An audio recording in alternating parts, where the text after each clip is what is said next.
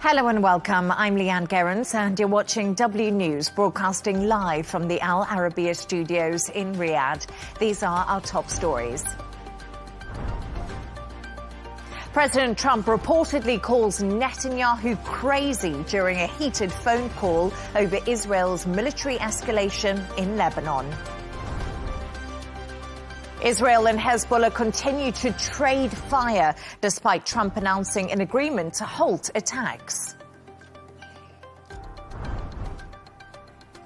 And the UN warns there's an 80% chance of a summer El Niño that could fuel record temperatures around the world.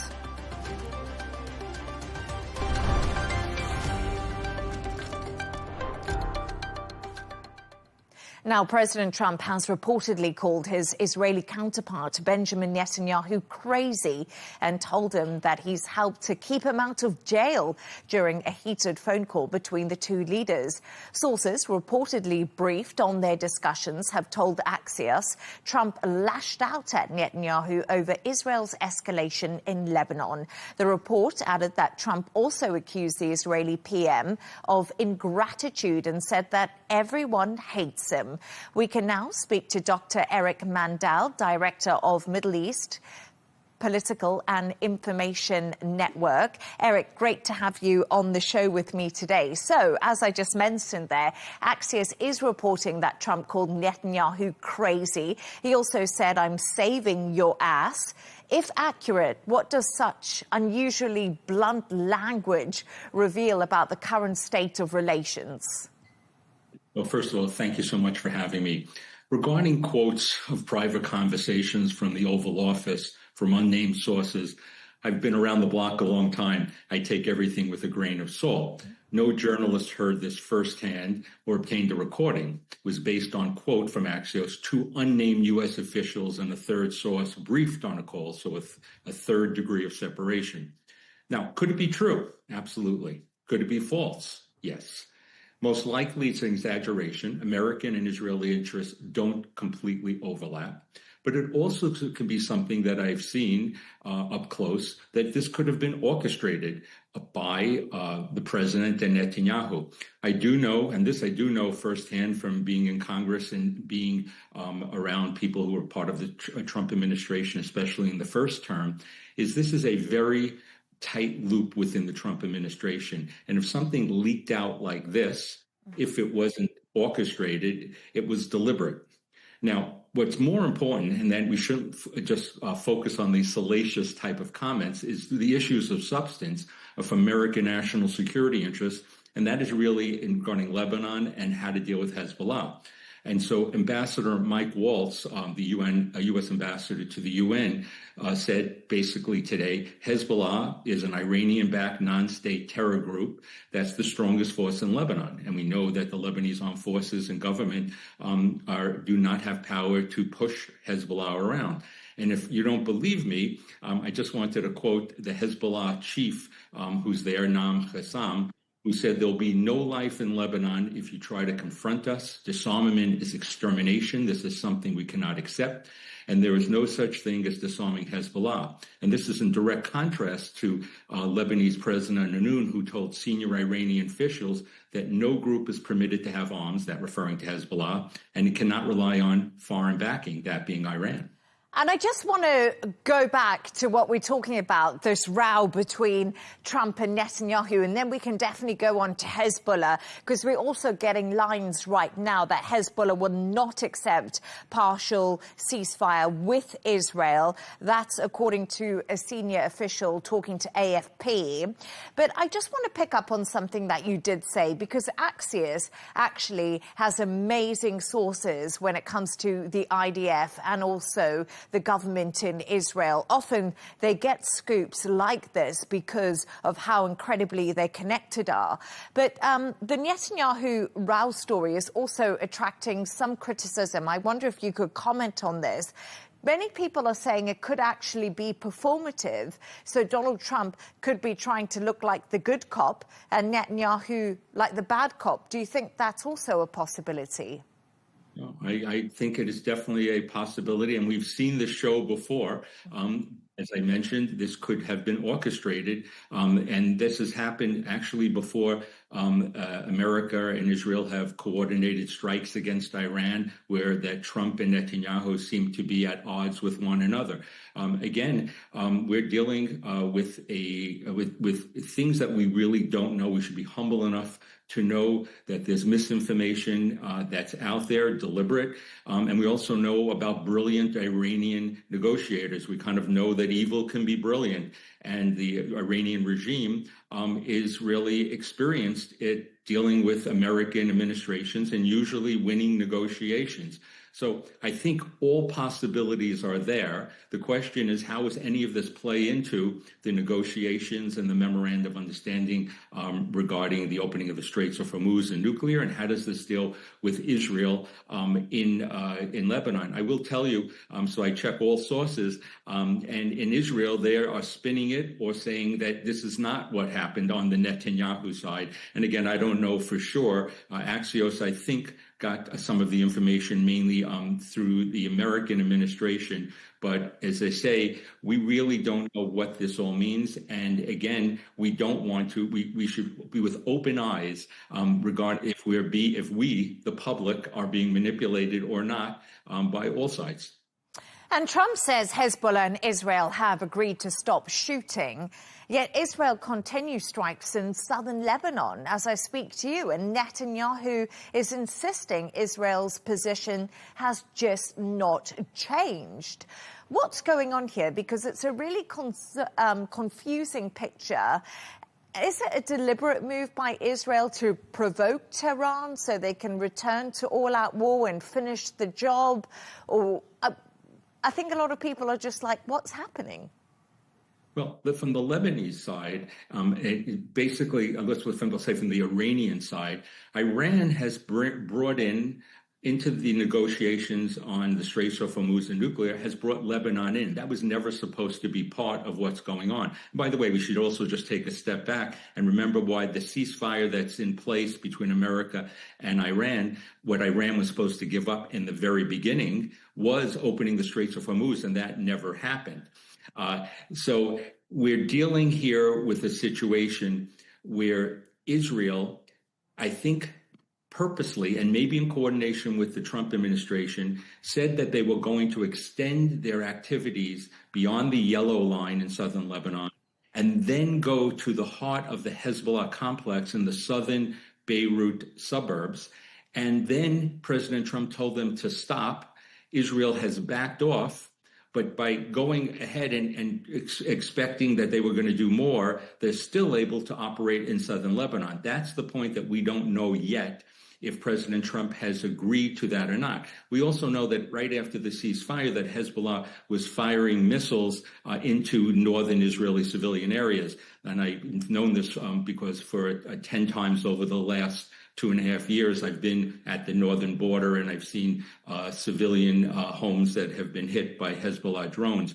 The Hezbollah drone situation, though, I know we weren't talking about it directly, but it should be mentioned, is a very difficult situation because these first-person view drones, Israel does not have an answer to. It eventually will, as everything happens amongst players and they figure out strategies. But right now, Israel is losing a good number of both civilians and soldiers because Hezbollah in its asymmetric war has found a weakness in Israel.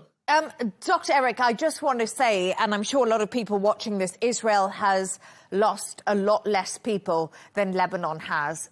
Lebanon's lost 3,500 people since Israel's latest offensive did start. But I just want to come back to one final point with you, if I can. Tucker Carlson has become an increasingly vocal critic of the U.S.-Israeli relationship, along with other major U.S. conservatives such as Megyn Kelly, Joe Rogan, so many commentators. Do you think personally this reflects the growing attitude shift towards Israel in the United States and also to Israeli lobbying groups like AIPAC? Okay. So I just want to go back to those numbers. You mentioned the Lebanese Health Ministry, which has had Hezbollah officials in charge of it in the last 5-6 years. They say that 3,500 people have been killed. And let's say that number is true. Israel claims it's killed 2,700 terrorists. So at least according to a report I read from John Spencer from the West Point head of urban warfare, he said that the statistics of 2,700 killed terrorists of 3,500 people is one of the best that there ever have been in trying to minimize civilian deaths. Nobody, though, knows really the numbers, so I just want to use that as a caveat. Regarding President Trump and the critics within the Republican Party, the statistics and the polling in the United States still is overwhelmingly backing President Trump up, which is somewhat counterintuitive because the president wanted never to be in what was forever wars. But if you go back and look at where Trump has been over the last 30 years, he has always remained so much about Iran being a nefarious actor on the world stage and has to, if you will, be taken out. And he is basically still in power of his MAGA movement. The polls say it. And the Tucker Carlsons and the Megyn Kellys certainly have their constituencies, but they're not representative of the Republican Party at this point of time. The American people, though, are very worried, though, about increased gasoline prices. And what really comes here, and what I would advise the president to do, is American people are confused. Why are we fighting with Iran? I think the president needs to come out and explain why this is an American national security interest, what our success is for American national security interests, for our allies, and what failure would mean. And failure resonates all the way to Taipei and Beijing, because the Chinese are watching. And if we want to stay out of a world war with China, it's what we're going to do with Iran and the Straits of Hormuz and 1 degree of separation, what we let Israel do in Lebanon. Dr. Eric Mandel, as always, really good to have you on the show. Thank you for speaking to me. Thank you so much for having me. I'm now joined by Iranian and American political expert Camelia Entekhabayfard. As always, really great to have you on the show. Thank you so much for joining me. So, Trump reportedly berated Netanyahu over Israel's continued war in Lebanon in a super fiery phone call, saying everybody hates you now, everybody hates Israel because of this. Do you think the US president actually has a point? First of all, thank you very much for hosting me and for these beautiful greetings and greetings to your viewers.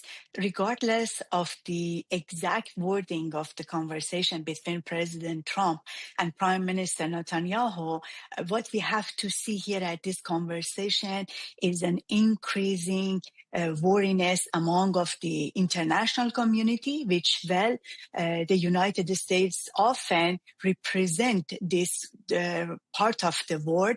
For the Israelis, expansions and the violence beyond of the Gaza borders, which today we can see it's in Lebanon and other areas in the Middle East, and that raises a concern for President Trump when he is really seeking to put an end to all the wars and put an end to any conflicts. And we can see as a result of expansion of the Israelis' operation in Lebanon, we can see even takes Iran and the talks in Gaza and other areas absolutely under this expansion of the conflict in Lebanon, which is not in the favor of President Trump and many other countries.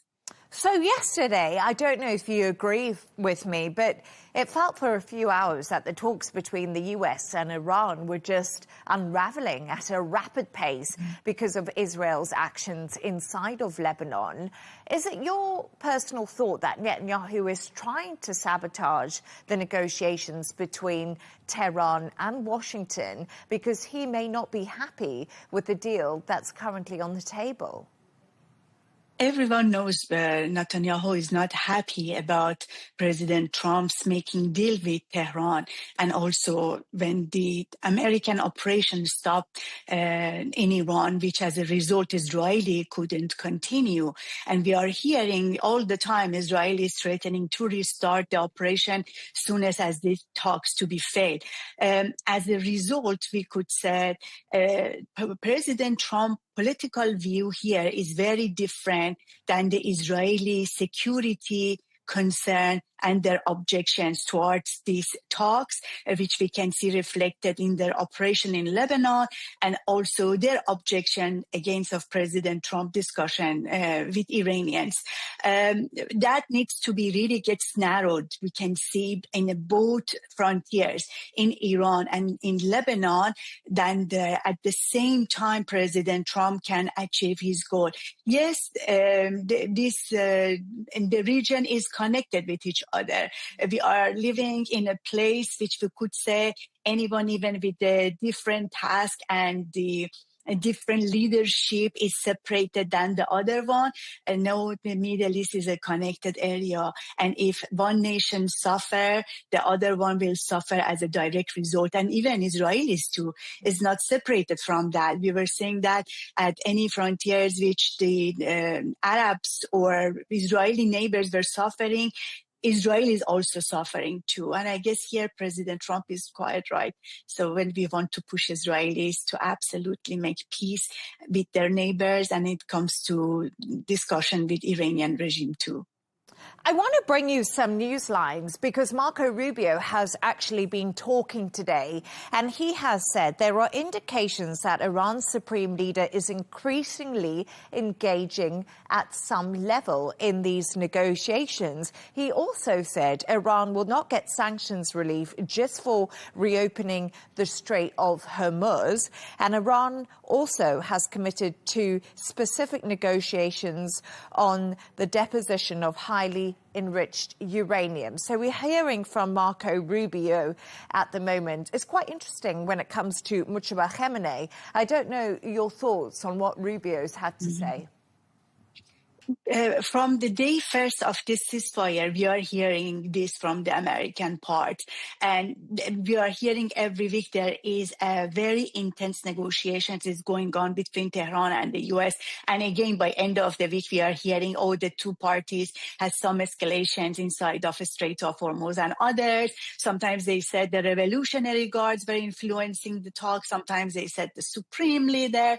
There is nothing here to say putting 47 years differences and hostilities and no relation behind is extremely difficult. And that is a real problem here, not about the new supreme leader is real now engaged or he is not. First of all, my own opinion, which is always said and expressed to anywhere, is this regime has one body. Call it, there are a sect, ideology, military, whoever they are, they will perform as one body.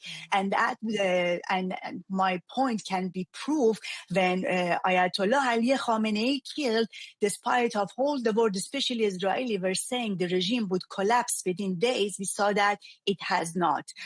So now, regardless of whom exactly is at the core of these decision makings, the whole regime performing, in my opinion, as one head, as one body. So the Iranian wants to make sure after this deal with the Americans, that can be guaranteed at the next government or next president of administration in the U.S., no one like President Trump back to 2018 can rip the deal or walking out from of it. So they need this first. And also second, they want to have some political and also economical leverage out of these talks and negotiation with Americans, as which you correctly just pointed. Rubio said, there wouldn't be any economical benefit if the Strait of Hormuz would not get open.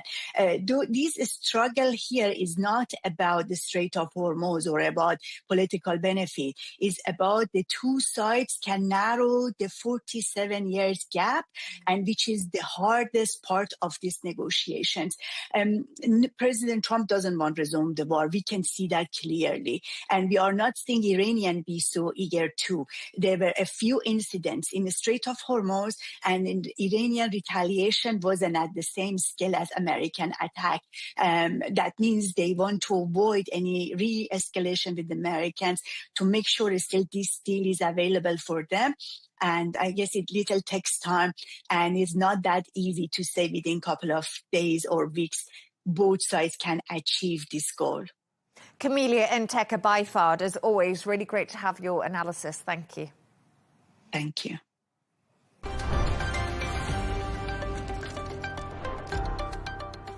Despite a US-backed ceasefire plan accepted by both Israel and Hezbollah, clashes have continued in southern Lebanon. Israel says it intercepted projectiles launched from Lebanon and carried out strikes in the south, while Hezbollah has also reported attacks on Israeli forces overnight. This comes as President Trump says both sides agreed to stop firing. In a post on Truth Social, he said, I had a conversation with Bibi Netanyahu today asking him not to go into a major raid of Beirut. I also had a conversation with representatives of the leaders of Hezbollah, and they agreed to stop shooting at Israel. Let's see how long that lasts. For more on this, I'm joined from Washington by Makram Rabah, Assistant Professor at the American University of Beirut. Makram, great to have you on the show. Thank you so much for joining me today. So, Tehran says it sent Washington a clear message about Lebanon. Why is the situation in Lebanon now playing such a central role in these US-Iran discussions that we're seeing? The Iranian axis is trying to say that they have ultimate command over Lebanon, and whatever transpires in these talks, and if the Islamabad talks resume, Lebanon will not be in Washington, but it will be on the Islamabad table, meaning that Hezbollah will be given ownership of Lebanon again. And this is something very far-fetched. What we saw yesterday, and many of the reports which have been leaked, are not even credible. And I think that Hezbollah has no way out of this, because simply they are trying to buy more time or simply run out the clock, because they believe as we come closer and closer to the Israeli elections, Netanyahu cannot really launch a full-scale war. What we saw yesterday, regardless of the details, which I personally doubt, is that Netanyahu was reminded that it was U.S. interests which are primary here, and what they are trying to do when it comes to the Hormuz Straits, or what J.D. Vance and this U.S. or America-only camp is trying to do, not to get Israel, to get the U.S. more implicated in Lebanon. This doesn't mean that the Lebanese are off the hook. And this doesn't mean that the cessations of hostilities will happen overnight. As I was with you on standby, there was information to the AFP that Hezbollah has rejected this partial ceasefire. And simply what we're seeing with the exchange of fire in the south of Lebanon and the total destruction of the south of Lebanon indicates that the Israeli army will not withdraw anytime soon. The only way to get the Israelis out is simply to disarm Hezbollah. And this is something which will require a lot of time, and more importantly, will require a commitment from the Lebanese side to start the ball rolling. And Donald Trump reportedly called Netanyahu crazy in this expletive-laden phone call. How is Iran interpreting that apparent split between Trump and Netanyahu? Because, as you said, Iran is now trying to get Lebanon on the table. Well, I guess the Iranian axis and the Hezbollah propaganda machine have been declaring a kind of a victory simply because Trump referred to Netanyahu as crazy. But the fact that Netanyahu will continue to talk to Donald Trump means that they have such a cordial relationship and a friendly relationship that they will not be influenced by this. The Israeli army is fully engaged in Lebanon, and ultimately whatever happens, the Trump administration will never ever go back to the so-called Obama doctrine, which will empower the Iranian Revolutionary Guards. And it's very important also that Donald Trump yesterday brought in many of the leading Gulf states here to try to help him out in trying to get to the Iranian leadership that you also need to cooperate on this. Our problem here, be it the Lebanese or the region as a whole, we do have some sort of leverage over Israel through President Trump, but we don't really have any sustainable leverage over Iran, Because at the end of the day, whatever you agree with any of the leading Iranian politicians, it is the Revolutionary Guards who dictate the battlefield, not the politicians and the diplomats. And this is not the first time they do this. And a new round of talks between Israel and Lebanon are happening in Washington as I'm speaking to you. It's, of course, the fourth meeting between these officials from both countries. Right now, how might Trump's reported commitments from both sides contribute to efforts to de-escalate tensions? But as you said to me, it looks like Israel is fully engaged in Lebanon. So what are these talks all about? Well, ma'am, definitely they're fully engaged militarily, but at the same time, there's something weird that the Israelis are actually playing nice when it comes to diplomacy. Many of the information we're receiving from these talks indicate that Israel wants for these talks to happen. But the problem is that the war isn't happening between the official Lebanese state and Israel. More importantly, I think that the Lebanese political establishment, particularly Speaker Berri, who yesterday actually implicated himself in a very dangerous adventure. Because for Trump believes that he spoke directly or through an intermediary to Hezbollah, which means that now Speaker Berri, who is the head of the Harakat Amal movement and a key ally of Hezbollah, needs to deliver. He has promised the president of the US that hostilities would stop, and up until now he has not delivered. At the same time, I think the diplomacy of the Lebanese government, in a way, particularly through our envoy Simon Karam and our ambassador Nada Ahmedi to the US, have helped. Diplomacy has shielded Lebanon from more destruction, regardless what is the intention of Trump here. So whatever happens, as a Lebanese and as an observer, I would definitely bet on these talks, more on betting on Hezbollah being more logical and more humane. I found it absolutely fascinating that President Trump did reportedly hold talks with representatives of Hezbollah. He put it in a Truth Social post. And my question to you is just a group designated by Washington as a foreign terrorist organization. How significant is it that Trump has had this communication through these channels? Well, I believe that he didn't talk to Hezbollah. The information we have is he spoke to the advisor of the Speaker of Parliament, and his name is Ali Hamdan, who is not on the sanctions list. But for someone like Donald Trump to mistake this is an indicator that he's willing to go all the way to stop the war. But this doesn't imply in any way that he's willing to hand over Lebanon. More importantly, as I mentioned before, this places Nabi Berri in the same exact camp as Hezbollah. Berri, up until now, is not on the sanctions list because he hasn't yet been put there.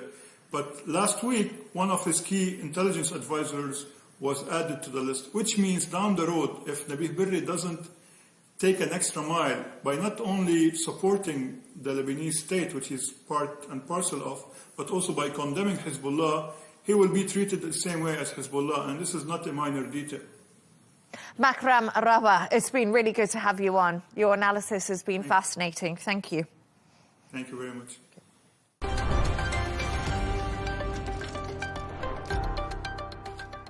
Climate experts are warning that a powerful El Niño weather pattern could start within weeks, bringing hotter global temperatures and more extreme weather. The UN says the event is expected to strengthen throughout 2026, with some forecasts suggesting it could become one of the strongest El Niños ever recorded. For more on this, I'm joined by Jose Alvaro Silva, climate expert from the World Meteorological Organization's Severe Weather Services sector. Thank you so much for joining me today. I just want to begin with the basic questions. What is El Niño and why could it cause absolute chaos this year? Hello, good evening. So, El Niño is a naturally occurring phenomenon characterized by changes in the ocean temperatures together with changes in the atmosphere in the equatorial Pacific. So this is the basics, and one of the most known changes is in terms of sea surface temperatures in this region that normally get warmer well above the average. El Niño typically lasts around 12 to 18 months and occurs every 2 to 7 years. So it's a recurring, naturally occurring phenomenon. And it generally begins developing between March and June and reach its peak intensity between November and February. The thing with El Niño is that it normally exacerbates extreme weather and climate events, leading to impacts in different regions of the world, impacting communities and different sectors. And that's what I was just about to speak to you about, because there are warnings this weather phenomenon could be the strongest ever recorded. What kind of impact would a super El Niño have on the world's weather patterns that we see today? Today, WMO released its El Niño update with more information in terms of this development of El Niño that is very likely to emerge in June, August 2026. There is a very high probability of El Niño next couple of months and to continue thereafter, at least until the end of the forecast period, that is by end of this year. So we'll have El Niño that will potentially strengthen during the Northern Hemisphere summer and autumn. However, some uncertainty still remains about its peak and strength and timing, with most forecast models suggesting it will be at least moderate and possibly strong. In the past, we know that El Niño, strong El Niños of 2023, 2024 and 2015, 2016 led to significant impacts in many regions. Normally, these impacts are related with strong climate anomalies and weather extremes that become more likely in these different regions. And of course, because there are many sectors that are climate reliant, depend on climate in terms of rainfall, in terms of temperature conditions, these sectors are also impacted. Just as an example, in 2023-2024 El Niño, we had severe disruption in terms of the Panama Canal with impacts in terms of global transportation because of low water in that region. There are also other examples in terms of drought in Southern Africa in the strong El Niño of 2015-2016 that led to a significant decrease in terms of agriculture productivity. But there are also health-related impacts with some diseases become more prevalent and more spread, as well as impacts in terms of energy, with some regions suffering because of lack of water, for instance, for hydropower generation. And how does El Niño interact with the human-caused climate change? And why are scientists concerned about the combination of the two together? So, El Niño is, as I mentioned, a naturally occurring phenomenon, but that is now happening on top of long-term climate change. And with long-term climate change, we know that many extreme weather and climate events are becoming more frequent, more intense. The El Niño adds an extra energy to many of these extreme events. So it exacerbates these extreme events that are already more likely due to human-induced climate change. So El Niño is really like an extra boost in terms of many hydrological and climate events. It leads to more severe heat waves, to more intense heavy rainfall events, to more intense droughts, and these are normally more likely when we have a strong El Niño. Jose Alvaro Silva, thank you so much for your time with me. Thank you.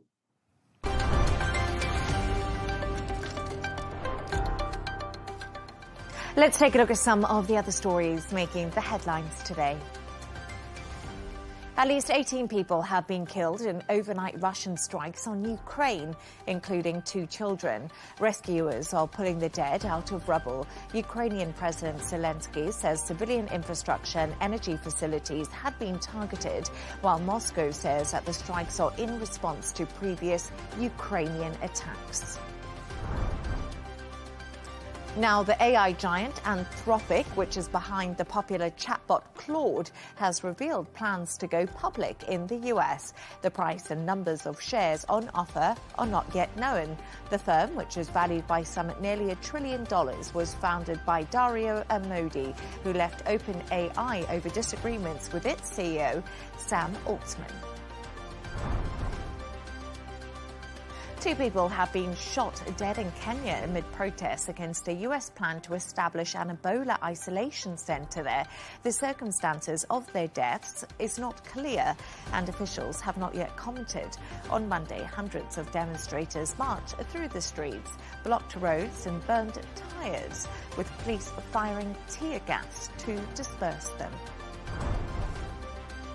Acting Prime Minister Mette Frederiksen will form a centre-left coalition minority government months after Denmark's general election. That's after 12 parties won seats in an inconclusive election back in May. It marks Frederiksen's 3rd term as Prime Minister.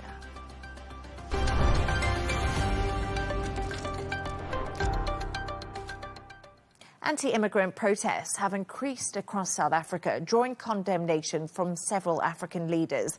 In the last week, 2 Mozambicans and 1 local died in the first killings linked to a wave of anti-foreign riots. Al Arabiya English journalist Wandi Intantengo reports.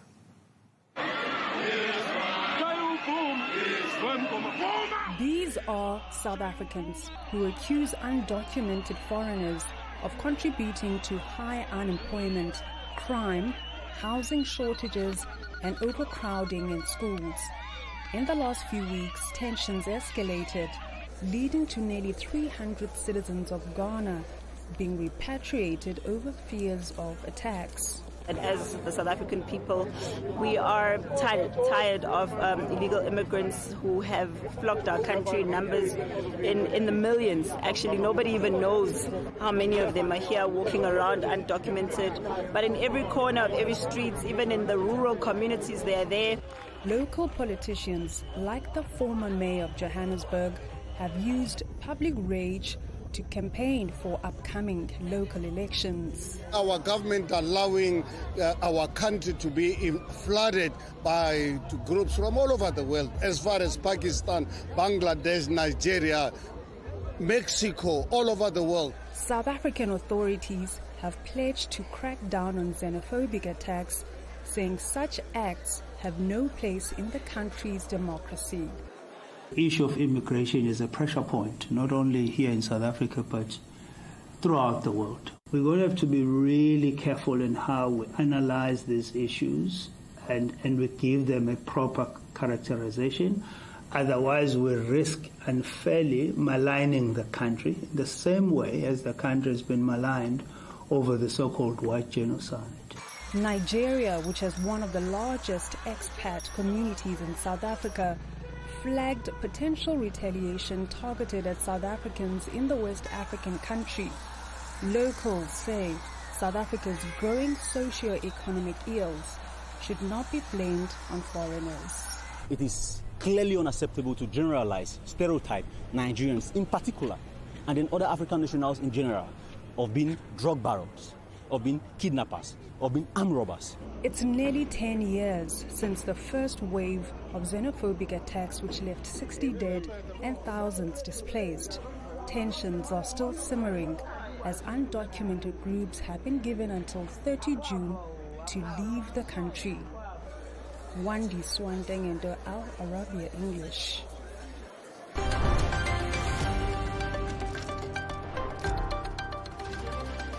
A reminder of our top stories. President Trump reportedly calls Netanyahu crazy during a heated phone call over Israel's military escalation in Lebanon. Israel and Hezbollah continue to trade fire despite Trump announcing an agreement to halt attacks. And the UN warns there's an 80% chance of a summer El Nino that could fuel record temperatures around the world. That's all from us on W News. Don't forget to subscribe to our YouTube channel. Of course, follow us on X. We'll be back in a couple of hours with W News Extra. Thank you and goodbye.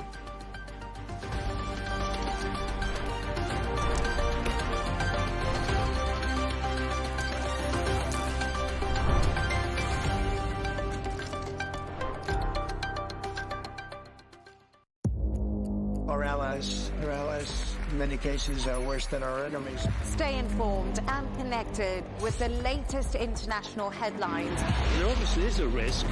From breaking news to in-depth analysis, it would appear that this war is coming to an end. Who buys this stuff? Investors, pension funds. we deliver the most important developments straight to your screen. Iran always wanted to deal with militia. Join us for compelling, expert-driven conversations. A curfew order has been established. And an insightful look at the issues shaping our world today. There are a lot of proposals about European architecture for security. I'm Leigh Ann Gerrans, and this is W News. We dealt with this when I was Chief of Staff in the first term. Where you don't just hear the headlines, you get the full story.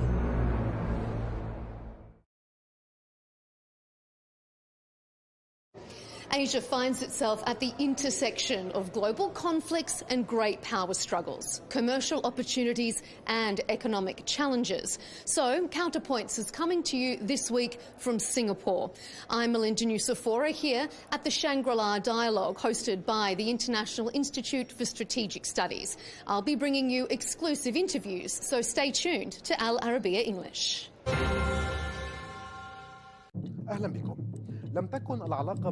Welcome.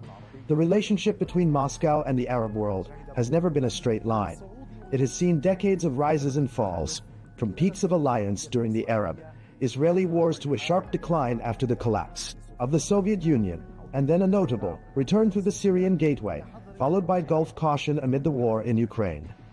Today, with the Arab-Russian summit convening in Moscow, a central question is being asked.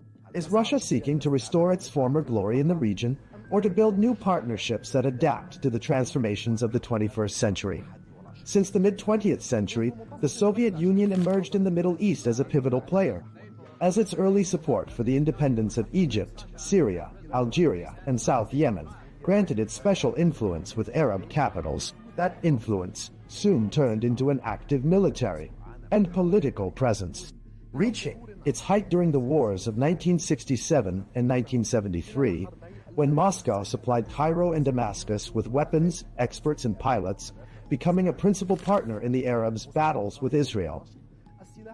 In that period, the depth of the alliance with Cairo was embodied in a historic visit by Soviet leader Nikita Khrushchev to Egypt in 1964, where he joined President Gamal Abdel Nasser to celebrate the diversion of the Nile as part of the Aswan High Dam project. Those were highly symbolic moments that cemented Egypt as Moscow's closest Arab ally, and showed how development and weaponry, together with political positioning, became interlocking tools of the Soviet project in the region. At that time, Khrushchev delivered his famous line, "The High Dam is not just an engineering project. It is a symbol of friendship between the Egyptian and Soviet people." From there, a new phase began in which the Soviet Union became the primary patron of Arab nationalist and socialist regimes. But that alliance gradually began to crack through the 1970s, when President Anwar Sadat rose to power following the death of Nasser. Sadat sought to free his political and military decision-making from Soviet dominance and to pave the way for a rapprochement with the West. In 1972, he took a stunning step by ordering the expulsion of around 20,000 Soviet military experts and advisors from Egypt, a moment that marked the great rupture between Cairo and Moscow. And although cooperation in arming the Egyptian military continued up to the October War, what followed The signing of the Camp David Accords and Cairo's opening to Washington effectively ended the Soviet presence in Egypt and pushed Moscow to seek alternatives in Syria, Algeria, and Libya to compensate for the loss of its largest Arab ally, with the Soviet Union's collapse in 1991. Russia's presence in the Middle East receded, and Moscow withdrew from bases and ports that had underpinned its influence for 5 decades. With the dawn of the 2000s, Vladimir Putin redrew the compass of Russian foreign policy, seeking to regain influence lost with the Soviet collapse. Military cooperation revived with Algeria, Egypt, and Syria, and economic channels opened with the Arab Gulf in energy and grain, restoring Moscow's bridges of interest with the region. But the major shift came with the Arab uprisings of 2011, when Moscow saw a chance to cement its presence. Its direct military intervention in Syria in 2015 restored to it key strategic levers, most notably the bases of Tartus and Memim. This intervention reinforced Russia's image as a protector of its allies. Yet at the same time, it raised caution among Arab capitals trying to balance relations between Washington and Moscow. Saudi Arabia, the UAE, and Qatar viewed Russia's military presence in Syria as deepening Iranian influence and keeping Assad in power. Despite political disagreements, Moscow's ties with the Gulf capitals remained pragmatic, maintaining close cooperation in the energy sector, along with Russian investments in gas and petrochemicals, and a limited degree of security and military coordination. With the eventual fall of the Assad regime, the scene shifted again.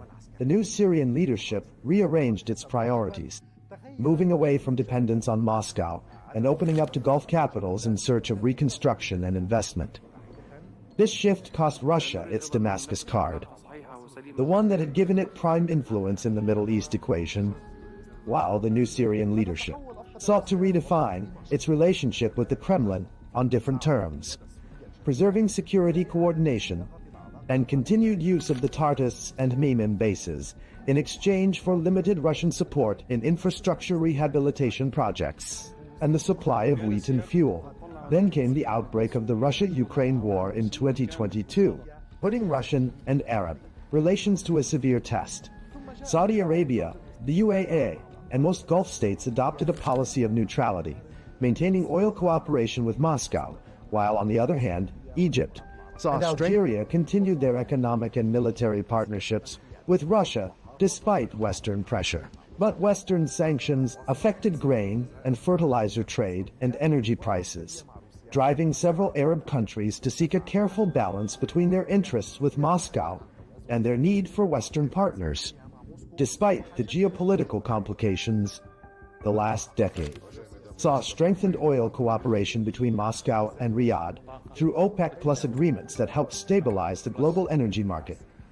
Mutual investments also expanded in petrochemicals, agriculture, and religious tourism, with high-level visits between Russian and Gulf leaders keeping communication lines open even at the height of crises. In parallel, Moscow maintained its traditional stance on the Palestinian issue, affirming support for a two-state solution along the 1967 borders and the establishment of an independent Palestinian state beside Israel, while calling, during the recent Gaza events, for an immediate ceasefire and civilian protection to preserve balance in its relations with both Palestinians and Israel. Russia's presence has not been limited to the Gulf, Syria, and Egypt. Algeria has been one of Moscow's oldest military partners and the largest importer of Russian weapons in Africa and the Arab world. Since 2019, Russia has played a prominent role in Libya through the Wagner Group supporting Haftar's eastern forces, giving it military and economic leverage in key regions. In Sudan, there was the 2020 signing of a preliminary agreement to establish a naval logistics base at Port Sudan, not yet implemented because of political circumstances. Meanwhile, Russia has remained a major arms supplier to Sudan. In Tunisia and Morocco, cooperation centers on agriculture, trade, and tourism, while in Lebanon, Moscow's influence is confined to the energy and offshore gas sectors. Thus, over 7 decades, Russia has shifted from a strategic ally of Arab nationalist regimes to an oil and investment partner for the Gulf states, and finally to a party in confrontation with the West, one that directly impacts the Middle East stability. Today, with the Ukraine war still raging, Arab capitals face the challenge of mediating between East and West, while Moscow strives to entrench its footing in the region despite global isolation, and to deepen cooperation with Arab countries in economics and energy. In this context, attention turns to the Arab-Russian summit, on which Moscow hopes to represent itself as a principal actor in the Middle East, and to broaden its political and economic partnerships with the Arab world amid a phase of profound regional and global transformation.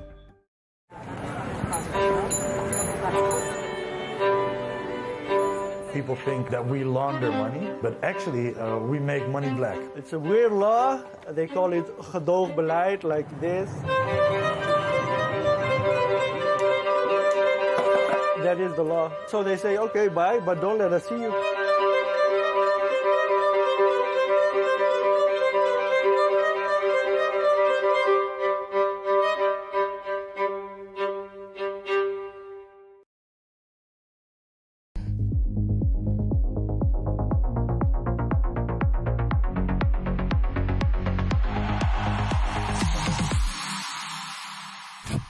You had many crisis meetings when it ain't going your way. Really? Jason, hope you're not wearing them ghastly pants. Ghastly! You've got the type of face that they just want to abuse, Geese. I know. Right, lads, shall we get into it? The FA Cup, what a weekend of football. Did the Port Vale win over Sunderland? Proved that the magic of the cup's still there. The geezer who scored the goal, big Newcastle fan. Is it? And he's done the Shearer to the Sunderland fans. Yeah, so yeah. I love all that. I love that. It's a League One side into the quarterfinals, so it's still on. It's still on. What did you make, Bridget? Did you watch any of the games? It was good. I watched the Wrexham-Chelsea game. Yeah. I thought it was a wicked game. Yeah. Yeah, it was a good game. It was a good game, wasn't it? It was a tough game, definitely a tough game. They played really well. Yeah. Some standout players. Who was the one who done well? Yeah. It was the guy up front. Smith. Yeah, took his goal well as well. They just played really well. Yeah. I don't think the scoreline was just. To be No, honest, do you know what I mean? It was I know what touch you and mean. go, wasn't it? Do you know what I mean? Chelsea. Did you say Chelsea look always uncomfortable? Yeah, they always look I uncomfortable. said that earlier. You said They're not robust enough. They're like flimsy Yeah. a little bit. Like, that's only, I'd say, defensively. Like you could get at them. You can get at them if you get it right. Kiefer Moore. Kiefer Moore was giving Badiashile some problems. When he come on, when he come on, you know what I mean? So it just showed that if the tide was going in their way, they probably would have won the game. And it just shows you how far Wrexham is. Wrexham, come on. I know, mate. I was there. What did you think of my punditry? Was I bang average? I didn't watch your channel, mate. Do you know what I've noticed? I I love watching you on telly, right? Is that Joe? No, change the channel, love. What's going on here? You know what? You can't hide happiness, you. I know. He's always happy. The Chelsea game the other day and they got a great result. You just look so happy. And then I see you at the Tottenham game. Oh, my and you God. couldn't hide your happiness. You couldn't hide it. Did you get any abuse? Did you get any abuse? Do you know what? It was like, we'll get into the Tottenham game later, but I think the whole stadium was just so perplexed with the team. Like, they didn't even muster up. I usually get a little bit of stick. I didn't even get nothing. What? I was like, they were just too hurt with what was going on. They've got bigger fish to fry. Don't worry about me. Yeah. But going to the Chelsea-Wrexham game, so I went up there on the day of the game. It's a really small stadium, and they're doing it up. And the two boys that were there, that the owners, Ryan Reynolds and the other fella, Rob McKelney, was having a look round for Blake Lively as well. She was on the pitch after the game. Was she? Yeah. You didn't get to meet him? No, I didn't meet him. I didn't want to be that guy. Why? All right, mate. Chase them around with your phone camera. No. Try to get a selfie, eh? No, I didn't know. To be honest with you, this is my bone of contention with them. I'm sure they're lovely people and everything, and I'm only half joking about Blake Lively. But anyway, Not what you're saying off camera. Oh yeah. Anyway. Awkward. Go on, then, move on. No. So, like, they wouldn't come over and speak to us, right? And I thought they would, because they're you know, I mean, because when they were in the conference, we was covering that. Yeah. And they was bouncing. No, it was a big thing then. Like, the cameras They've were gone there big time, coming ain't down. they? Mate, I think Hollywood went big time. I've gone big time. Like, nah, we're not giving you free material no more. Plus, Joe Cole's down there. I don't want to speak to him. The atmosphere was great, mate. It sounded like it was. Honestly, the atmosphere was great. Was it good? Yeah. It felt like an old-fashioned FA Cup tie where the proper fans they was giving it. And what I would say is their first experience of VAR. Mate, I've got a bone to pick with fans up and down. First experience? I've got a bone to pick with fans up and down the country because I had another incident at Villa Park where because we're doing the television and we're pitch side. Sort of like, you know what it's like, Coley, like before the end of a game, you have to go down pitch side to get yourself ready to go on and all there with a camera and you've got the screens. Now, what people might not realise is I can hear the VAR talk if I choose to, right, when I'm doing comms. So you hear Stockley Park talking about it. So I can hear them going, oh, his toes there and he's there, or there might have been excessive force. So you can hear I can hear the conversation. I choose not to because it don't make no difference to me. They're going to make the decision left, right, centre. But the fans tend to know that we're going to get the decision first. So it's like everyone's looking at me. And I'm going, and this geezer was abusing me. This fella at Villa Park, right? Because there's a couple of dodgy decisions. Yeah. So I've got my earphones in. I can hear him. I can't quite make out what he's saying, and I can hear him. What have you got to do with it? Exactly my point. I'm going. Hello, mate. Sorry, I can hear him being angry and saying something nasty. I can't hear, and I say, I can't hear you again. But now I'm getting him at it. Now, and he's like, but now he's everyone's looking at him. Now he's like. I'm going, mate, you don't think I'm making this decision, do you? Well, you think it's me. You think I'm VAR. Did you ever know him? Yeah, I'm not just us like that. And then the geezer's like, you can see the geezer. Are you supposed to be working? Yeah. You want to tear up. Right, anyway, because Villa had a couple of bad decisions. Then Wrexham, bad decisions. And but I'm so close to the pitch, I can see how upset all of the fans are, right? Yeah. But I can see them trying to vent the frustration. And then about 7 geezers turn round to this, not a big screen where it says VAR, decisions, like whatever, and they're just shouting at the screen. At the screen? Mate. That's how much you're frustrating people. It's making people shout at screens. You could hear them singing. Mate, you could hear it on the TV. Honestly, they were going mad about VAR. Were they? Yeah, mad. Mate, they better get used to it, because if they want to play in the big leagues, you know what I mean? You can't be shouting at the screen. The screen's not done nothing to you. I'm thinking, like, so if anyone's there and I'm there listen, it's not my fault, all right? Don't have a go at me. Carry on doing it. Carry on doing it. You've got the type of face that they just want to abuse geese. I know. Anyway, we move on. It was a good game. Yeah. Wrexham, have to give them their plaudits for fair play to them, fair play. And do you know what? A lot of our coverage afterwards, Bridgie, was like, you know, like they've lost the game, but they've played well. So we're like, I didn't want to sound condescending to them. They're championship players now. Yeah. It's not like it's Chelsea playing against a conference team or a League Two team. They're there. They could be in the Premier League next year. It's about our mind adjusting to them being there. So I think there's more of that. Because it's Wrexham. If Chelsea would have beaten, let's say, for instance... I just think it's the name as well. West Brom or Coventry. Not even doing as well... Sorry, Coventry. Right. West Brom. You wouldn't be going, plucky underdog. So I found that... So if any of the Wrexham players were thinking we were being a bit condescending, I make them right. I think we should have... Even at sending off, they were still in it. Yeah. Still had chances. Serious outfit now. Yeah. A proper serious outfit. Bridgie... Saints went through as well. I know you the boys, Luke and that, did he go to the game? I don't think he went to the game. You would have had friends there. My dad watched it. I couldn't watch it. I was at kids' football. But Dad can be a bit biased. But yeah, the highlights that I see, they played really well. We were buzzing.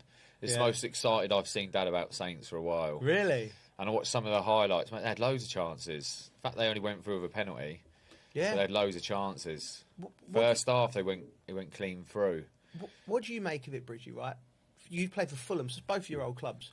So Marco Silva made 9 changes for the game. Bearing in mind, they're not really, you know, and bearing in mind Palace won the FA Cup. What do you think of that? And what would Fulham fans think of that? Well, I don't know. I just feel like that happens. Yeah, but with the FA Cup. Whether I agree with it or not, what about? It depends how bad you want it. Because obviously when I was at Chelsea, and obviously Ash was there, a lot of the cup games I might play, but they might depend who we're playing. I just think that happens these days. I think players are rested more than what they were. But 9 changes. It was never 9 changes in our day. Do you not think? maybe changes. 5, 6, maybe 5, 6 maximum. Yeah, it's Fifth a lot. round. Yeah, And especially fifth round. Yeah, it's late in the day for it, isn't it? Wholesale. What do you think? Well, I can't remember like playing like in FA Cups, you know. Yeah, but I know what you've done though.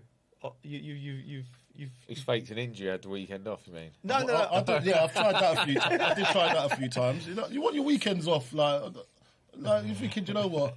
Especially when you're playing regularly, you don't really want to be wheeled out for it. You want to just like save your legs. No, I wanted to be wheeled out. Yeah, I know you did, because you're that type of man. You just want to play. You played the other day. You know what I mean? You still play. I don't play. So I love the game, but I don't love it that much to put my body through turmoil all the time. So, but plus I had a bad knee back then as well, so I wanted the rest in the cup games if I could. But you got a good record in the cup games, right? The FA Cup record? I think so. Yeah. Let's have a look. It's something I prepared earlier. You should have took less weekends off.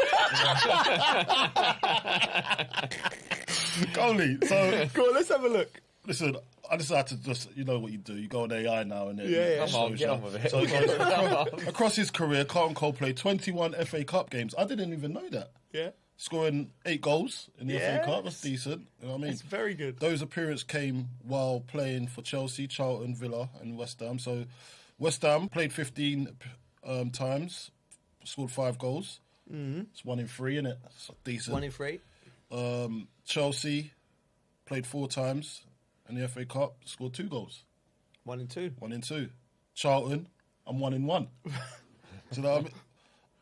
Aston Villa, no goals, but one appearance for them. But yeah, so 21 times, 8 goals, not bad. That's all right. Yeah, that's very good. How was yours? What about Not as yours? good as that, mate. I'm going to ask now. FA Cup goals. I'm going to ask Joe Cole, FA Cup appearances and goals. I don't even bother about. Oh yeah, so I know I've won it. Oh yeah, you've won it. Yeah.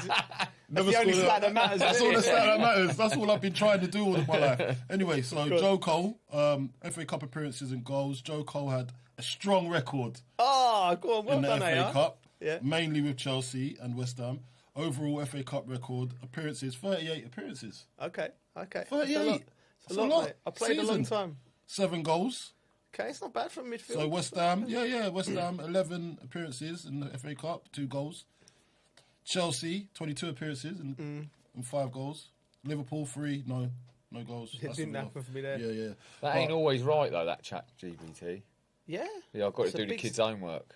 That's and then I said that's wrong, and they went, "Oh yeah, you're right." Oh, so even ChatGPT said I was right. Richie knows best. Shouldn't be doing that, mate. Come on, man. Mate, we're better than that. No, we had a rush. We were away for the weekend, and we had to get it done. So I I had to help him. So I needed the answers myself. Mate, your school's going to be after this. Your school's going to be onto you. It's all right. You know what I mean? They're going to be onto you. Anyway, Wayne Bridge overall. Yeah. Oh, you played 30 times. Have I? Yeah, you scored 1 goal. Did I? Who was that against? Shut up. Who did I score against? Scored a goal. I reckon that could be wrong, you know. You want it to be right now, didn't you? Hey, you want it to be right now. And then we're worried about this thing taking over the world. Doesn't even know how many goals Bridgie scored in the FA Cup. Rubbish. Yeah. We're moving on. Another game. These two seem to be playing against each other so much. Newcastle lost to Man City, who've also knocked them out of the Carabao Cup. Yeah. You know, is a question for you, Coley. Is there pressure on Eddie Howe, bearing in mind he's give that club the first trophy in 60 years, Champions League football, some brilliant nights at St James's. Is football mental now that we're even considering that, or is just the way it is? Look, any way you look at it, he's a legend over there. It's up to him what he wants to do now. The ball's in his court. Does he feel that he's taken that club as far as they can go? That's up to him to recognise that the club are always going to want him there. The fans are always going to want him there. They love him. But it's up to him. What does he want out of his... Does he think that he can win more trophies with Newcastle? And if so, stay. Because they'll always have you there because you've made your legacy there. But what I would say is, if a good job came available, a very good, tantalising job that you'd think, do you know what, I'll fancy that. Would you want to do it? When you say tantalising, do you think the England job that comes into that? Yeah, I'm with you on that. I think he's the next England manager in waiting, Eddie Howe. And I thought he would have taken it before Tuchel. Yeah. But I don't know what things happened. were going so well for him, weren't they? Yeah. When there was talk of that. Just the timing of everything. It's always timing with football managers. Like, he's going to manage England at some point, you know, because the field's clear for him. Unless somebody comes from left field and he just goes on a run and becomes... Because he's the next best English manager we got. Why do you think they've had a, like... Mate, I just think... a bit of a slope. Well, I think two things, right? So you've got the financial restraints that Newcastle are under, right? So Elliot Anderson, who's arguably going to start for England at the World Cup, he was at Newcastle, right? I know for a fact Eddie did not want to sell him, right? But because they had to balance the books, because of their, you know, this financial regulations, they've had to sell him. So straight away, if you're trying to build a club and you've got your great young player, you're prepared. It's not just, you know, you're not just thinking. You're thinking in the 12 months down the line, he's going to be there, and I'm going to be. You know what I mean? I'm going to build your team around him. So I think that's frustrated him, not being able to build on what he's done. And I still don't. I mean, we'll talk about it another time. I still don't understand how Man City are still just doing what they're doing with all the regulations and restraints that they got on. But then Aston Villa and Newcastle seem like they're chasing their tail, trying to sell players, like scrapping away. Man City just go in the window. Oh, yeah, Semenyo, Mark Gurhey, come in, two massive. They ain't going to be on £3 a week, are they? They're going to be on big wages. Well, it's about the infrastructure, isn't it? Yeah, but like... To get the points. Yeah, but the infrastructure...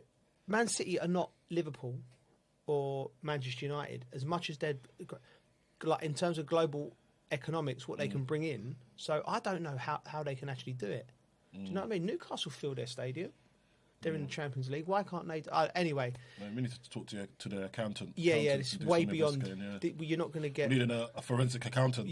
Yeah, they do. But dive deep into their finances. But I think Eddie see the season out, and I think he should probably go and just wait for the England job, because I think it's not fair on him. I think, and it's not fair on Newcastle as well, that they can't go and spend the money and go and buy some of the top players. Because remember they were talking about when the Saudis come in, they were thinking they're going to get Mbappe's. Yeah, I know. Yeah, because that's what Chelsea done under Roman. Roman come in and no one was going, there's financial constraints. He went and bought Crespo, was Argentina's number 9. Varane was Argentina's number 10. Man City done it before. Man City done it before as well. Robinho. Remember when Robinho first came, when he first got the money in? I feel for Eddie, because I think he's done a great job there. And I'd like to see him as England manager at some point down the line in his career. I think he deserves it. Yeah, so good luck to Eddie Howe, obviously. Doing a fantastic job. Could always be better. But before we leave the FA Cup, has anybody had any funny stories or some bad stories to tell, or something that's interesting to talk about the FA Cup? Not bad. So my first FA Cup final was a weird experience in the whole day. With who? Did you play when we beat United 1-0 at Wembley? In the final, yeah. You played, right? Yeah. So about 3 months before, Prince William was doing, because he's the president of the FA. Yeah. So he come to training, and he met us all at training, and then we were staying at the Lowry Hotel, and he's gone, and then we were all told, like, he wants to come and have a look at what you boys do after training. So he's going to go on, they call it a royal walk, right? Do you not remember this? You might not be. Anyways, you're never present, are you? I was there, but you're never there. I can't remember. 3 months before the final, right? Where was it? In the hotel? At the Lowry. Oh, and we had the whole.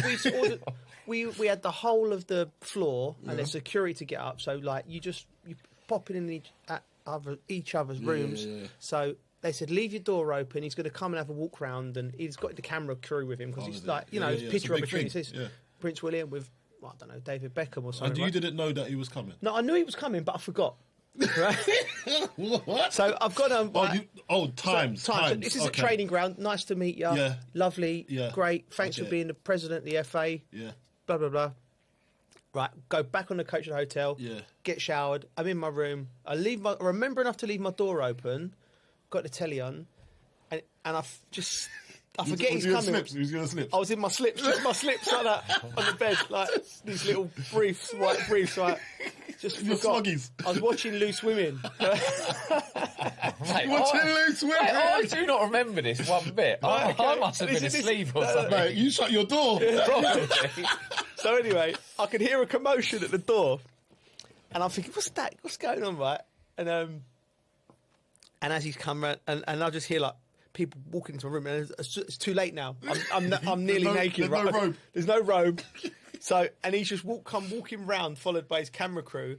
And I just thought, I've got to front this now. So I've just bounced up. I would love to get this footage. Go on. So I've bounced up, right? I've gone, hello, William. Nice to meet you. Right? Nice to see you again. Right, shaking his hand in my pants, and he's laughing. Like, he's laughing. And the camera people are behind him, and they're going, and the camera people are like putting the camera down. I'm going, oh, sorry about that. And I'm like putting my trousers on while I was like, speaking to him. Like, I forgot about it. Like, I told the lads and that and everything, and then we're getting ready. Do you forget about these things? Well, and then, I have. Well, you definitely have. You had your door shut. So then the FA Cup final, they come. I didn't like. They come along the line to shake your hands. Yeah. Remember, it's a big day. I remember that bit. And he's shaking hands, and he's just shakes everyone's hands, but he stops and he leans into me. He went, hello, Joe. I said, I hope you're not wearing them ghastly pants. Ghastly!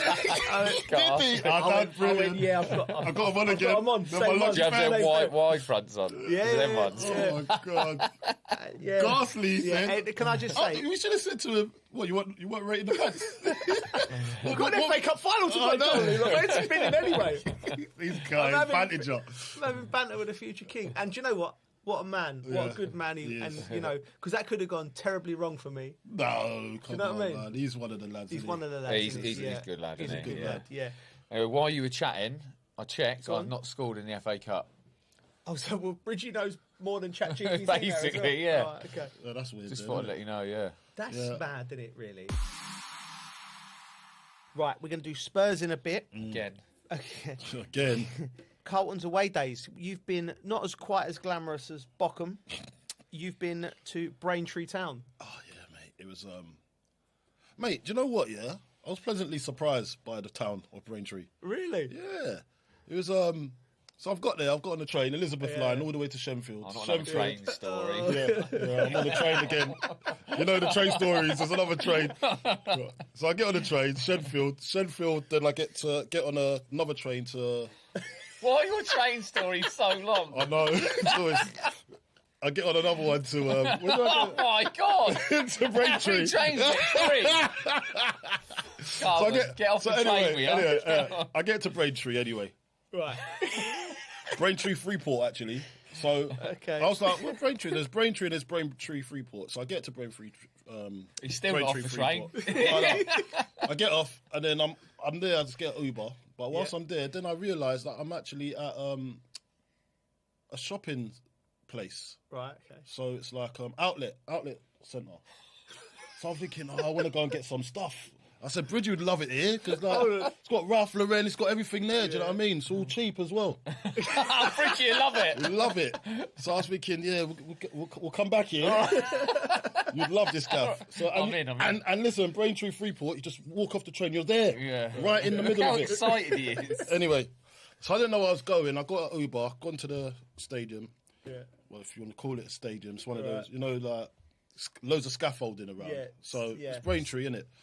And they got a nice stand, but I got there like an hour before kickoff. I was thinking, I was there twiddling my thumbs. I was thinking, what am I doing here? Yeah. Too early, 2 hours. Yeah. So I stand behind the goal. I'm looking at, because Mason Terry, we put him on loan from West Ham there. Young goalkeeper. Young goalkeeper, yeah, doing really well. He's had 7. He scored a goal. As well over there. Yeah, he's had 7 appearances, man of the match appearances. So I've said, listen, go and have a look at him. Get there. He's there doing the warm up. I'm there behind the goal. Yeah, with my long Mac on, Arsene Wenger, Arsene Wenger style. Yeah, I had that on, and obviously, I think I'm the only black guy there, innit? So everyone's new to me. Again. Yeah. You said that last time. Yeah. Well, it's just the places I go, innit? Did they all buy you stuff? Like no, it wasn't. But it was really friendly. So anyway, I stand up behind because it's all standing. It's all standing.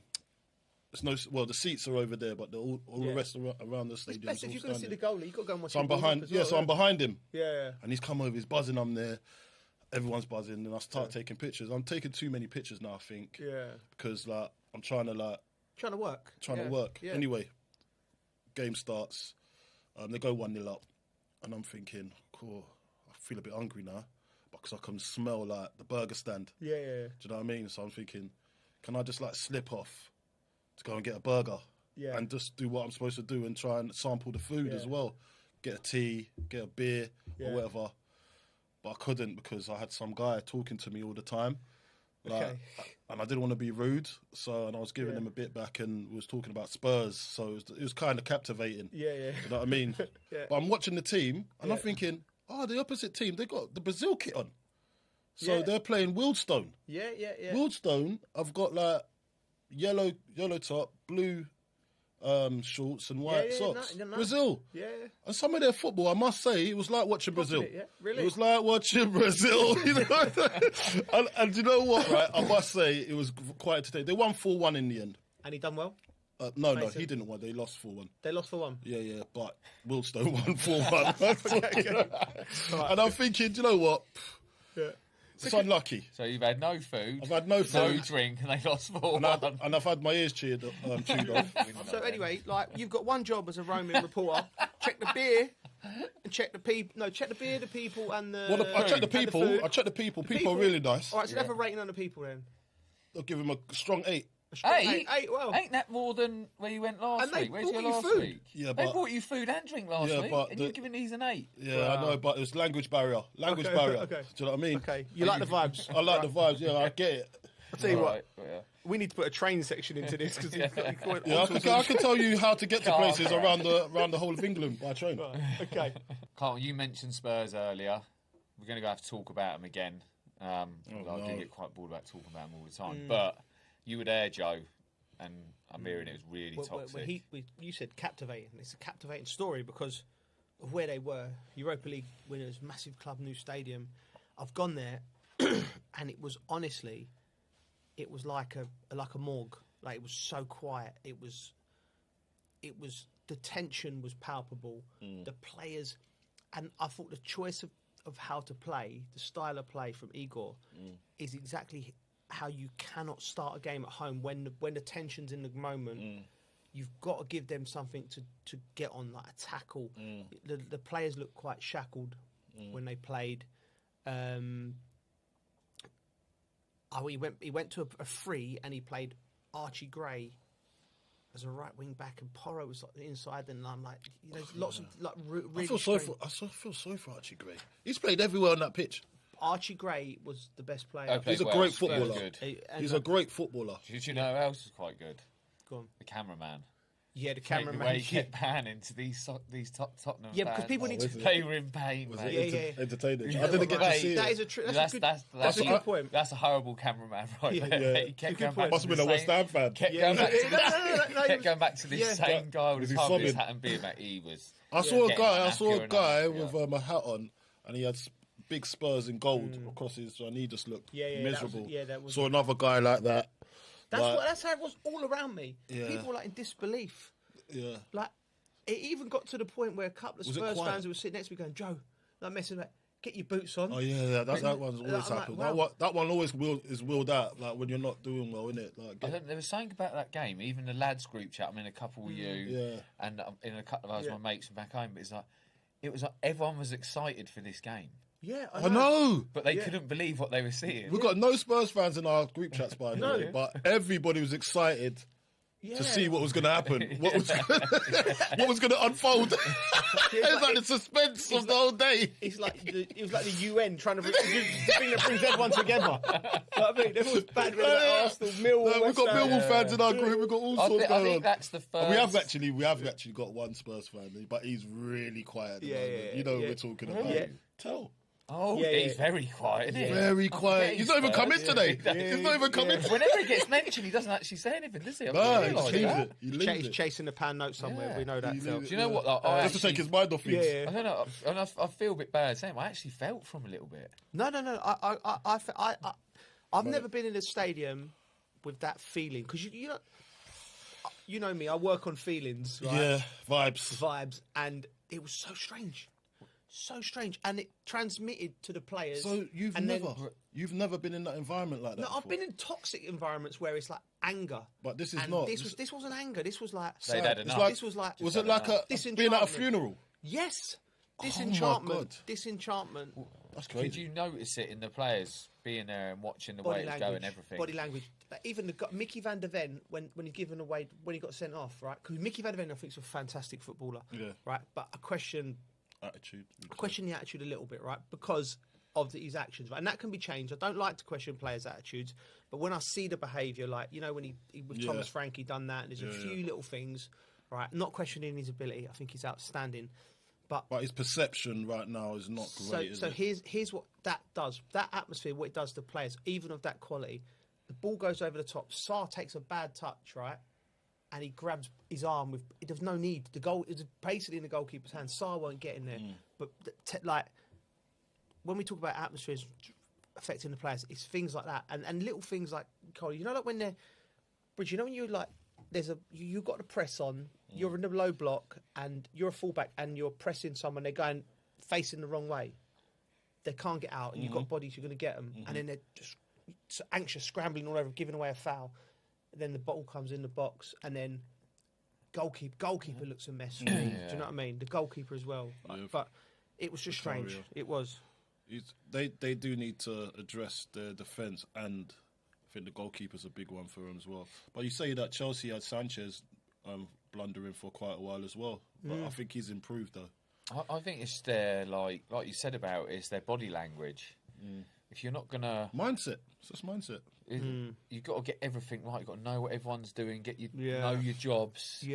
Do it, and it's kind of like, can't let that head go down. Was it one of them, like, you know, when the goal goes in? Do you reckon their heads? Did you see their heads just go like that? Yeah. It's fear. You see fear in their eyes. I don't think people realise. They'll be better away from home. You'll look at the teams down there and you'll think, oh, they can beat them, but you don't realise how much the fear of them, some of them players down there, they'll be thinking, oh, mate, you can't lose today, That affects your game. Which is a strange. I don't know what Tottenham fans will think if they're listening to this. Richarlison not being picked is a strange one for me. He spent his whole career in the dogfights, Watford and Everton. Like, he's the type of character that whatever's going to happen, he's going to have a go. He scored the other day, nearly had a row with someone. But that's the type of characters you need. Some people who are a little bit like, they're not going to be fearful, they're going to be on the front foot. I just want to list this stat here. Since Pochettino's sacking in 2019, Spurs have spent $979 million on players with a net spend of $653 million. Only Chelsea, Manchester United and Arsenal are ahead of them. That's quite incredible as well. And seeing where they're at. Really. Yeah, they've got... they've invested in the future, apparently. But I just don't see no future. Sorry. That was a low blow. It's a low blow. Kick a dog while it's down, isn't it? Like. You look at some of the players. Look at some of the players they got. Yeah. Mate, they got some good players. That's what I said. Have they? They got some good players. They got some. It ain't going their way at the moment. But they got some good players. They got Kudus is out at the moment. Kulusevski, Maddison, all out injured. That's three. That's three starters. Three very good players. Yeah. You know, there's that. Here's another stat. The top scorers from the last 3 seasons have all been sold. That never happens at a top club. You know what I mean? When you think about it logically, that's the guy that's banged in the most. Not a top club. No, of course they know that. They know that. They know where they are in the table. Spence is a good player, very good player. Jed Spence. Yeah, okay. You're not having him? I'm not sure. Are you sure? Really? I'm not sure. I need to watch more. I don't think a lot of people get past in 1v1s. It's very good at 1v1 defending. Have you had many crisis meetings when it ain't going your way? At a club? Yeah. Really? Mate, it's one of them things that you go in and it's just, I can't describe the feeling, but you're going to have a chat. They need a night out. Do you know what? You walk out of their meetings. I walk out and I don't feel any better. No. I don't know if it's not done right. It just confirms. You've got to create togetherness. It confirms that you're crap. Like, it just doesn't. It's what it is. It confirms why you're crap. And it doesn't give you no answers to get out of it. One of them things, you've got to make your own luck sometimes, wouldn't it? Because when you're down there and you ain't right here, nothing seems to go your way. But when you're up there, things just seem to just click into place for you. First of all, explain the crisis meeting. Why are you picking on me for? Oh, because I've had my fair share. I would say in a crisis meeting, Look, what happened? There's two types. There's two types of crisis meetings, right? You got the one when you're about to fall into the mess, and it's like pick it up, boys. Yeah. You got the one that when you're in the mess, what do we do to get out of it? Yeah. And then you got the final boss, when the manager brings out the table at the end, right? And he's like, okay, we're gonna make this season into a mini league. So you got four teams here, Who's gonna come out on top, And then these are the teams that are gonna be coming out to you might get 17th place, and you just scrape it. Bridgie, crisis. Take us into the room of what a crisis meeting is. My experience is you go in the room and you know what's coming. There's a meeting. Yeah. So and nothing's going well, and you sit down.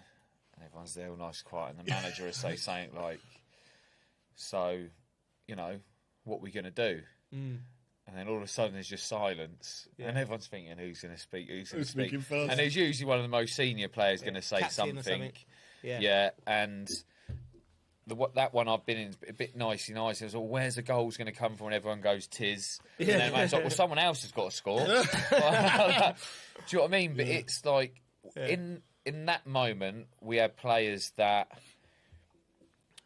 all got on really well. Might have been one or two, but every player then was just on each other's case. Like, we don't stop battling. There's too many heads that get down, and stuff like that. So it was kind of a nicey way of doing it. But I think that's because the team got on so well. Yeah.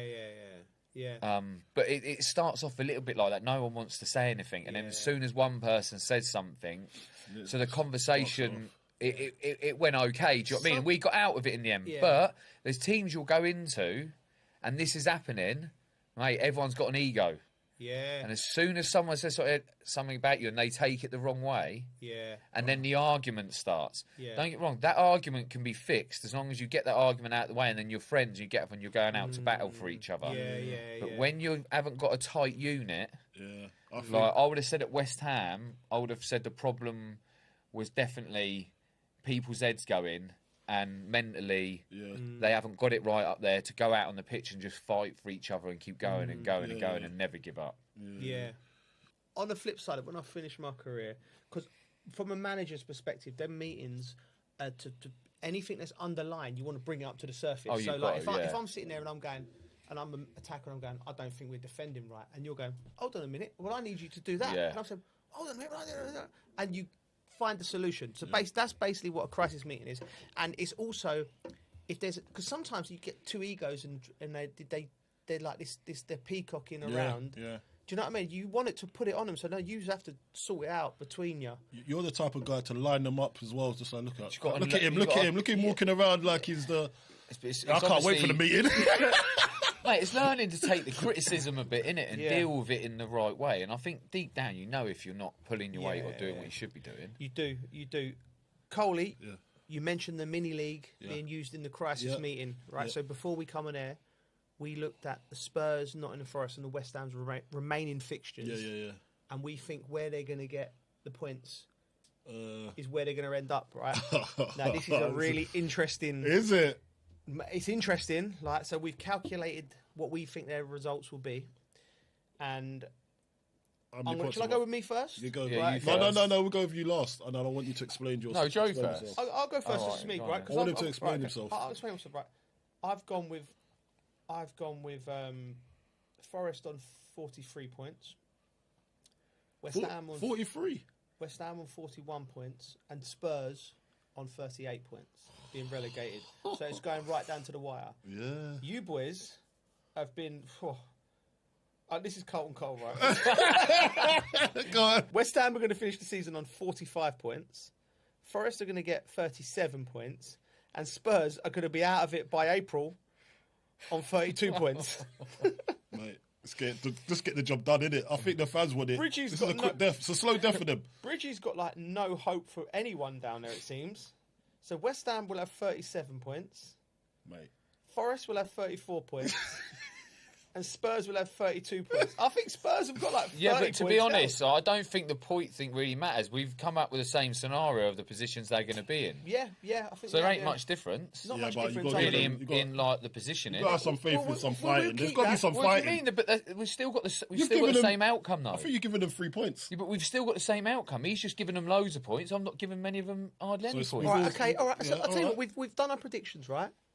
And we'll see who's closest. Whoever's closest, on the pod after that, whoever's the furthest away can buy lunch. I'm reasonable. Look at me. Whoever wins, 45 whoever points. gets closest decides what we do, and then whoever's last has to pay.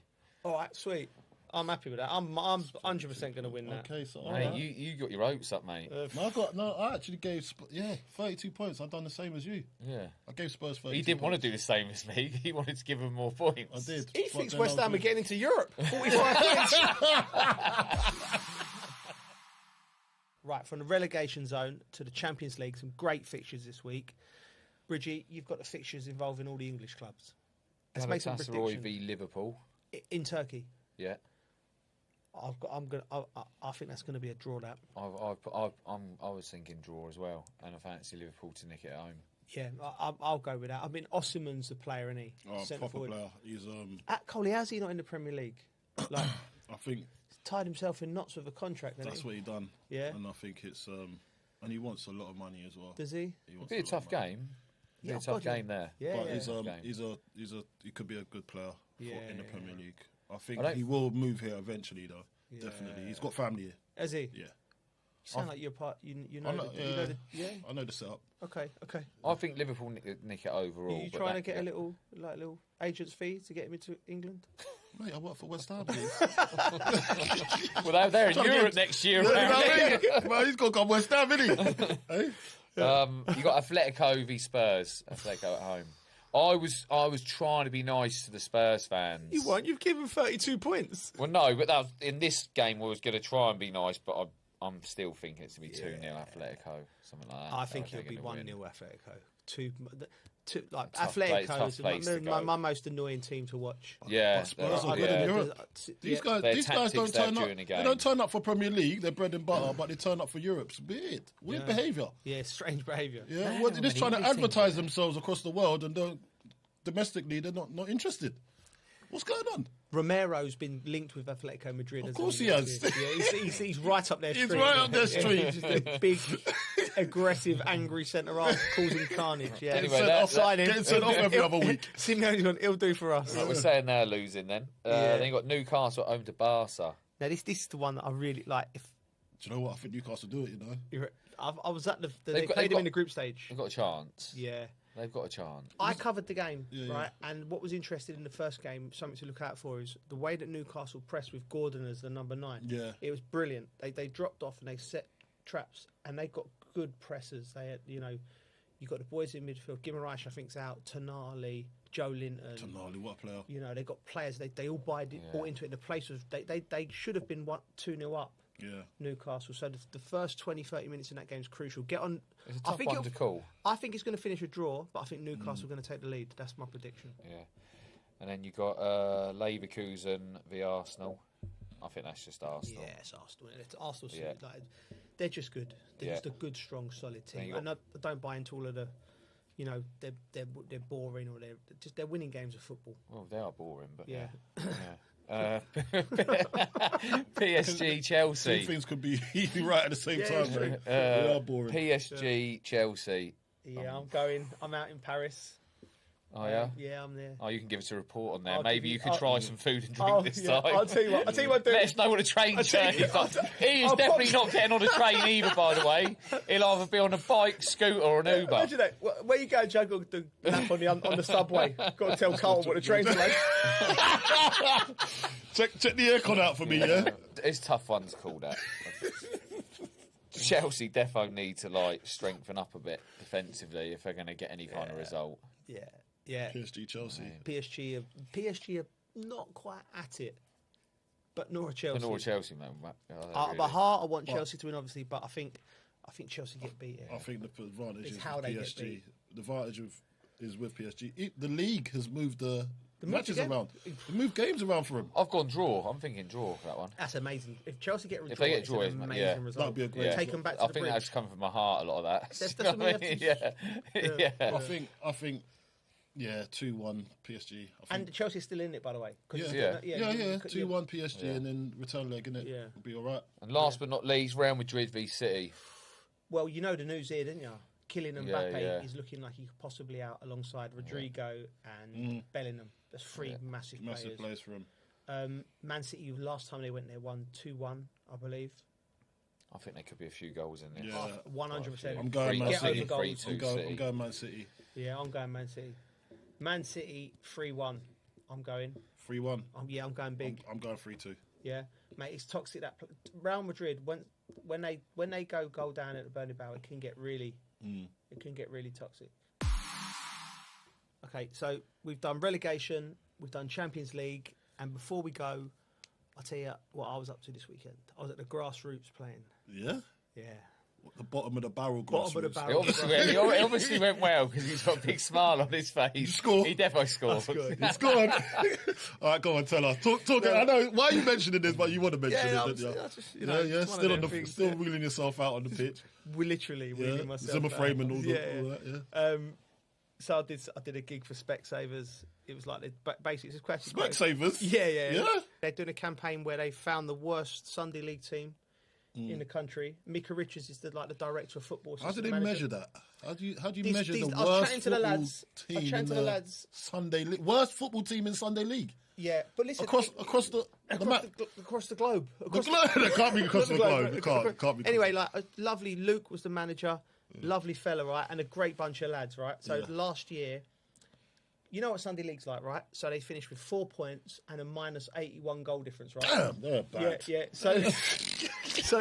But Luke said to me, he said on the positive, we turned up. We had 16 every week. So there's 16 lads getting out of their bed on a Sunday morning. Great lads, right? So Specsavers have swooped in, and they're like, we need to sort this out. So they've got Mika Richards. Mika's the director of football. I was the loan signing. They've had James Milner doing a little bit of fitness with them. They've been put on a fitness program, and this season they got 17 points. And I was coming in for the run-in to try and get promotion, and we won 3-1. It's the proper grassroots like Sunday League. Lads have been out on a Saturday, had a few beers, but they turned up to play football. Yeah. Okay. They've just been going through a tough time. So they didn't know I was playing yesterday. So I just turned up. I'll surprise them. I think they've heard it was Jermaine Defoe, so they was a little bit disappointed. They need goals. They would have been buzzing you were there. They would have been absolutely buzzing. I bet they were buzzing. They would have been. Do you know what it was like? Because I was in Wrexham night before. I didn't get home till late, and I was like, guys. As soon as I got there and I smelt the grass, it does, doesn't it? It does. And I got into it. Geezer cleaned me out in the first minute on the floor. And, what do you mean he cleaned you out? Like got tight and just bodied me. No way. Did you look at him, say anything? I bet you just up and walked off. Of course, I always do. Yeah, he always does. Did you say something? Mate, any time he gets smashed, there is literally no retaliation. He just gets up and carries on. Yeah, that's a man that's been down on the block 3 times. That's a man that's used to it. We got taught as a kid. Never show them you're hurt. Yeah. Never show them you're hurt. And do you know what? There ain't a lot of kids. You can now. There ain't a lot of kids out there that do that. I've seen one kid who plays in Parker's team, and he's so strong, and he gets stuck in. You know, he plays fair. But he wins a lot of his battles. But when he gets smashed, mate, he just gets up and carries on. Does he? Yeah. That's the opposite to one of our players that plays with my son. You've always been good at that. Yeah, well, I've had a lot of practice keys. Yeah, you just get smashed all the time. My son's teammate, he's under 15s, right? Like, he gets smashed, like, because he's quite quick. Yeah. It's always like, but the type of scream when he gets smashed, the type of scream that comes out of his mouth, everyone thinks he's definitely injured. He ain't coming back on. This geezer comes back on and scores a hat-trick every time. I'm like, so credit to you. Credit to you for not wailing like that, because you just carry on with your job. Yeah. And you're a prime example to that kid to stop like moaning and just get on with it. Stop moaning. You might end up with 4 or 5. You can still play at a good level. Knees and chins still and banging goals in. Yeah. I had a great time. So you banged the goal? Big up the boys at Worley FC. I really had a good time. What was your goal like? Keeper should have done better. I can't lie. It's going to be out there, isn't it? It's going to be out there. Right, great prod. Love that. Bridgie, what do the people need to do? Yeah, make sure you like, subscribe, rate and review. And how do they get in contact, Carlton? You can email us on hello@thedressingroom@gmail.com. Right, lads, we'll be back next Tuesday. Let's hope we have some great football next week.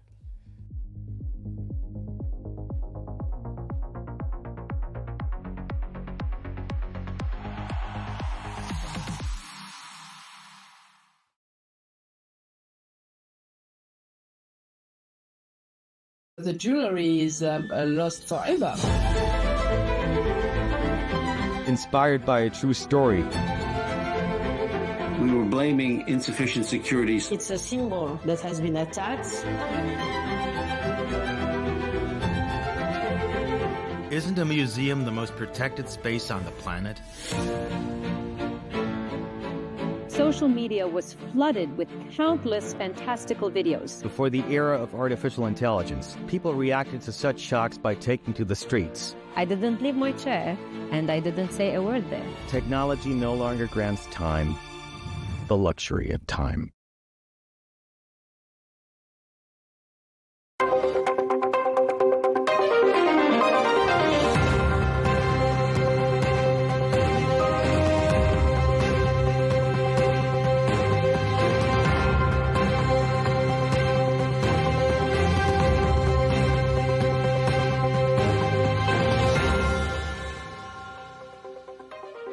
Hello and welcome to this special interview here on Counterpoints with me, Melinda Nucifora.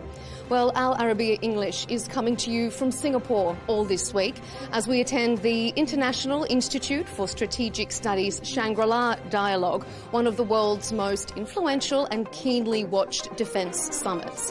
Of course, any defence summit is always going to have a keen interest on China's interaction with the region, particularly off the back of the recent visit from US President Donald Trump. So I'm very pleased to welcome to Counterpoints Zhao Bao, the retired senior colonel from the Chinese Liberation Army and current senior fellow at the Centre for International Security and Strategy at the Tsinghua University. Thanks for being here. Thank you. You listened to US Secretary of Defence Pete Hegseth make his comments here at the Shangri-La Dialogue.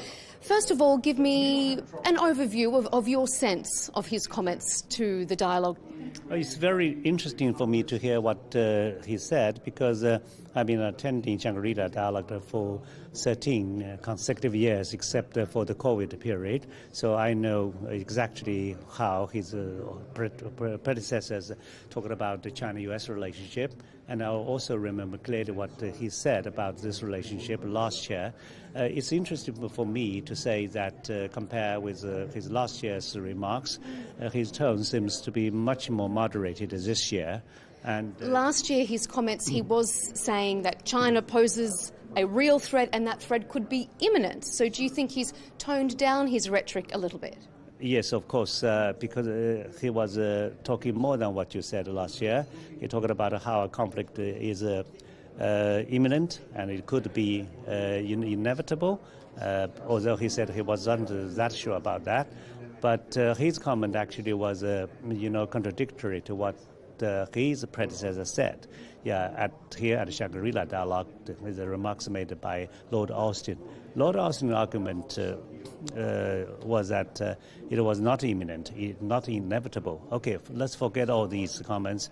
And I believe his tone is much more moderated just because his boss, he referred Donald Trump as his boss, just visited China, in which he and his Chinese counterpart have made a lot of, agreements and consensus on a number of important things.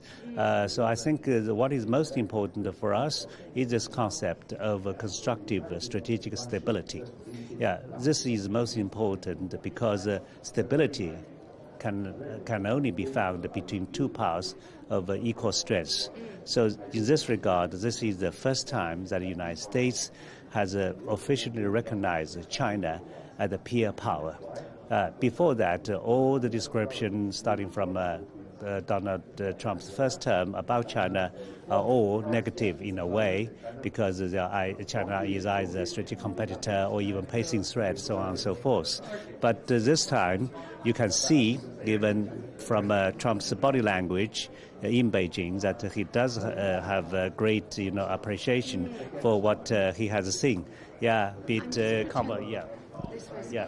So do you read it then from President Trump's meeting in Beijing, from Secretary of Defense Pete Hegseth's comments, that now the US has been forced to see China as an equal, not as a lesser rival? I think so. I like this word you mean. United States is forced to change its policy. Why? Because in the last 9 years since the first Trump administration, we have seen a number of upheavals in the bilateral relationship, which reached a historical high when Donald Trump tried to levy 145% tariff on China. This is insane, right? So that is why I'm happy to see actually the establishment of two new institutions, that is a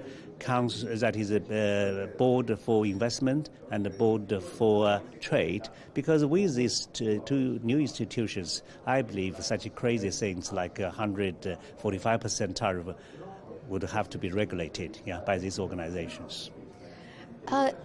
Secretary of Defense Hegseth did say, though, a few pointed warnings, I suppose, saying that we can never have a Pacific region dominated by any hegemony.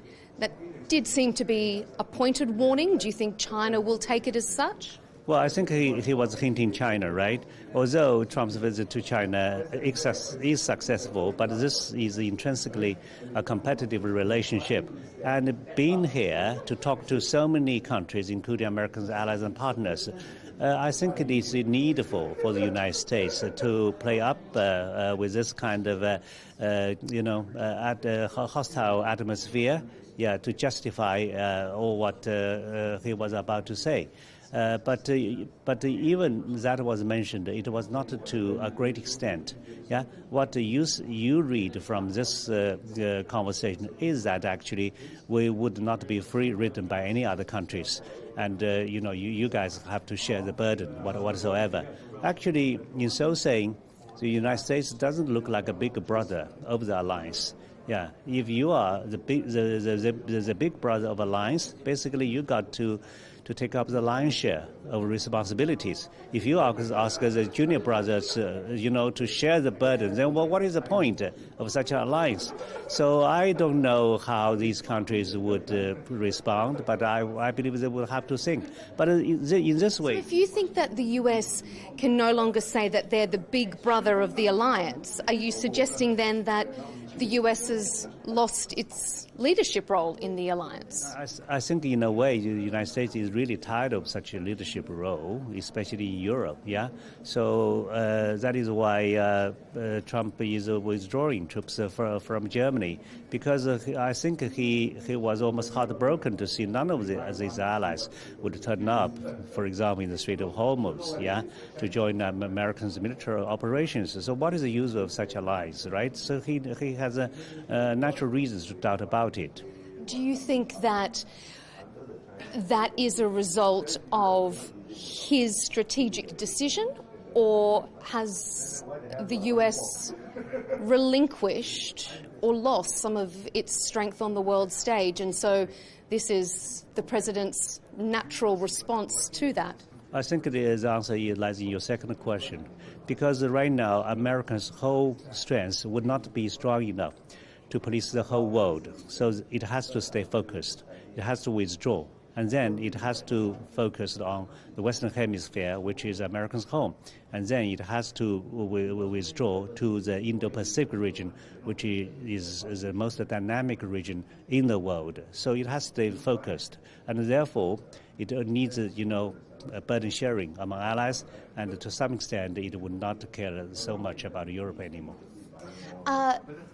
There has been discussion about what was talked of regarding Iran between President Trump and leader Xi in those Beijing meetings. Do you think that China has sway over Iran? Could China force Iran to accept a deal if it wanted to? Well, you see, the question is how the deal would look like, right? I think what China can do is the best possible role for China is actually for Iran to give the uranium to Chinese custody. Yeah, because there are already reports about this, but the Chinese government did not say yes or no. But why? Because China should have no problem of being honest broker, and China certainly have taken knowledge to even downgrade the uranium, even it is needed. Yeah. So in the past, Iran has provided uranium to Russia, but this time Russia itself is in a war, and you see. Iran's foreign minister actually came to China a week before Trump's visit, right?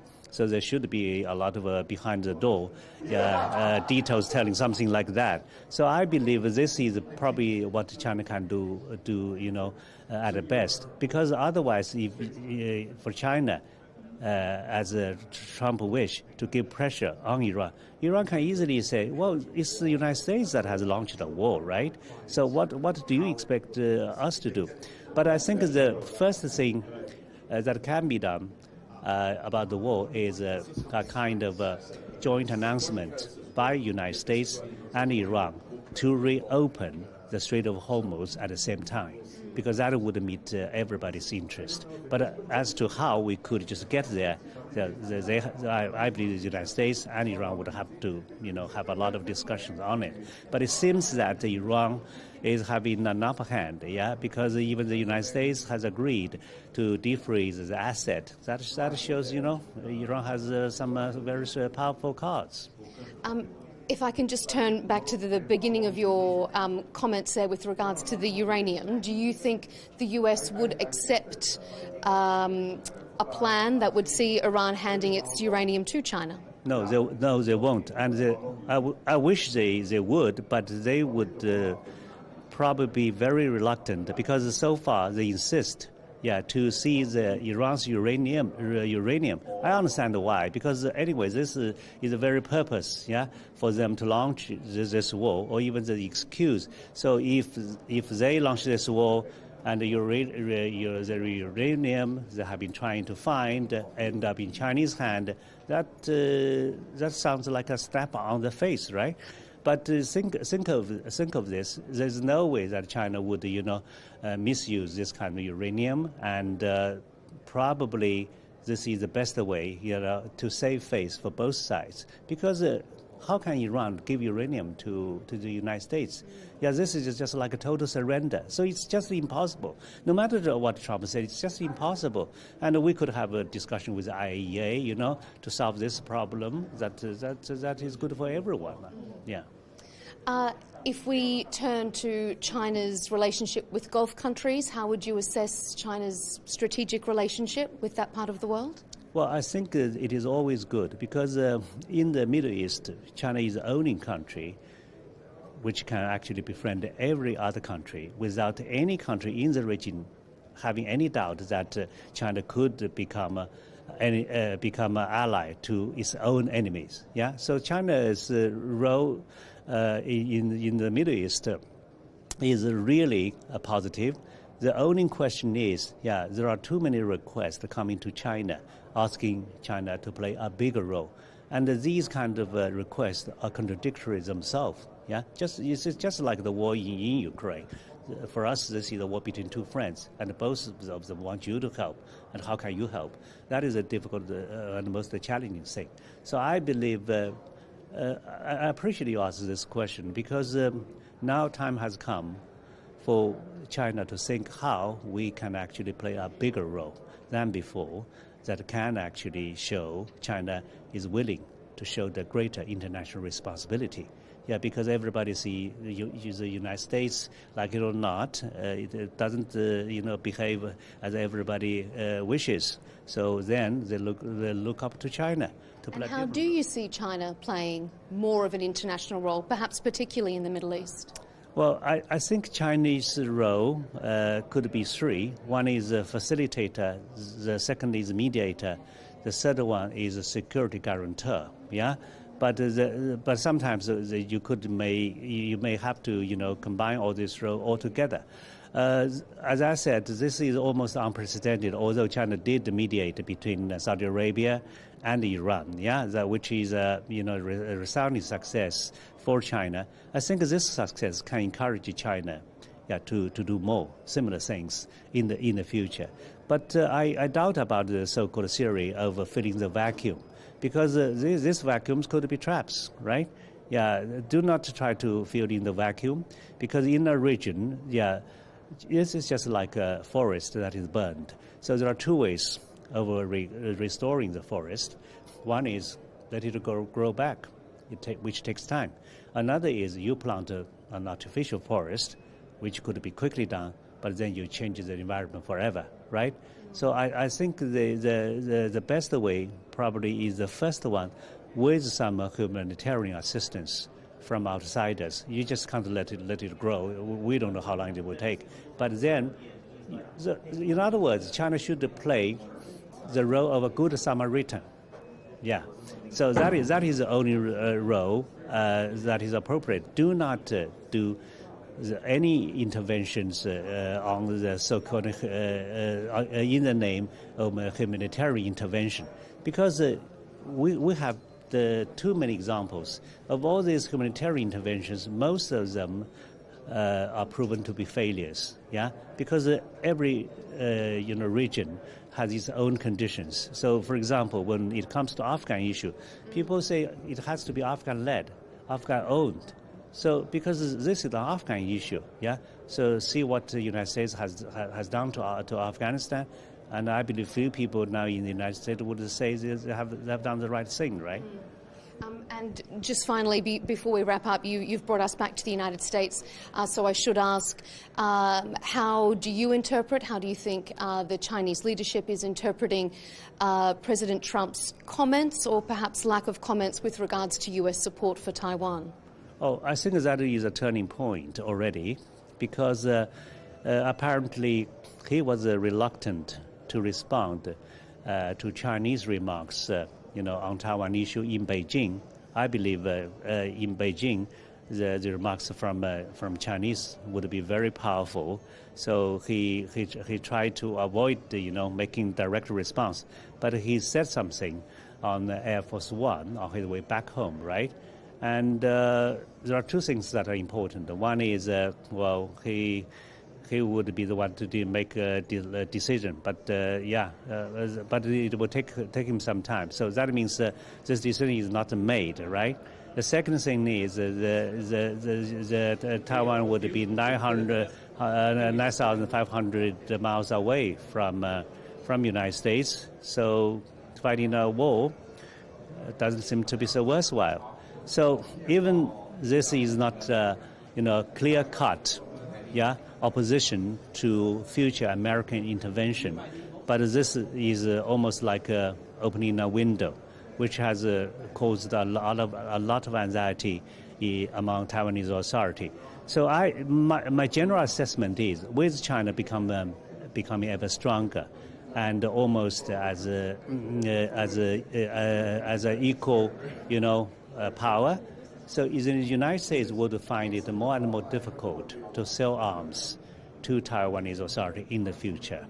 They may continue, but they would find it very hard, because China simply has more tools in the toolkit, be it sanctions against American companies, or be it, a change of decision to buy, such as a Boeing aircraft, or more exercises around the island. So eventually the United States would have to think about this question. Yes, these arms sales are really lucrative, but is it really worthwhile if they invite a bigger danger, which might cost American lives?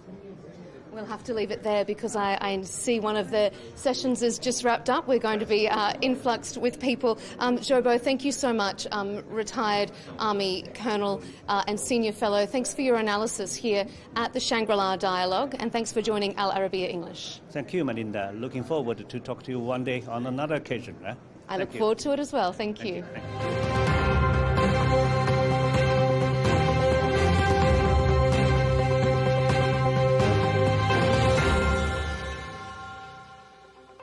The US Secretary of State, Pete Hegseth, made a very keenly watched address to the Shangri-La dialogue on Saturday, the first US defence policy speech since President Trump made his visit to Beijing.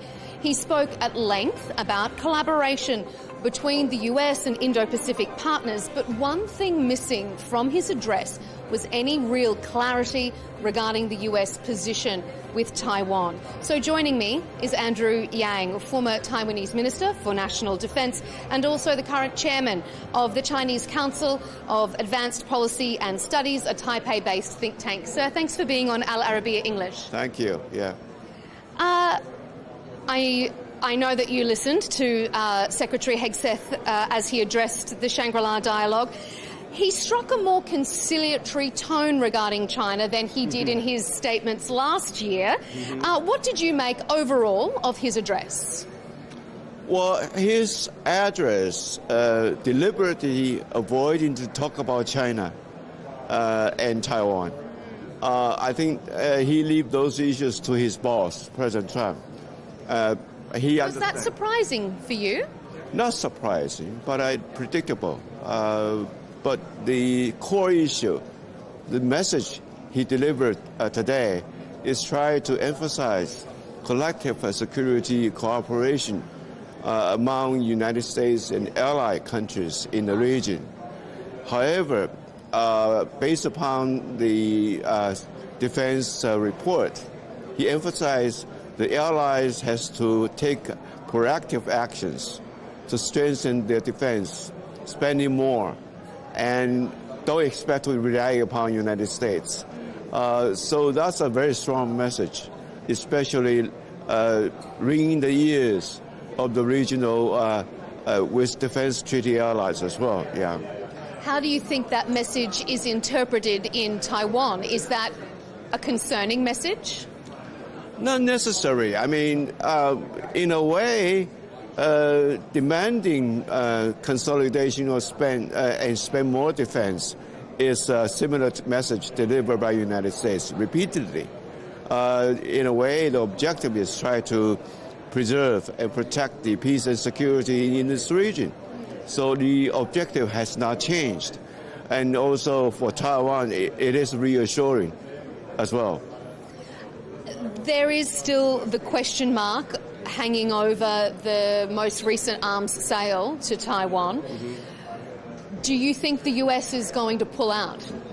I don't think it's going to pull out. You see the question from the floor asking United States whether the statements made by the naval acting minister talk about could be delayed or reduced as a result of enhancing their position in the U.S.-Iran war.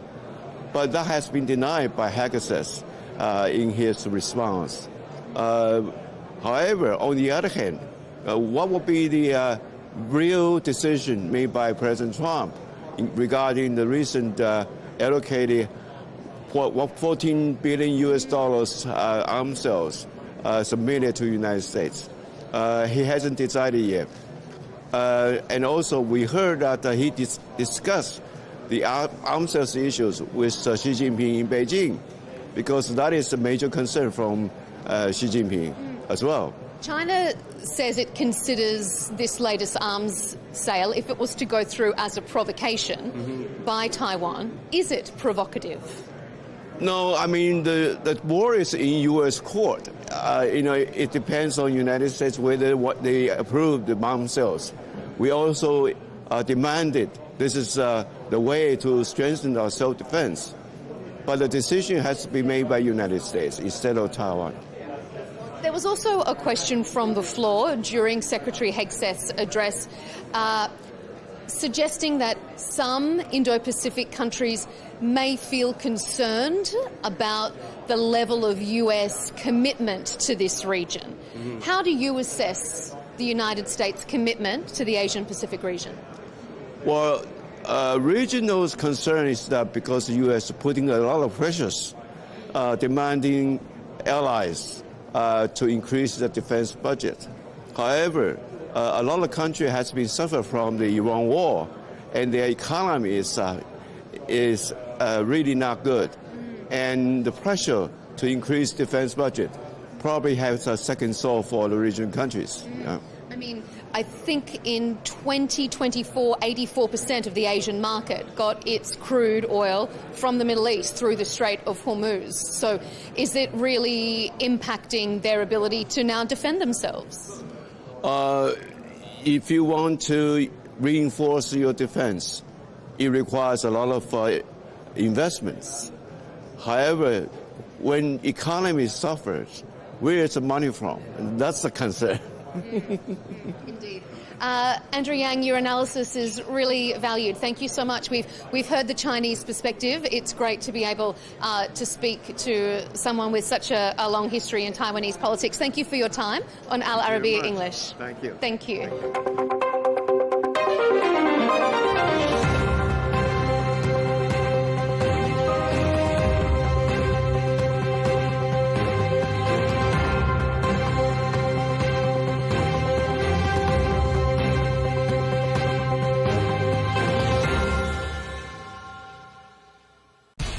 We have to take care of our people, and we're going to take care of our people first. For in-depth analysis and all the latest developments across the globe, make sure you join us every weekday. President Trump is trying to negotiate a ceasefire. With so much happening, so much information, and so much noise, international law will have no part in his administration. It can be hard to keep track. Tariffs will just fuel inflation. We're going to fight these tariffs. But you can count on us to tell you what you need to know. We stand by your side.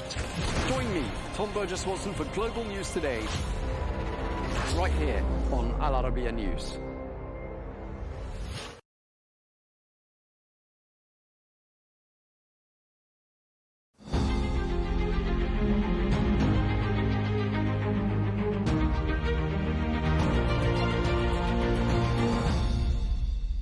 The war in Iran and the effective closure of the Strait of Hormuz have triggered what many are calling the most significant global energy security shock in decades, disrupting a critical artery that carries roughly a fifth of the world's oil and LNG supplies. As prices surge and supply chains strain, the implications extend far beyond short-term volatility. This crisis is beginning to reshape the trajectory of the global energy transition, shifting the narrative from climate-driven policy to one increasingly centered on security, resilience, and diversification.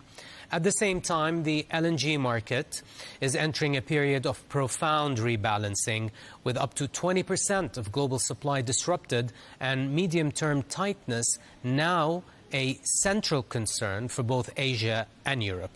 In this context, new winners and losers are emerging, from the United States positioning itself as a swing supplier to Russia benefiting from higher prices and renewed demand for pipeline gas. Against this backdrop, we speak with our guest. Joining us from Japan, Tatiana Mitrova, the research fellow at Center for Global Energy Policy, to unpack how this conflict is redefining global energy markets, altering investment priorities, and potentially accelerating or delaying the next phase of the energy transition. Tatiana, thank you so much for joining me on the show. It's a pleasure to have you. Thank you. Over the last few weeks, we have had a number of declarations and announcements and statements made to the effect of whether the Strait of Hormuz is closed, partially opened, or fully opened. Who actually decides whether the Strait of Hormuz is open or not? And more importantly, what are the criteria? So I think it's quite clear that no single actor can declare the Strait of Hormuz commercially open in a meaningful sense. In practice, the strait is open only when four conditions are met. When physical passage is possible, not the case today. When ship owners are willing to sail, again, we don't see it. When, most importantly, insurers provide coverage at a workable price, and when cargoes can move in predictable schedules. None of these things is met today. And I think it's quite clear that it's not a military question. It's not even a legal question. It's a commercial question. Market participants should decide whether it's secure or not to use the strait. And at the moment, we do not see it happening at all. Though there were many announcements that it's opened, then again closed. For the shipping industry, right now, it is still closed. Energy security again makes a strong comeback in 2026 in light of the war on Iran and the closure of the Hormuz Strait. How does this impact global efforts to transition to renewables, which arguably has taken a hit in the last couple of years, right? Keeping in mind that the driver this time could be less related to climate and more to security. What are your thoughts here? You're right. For several years, the dominant question was how fast can we decarbonize? Now the question is increasingly how can we remain secure, resilient, and economically competitive? So it's not necessarily the transition we were talking about previously. It's a changing logics. The Iranian war is pushing governments towards energy policy, which is much more focused on resilience, redundancy, on grid development, storage, flexible power, and reduced exposure to vulnerable import routes. In certain cases, it coincides with the energy transition as we knew it before. Higher electrification, domestic low-carbon power, solar, wind, which reduce import dependency, growing electricity storage, which provides higher adaptability of the grids, the grid development and interconnectivity, all these sorts of energy efficiency and demand flexibility. This is part which is more or less aligned with a typical energy transition logic. But it's also favoring all the other local resources, including even coal. Yeah, we see right now Japan, Korea, and many other Southeast Asian countries, they are actually increasing utilization of their existing coal-fired power plants because they need energy badly right now and they cannot find replacement for the missing barrels and BCMs of the Gulf hydrocarbons. It is also the current situation, it is increasing momentum for nuclear power. Just recently in Tokyo, I've heard representatives from Philippines, from Vietnam, from several other countries discussing their focus on medium and small-scale reactors in order to provide a base load for their electricity generation once they felt this Gulf shock. It is also favoring the local oil and gas developments because, again, countries which are import dependent, they feel vulnerable and they want to ensure at least some security. So I'm not sure if it is like a normal energy transition as we knew it before. It's rather transition towards more secure and reliable system. Interesting. Now, Tatiana, I want to move to the LNG market, and I know that's a topic close to your heart. With Qatari LNG, which amounts to some 20% of global supplies, is shut out of the market, and damages in Qatari facilities reportedly needing a couple of years to fix and rebuild. How does this materially change the LNG market moving into the next decade? Just before February, the gas discussion was centered around arriving LNG glut. All the market participants were expecting the next biggest LNG wave and already preparing for oversupply and very low gas prices. Now it has turned 180 degrees with the Qatar energy outages and quite unclear repair schedule. So yes, they've announced 3 to 5 years, which is a lot. But the war is also postponing the other developments which were scheduled in the northern field.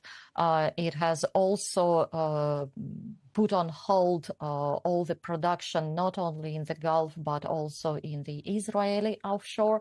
So the global market is missing significant volumes of LNG. I would say if the situation remains where it is, it might amount up to 30 million tons in a quite short period of time. So it is important for the market participants now to change their mentality and perception from abundance to scarcity.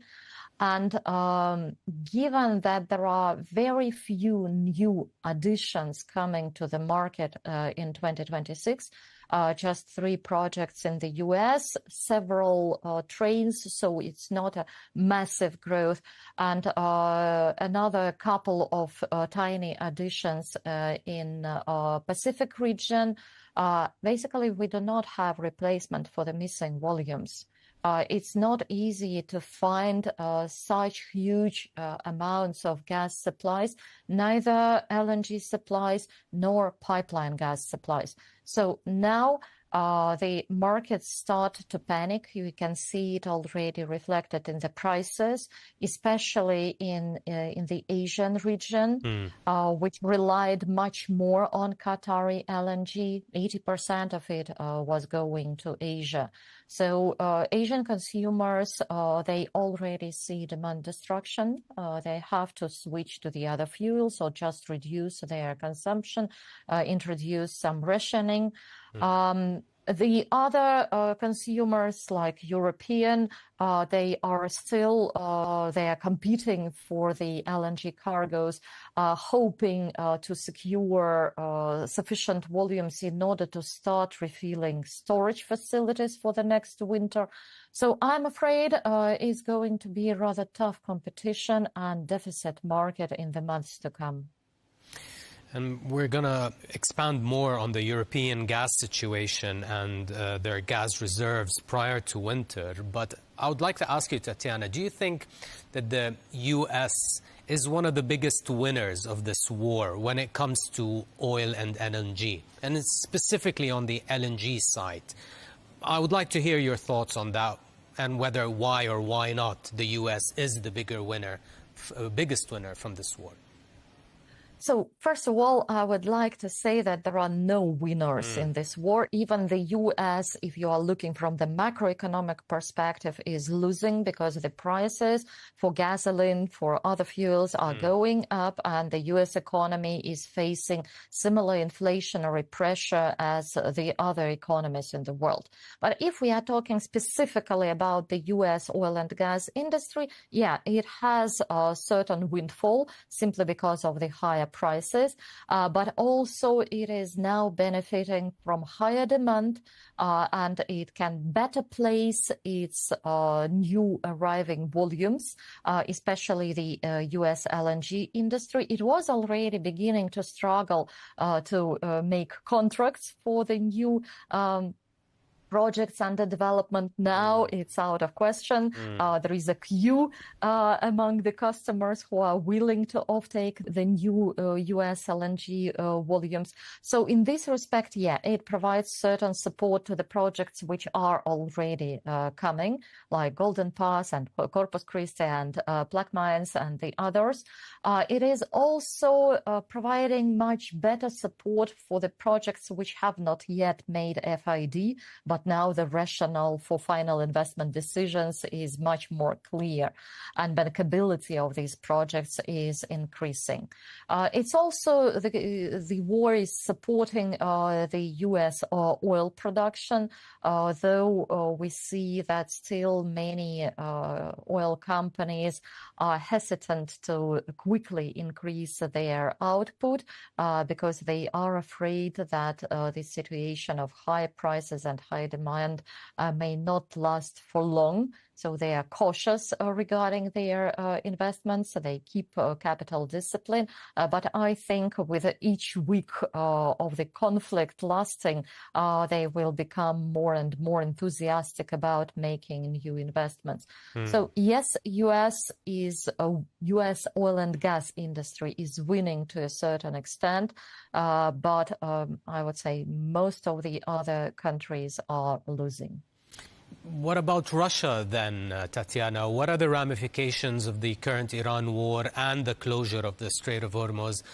How does it impact demand for Russian oil and gas, whether on the short term or structurally on the long term? You know, just before this war started, in the end of February, Russian government was already discussing massive budget cuts.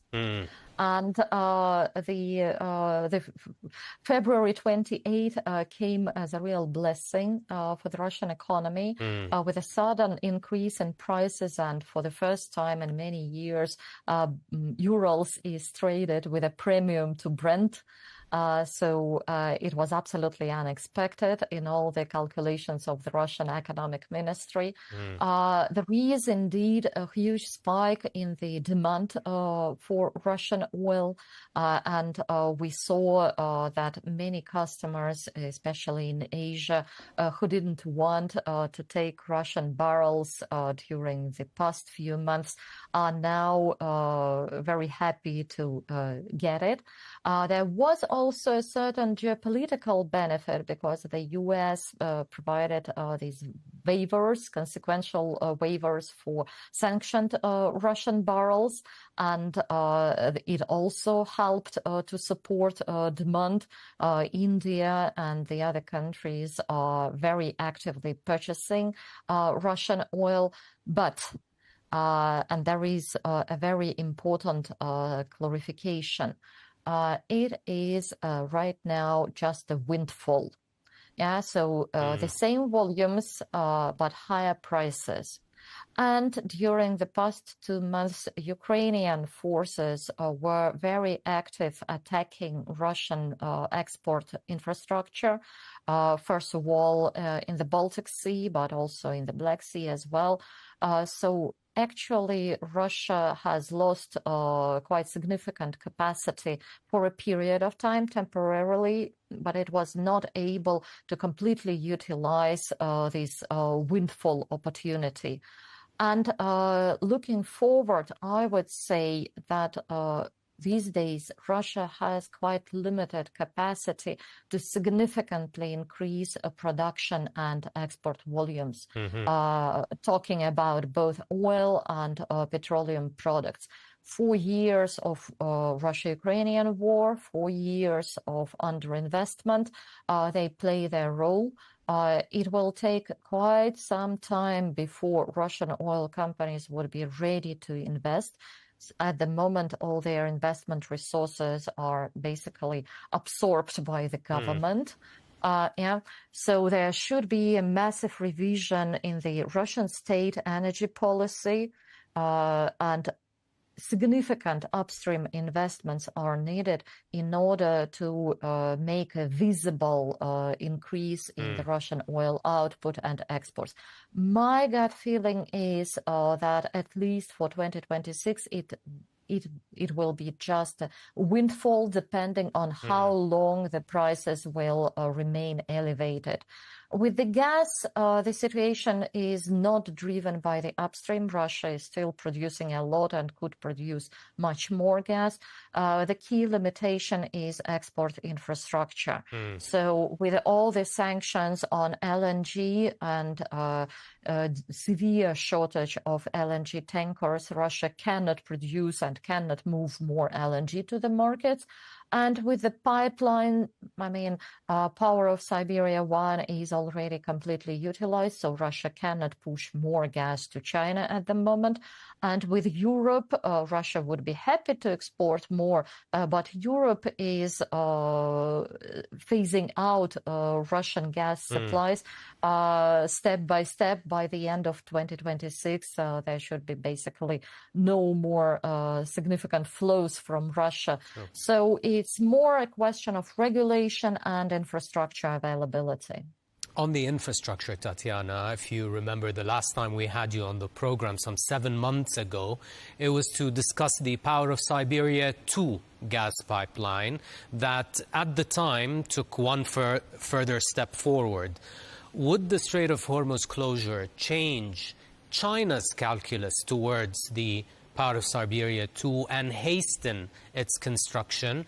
And more generally, would the current events in the Gulf further enhance the energy relationship between Russia and China?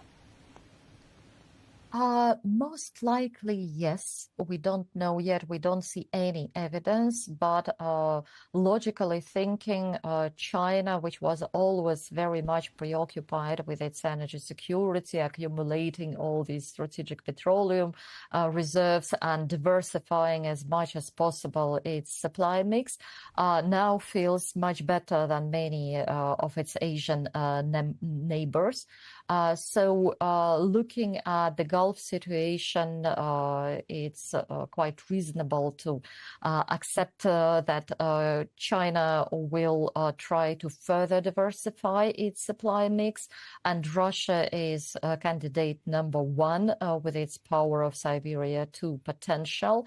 But at the same time, first of all, it's not only Russia, which can be part of a diversified portfolio. Just a week ago, China has actually signed a new memorandum with Turkmenistan on the 4th stage of Galkanish field development and very actively discusses line deconstruction, so further expansion of Turkmenistan gas supplies. And second, even if it is Russian gas coming to China, the question for Russia is when, at what price, and what are the conditions regarding financing and take-or-pay volumes. So it might be tricky, and I assume China will still be very hard negotiator for this contract if it happens. I want to go back to Europe. How's Europe faring so far when it comes to gas specifically, given that its gas storage is around 30% at the moment? Will it be able, you think, to hit the 90% target before next winter, given the shutdown of the Qatari LNG? It is already very stretching. We don't know for how long the situation in the Gulf will be as it is. But if it lasts further in the summer, then I believe it will become nearly impossible to reach this goal of 90%. European Union has actually certain flexibilities, so there might be some easing of this target. But nevertheless, the coming winter for Europe is going to be rather difficult. At the moment, though, I should say Europe doesn't have any physical gas deficit. In March, cargoes which departed from Qatar were just arriving to Europe. In April, Europe managed to replace the missing volumes with the increased pipeline gas supplies, first of all via Turk Stream, Russian gas still coming. For the next month, it will receive LNG cargoes from the U.S., certain replacement of Qatar energy from Golden Pass. So for the time being, for the European gas balance, it's still okay. But indeed, the next winter problem and the storage refill, that is going to be quite tough. And if we extend the timeline for Europe to the medium term, let's say, how does the war on Iran further complicate the EU's energy security and transition outlook coming off the back of the 2022 Ukraine war and its continued pivot away from Russia, like you rightly told us a little while ago? They are planning by the end of the year to almost totally transition away from Russian hydrocarbons.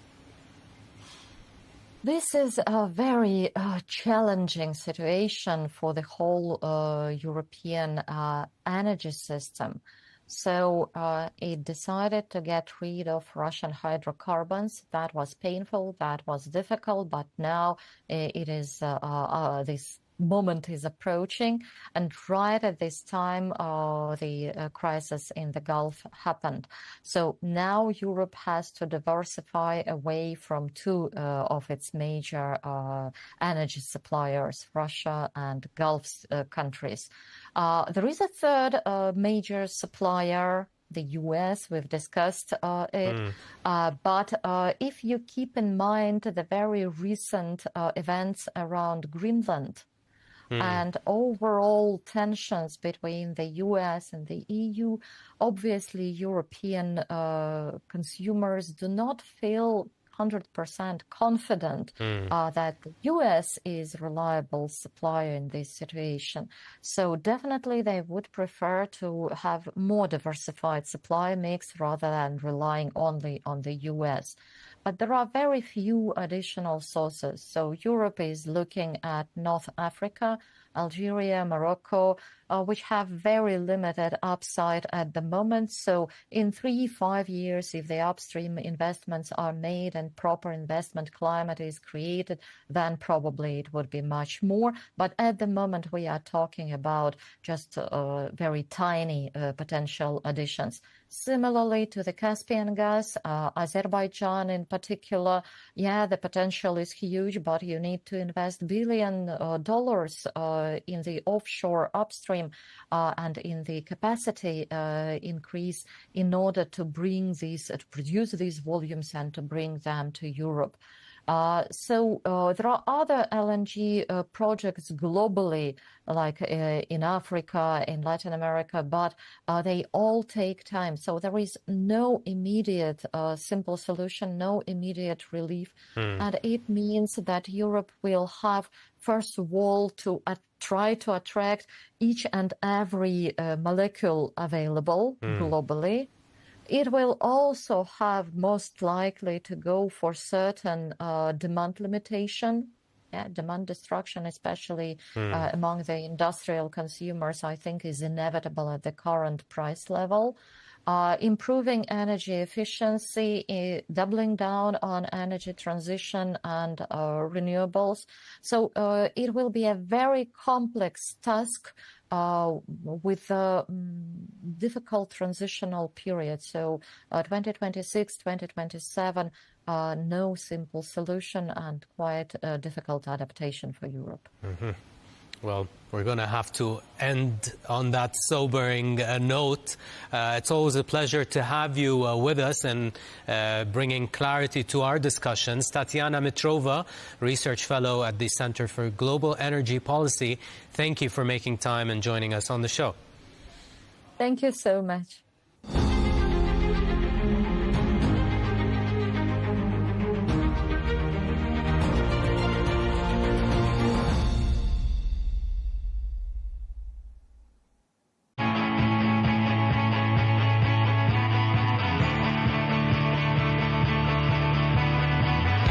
Welcome to the metropolis,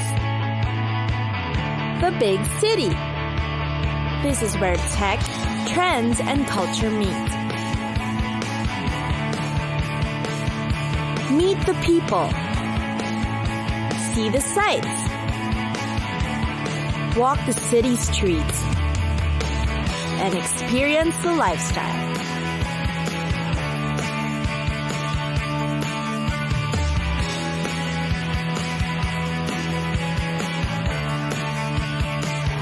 This is your first-class ticket to the cities of the world.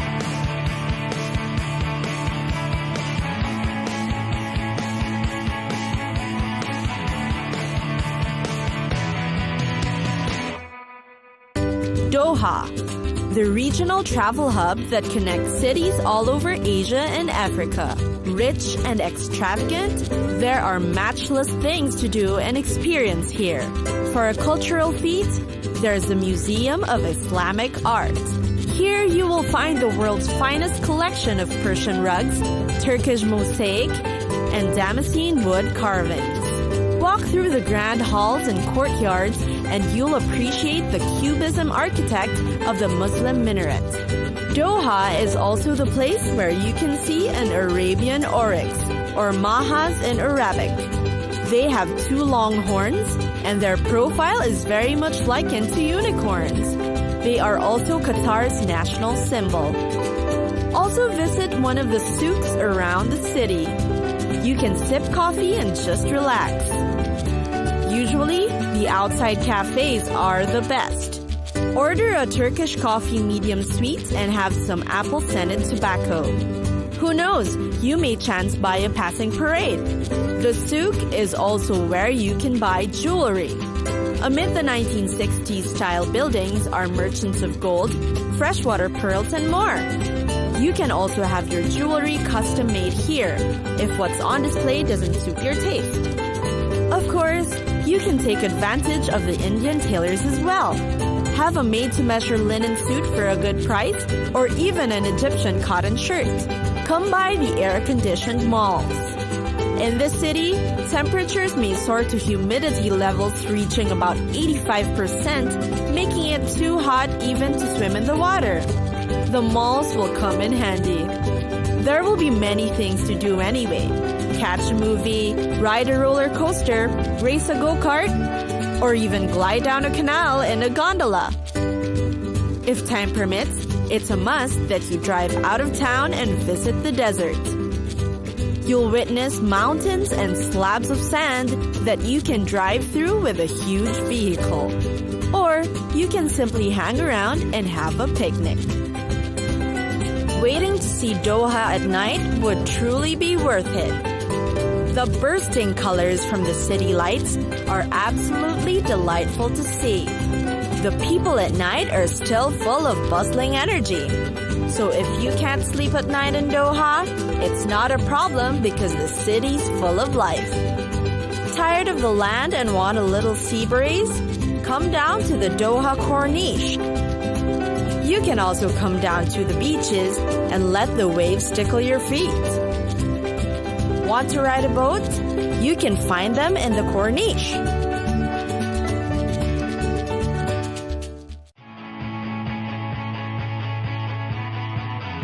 It's time for us to go.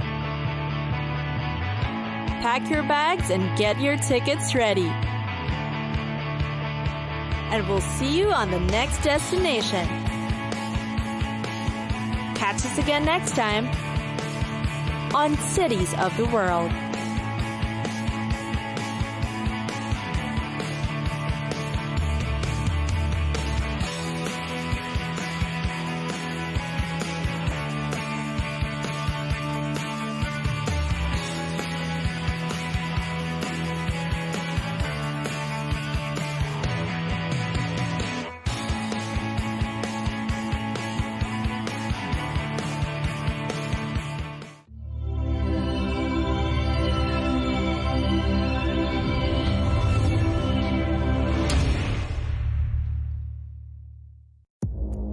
Our allies, in many cases, are worse than our enemies. Stay informed and connected with the latest international headlines. There obviously is a risk. From breaking news to in-depth analysis, it would appear that this war is coming to an end. Who buys this stuff? investors, pension funds. We deliver the most important developments straight to your screen. Iran always wanted to deal with militia. Join us for compelling, expert-driven conversations. A curfew order has been established. And an insightful look at the issues shaping our world today. There are lots of proposals about European architecture for security. I'm Leigh Ann Gerrans. And this is W News. We dealt with this when I was Chief of Staff in the first term. Where you don't just hear the headlines, you get the full story.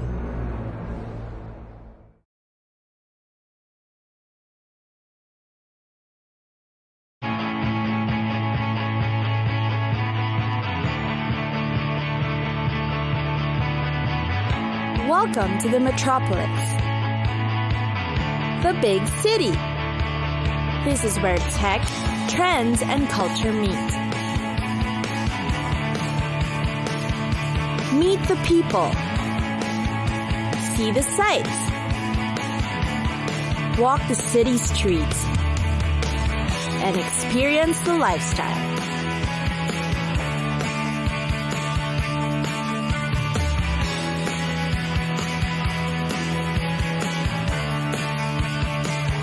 This is your first-class ticket to the cities of the world.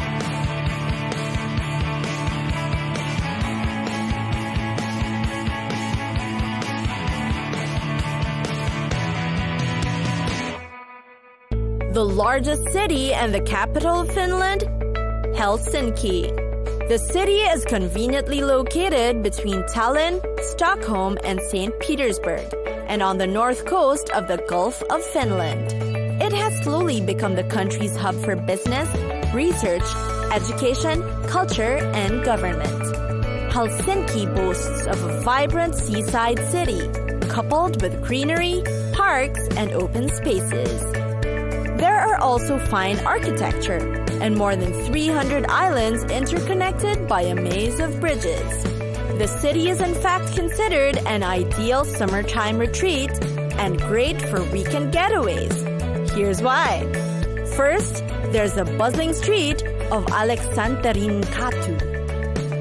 It is considered the central commercial street of Helsinki, lined with cafes, shops, restaurants, and of course, the Stockmann department store.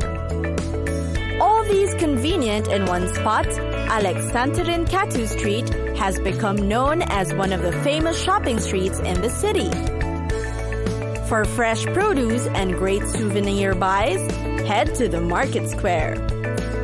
It is one of the famous tourist attractions in the city and a well-known market destination too.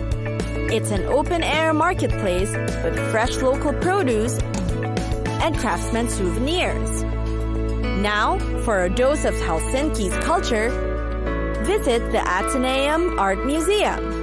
It is also known as the National Museum of Art and is home to the most loved classic works of Finnish art. In fact, it houses the most extensive fine art collections in the country with more than 20,000 works on display. You'll see a mix of paintings, graphic art, drawings, and sculptures that date back up to the 17th to the 19th centuries. The city is also known for its church and chapels. These are considered architectural sites in Finland. One example is the Temppeli-Aukio Church, built in 1969, which is the most known architectural masterpiece in the country. Meanwhile, you can sit back, relax, and enjoy one of Helsinki's many beaches. The most popular beach in the city is the Hietaniemi. Enjoy the sun, the calm waters, and the open space for lounging, playing volleyball, or simply enjoying the view.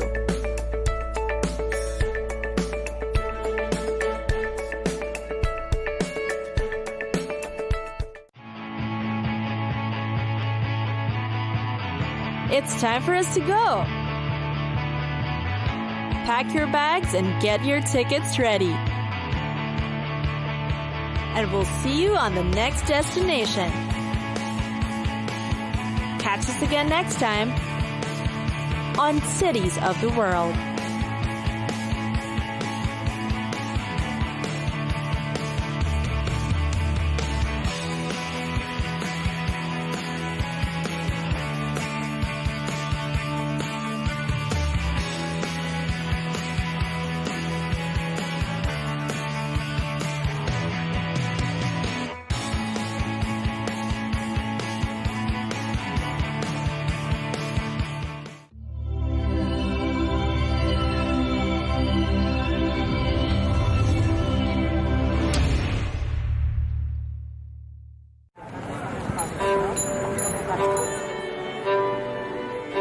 People think that we launder money, but actually we make money black. It's a weird law. They call it gedoogbeleid, like this.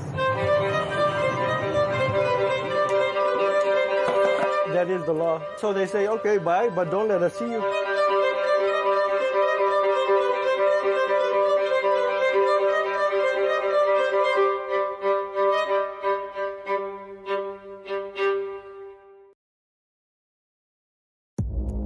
Our allies, in many cases, are worse than our enemies. Stay informed and connected with the latest international headlines. There obviously is a risk. From breaking news to in-depth analysis, It would appear that this war is coming to an end. Who buys this stuff? Investors, pension funds. we deliver the most important developments straight to your screen. Iran always wanted to deal with militia. Join us for compelling, expert-driven conversations. A curfew order has been established. And an insightful look at the issues shaping our world today. There are a lot of proposals about European architecture for security. I'm Leigh Ann Gerrans, and this is W News. We dealt with this when I was chief of staff in the first term. Where you don't just hear the headlines, you get the full story.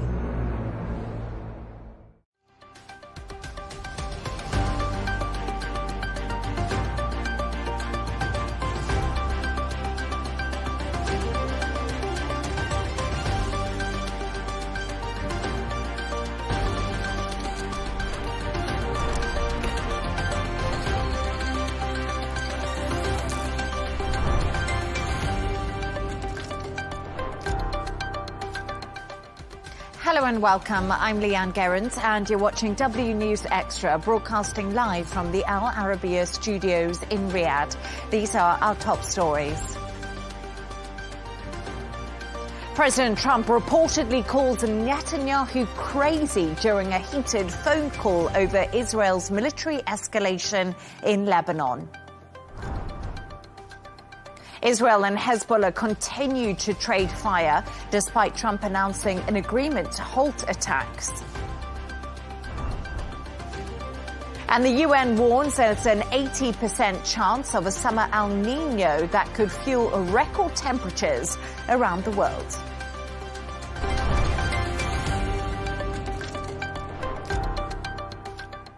President Trump has reportedly called his Israeli counterpart, Benjamin Netanyahu, crazy and told him that he's helped to keep him out of jail during a heated phone call between the two leaders. Sources reportedly briefed on the discussion have told Axios Trump lashed out at Netanyahu over Israel's escalation in Lebanon. The report adds that Trump also accused the Israeli PM of ingratitude and said that everyone hates him. To discuss this and all of today's stories, I'm joined by correspondent and columnist Gemma White and managing director of This Is Dubai, Michael Jabri-Pickett. Gemma and Michael, great to have you on the show. Thank you for both joining me. Michael, let's start with you, because what an incredible outburst from President Donald Trump. Is the bromance between him and Netanyahu now over, or was it a bit of a lover's tiff? So I'm going to steal a comment from social media that's a little bit cheeky, but I think kind of appropriate and we can all relate to, which is perhaps Donald Trump shouldn't be speaking to his boss like this. Mm-hmm. Moving on to more serious points of concern. Some would say, and in fact, I heard one analyst who did say that they're like siblings and that the profanity goes both ways. And that, in answer to your question, I would say the bromance is not dead. I also want people to realize that, Donald Trump is not in a position, and maybe this is finally starting to settle with him, that he can't control Benjamin Netanyahu. No U.S. president has been able to. But perhaps because I'm a journalist, and when there is such detailed information about a conversation that's leaked, and it's not just the mood, it's actual language that was used, I start to wonder why. What is the motive for the person who's leaking this information? And because we know that Donald Trump is, less than 6 months away from the midterms, and because we know that things are not looking too good for the Republicans, is Donald Trump's camp perhaps trying to give the American voter the impression that this is not Donald Trump's war, this is not the American war, this is Benjamin Netanyahu's, and we're not in a position where we can control him or get him to do what we think he should be doing for the betterment of our cause. So it's kind of, some would say, and I believe that this is the theory that is probably most believable, which is that he's trying to send the message out to the voter in the United States that this is Benjamin Netanyahu's war, not mine. I can't control him. He's maybe a bit of a loose cannon. And I do think that is a very fair assumption, because President Donald Trump appears to be under pressure from the U.S. administration and his very own media in the States as this war continues, because so many times we've heard it's nearly over and we haven't quite got there yet over the line. But Gemma, we have heard from President Trump in the last hour or so calling out fake news over the US-Iran talks. What has he said when it comes to this? So, yeah, he's put out reports that the US and Iran are no longer actively holding the peace talks. And there had been rumours circulating that these talks had broken down a few days ago, and Trump took to Truth Social to call them false and erroneous. Now, he also said that conversations between the two countries had been going on continuously. He said they began 4 days ago and they have continued up until today. He actually said, where they lead, one never knows, which is quite cryptic. But obviously there's so many different pathways that these talks could take. So it's kind of true as well. We don't know where this is going to lead. Now, he also said that he told Iran, it's time one way or another for you to make a deal. You've been doing this for 47 years and it cannot be allowed to go on any longer. Now, these stories began after Israel obviously expanded its military offensive in Lebanon, and this complicated the efforts to end this 3-month war. Now, also, the Iranian news agency Tasnim, now they have reported that the Iranian negotiating team will suspend talks and the exchange of texts through mediators. So again, this is where those rumours had started, and this is what prompted Trump to take to Truth Social and get his side across. And let's just go back, Michael, because I want to talk to you about the row between Netanyahu and Donald Trump. There's a lot of skepticism out there that this could have actually been orchestrated to make President Donald Trump look like the good cop and Netanyahu to look like the bad cop, and for Israel to advance further into Lebanon to get a reaction from Iran to speed up their ability to come to the table and make some sort of concessions, because what we're hearing at the moment is that's absolutely not something Iran is willing to do. We've seen the Strait of Hormuz is not open. Obviously, Marco Rubio talking today about Iran's nuclear program. They haven't changed their stance on that either. So do you think that there's some truth in what people are saying? It's quite possible. And this is one of the tricky things that I think we've all been trying to figure out is we have Donald Trump who goes on social media, and then we'll have the Iranian social media accounts. They'll sort of blow up with AI slop that some will find quite entertaining. And then you'll have Marco Rubio saying something and Donald Trump and then you'll have different messages from the Iranians as well. There isn't a lot of people on the same page talking from the same playbook.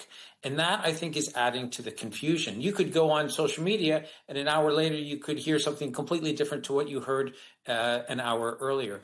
That is creating this incredible confusion.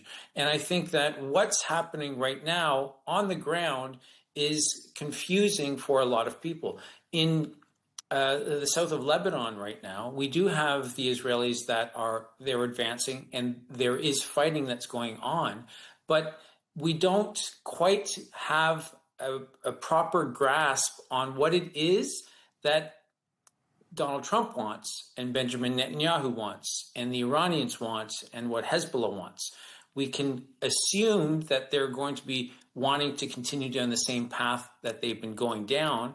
But when Donald Trump wants to put the brakes on, say, Benjamin Netanyahu, then that message doesn't necessarily seem to be getting through to him, because he's continuing to fire rockets into certainly the south of Lebanon. And this whole conversation is because there was talk that maybe the Israeli prime minister wanted to go into Beirut, and that was a line too far for Donald Trump. And Gemma, just tactically speaking, do you think that the US and Iran could possibly be changing course on what we've seen before? Because Iranian sources say Tehran is now taking a tougher negotiating stance because of this long-standing mistrust they have with the US. And we've heard this time and time again from various negotiators like Abbas Araghchi in Iran.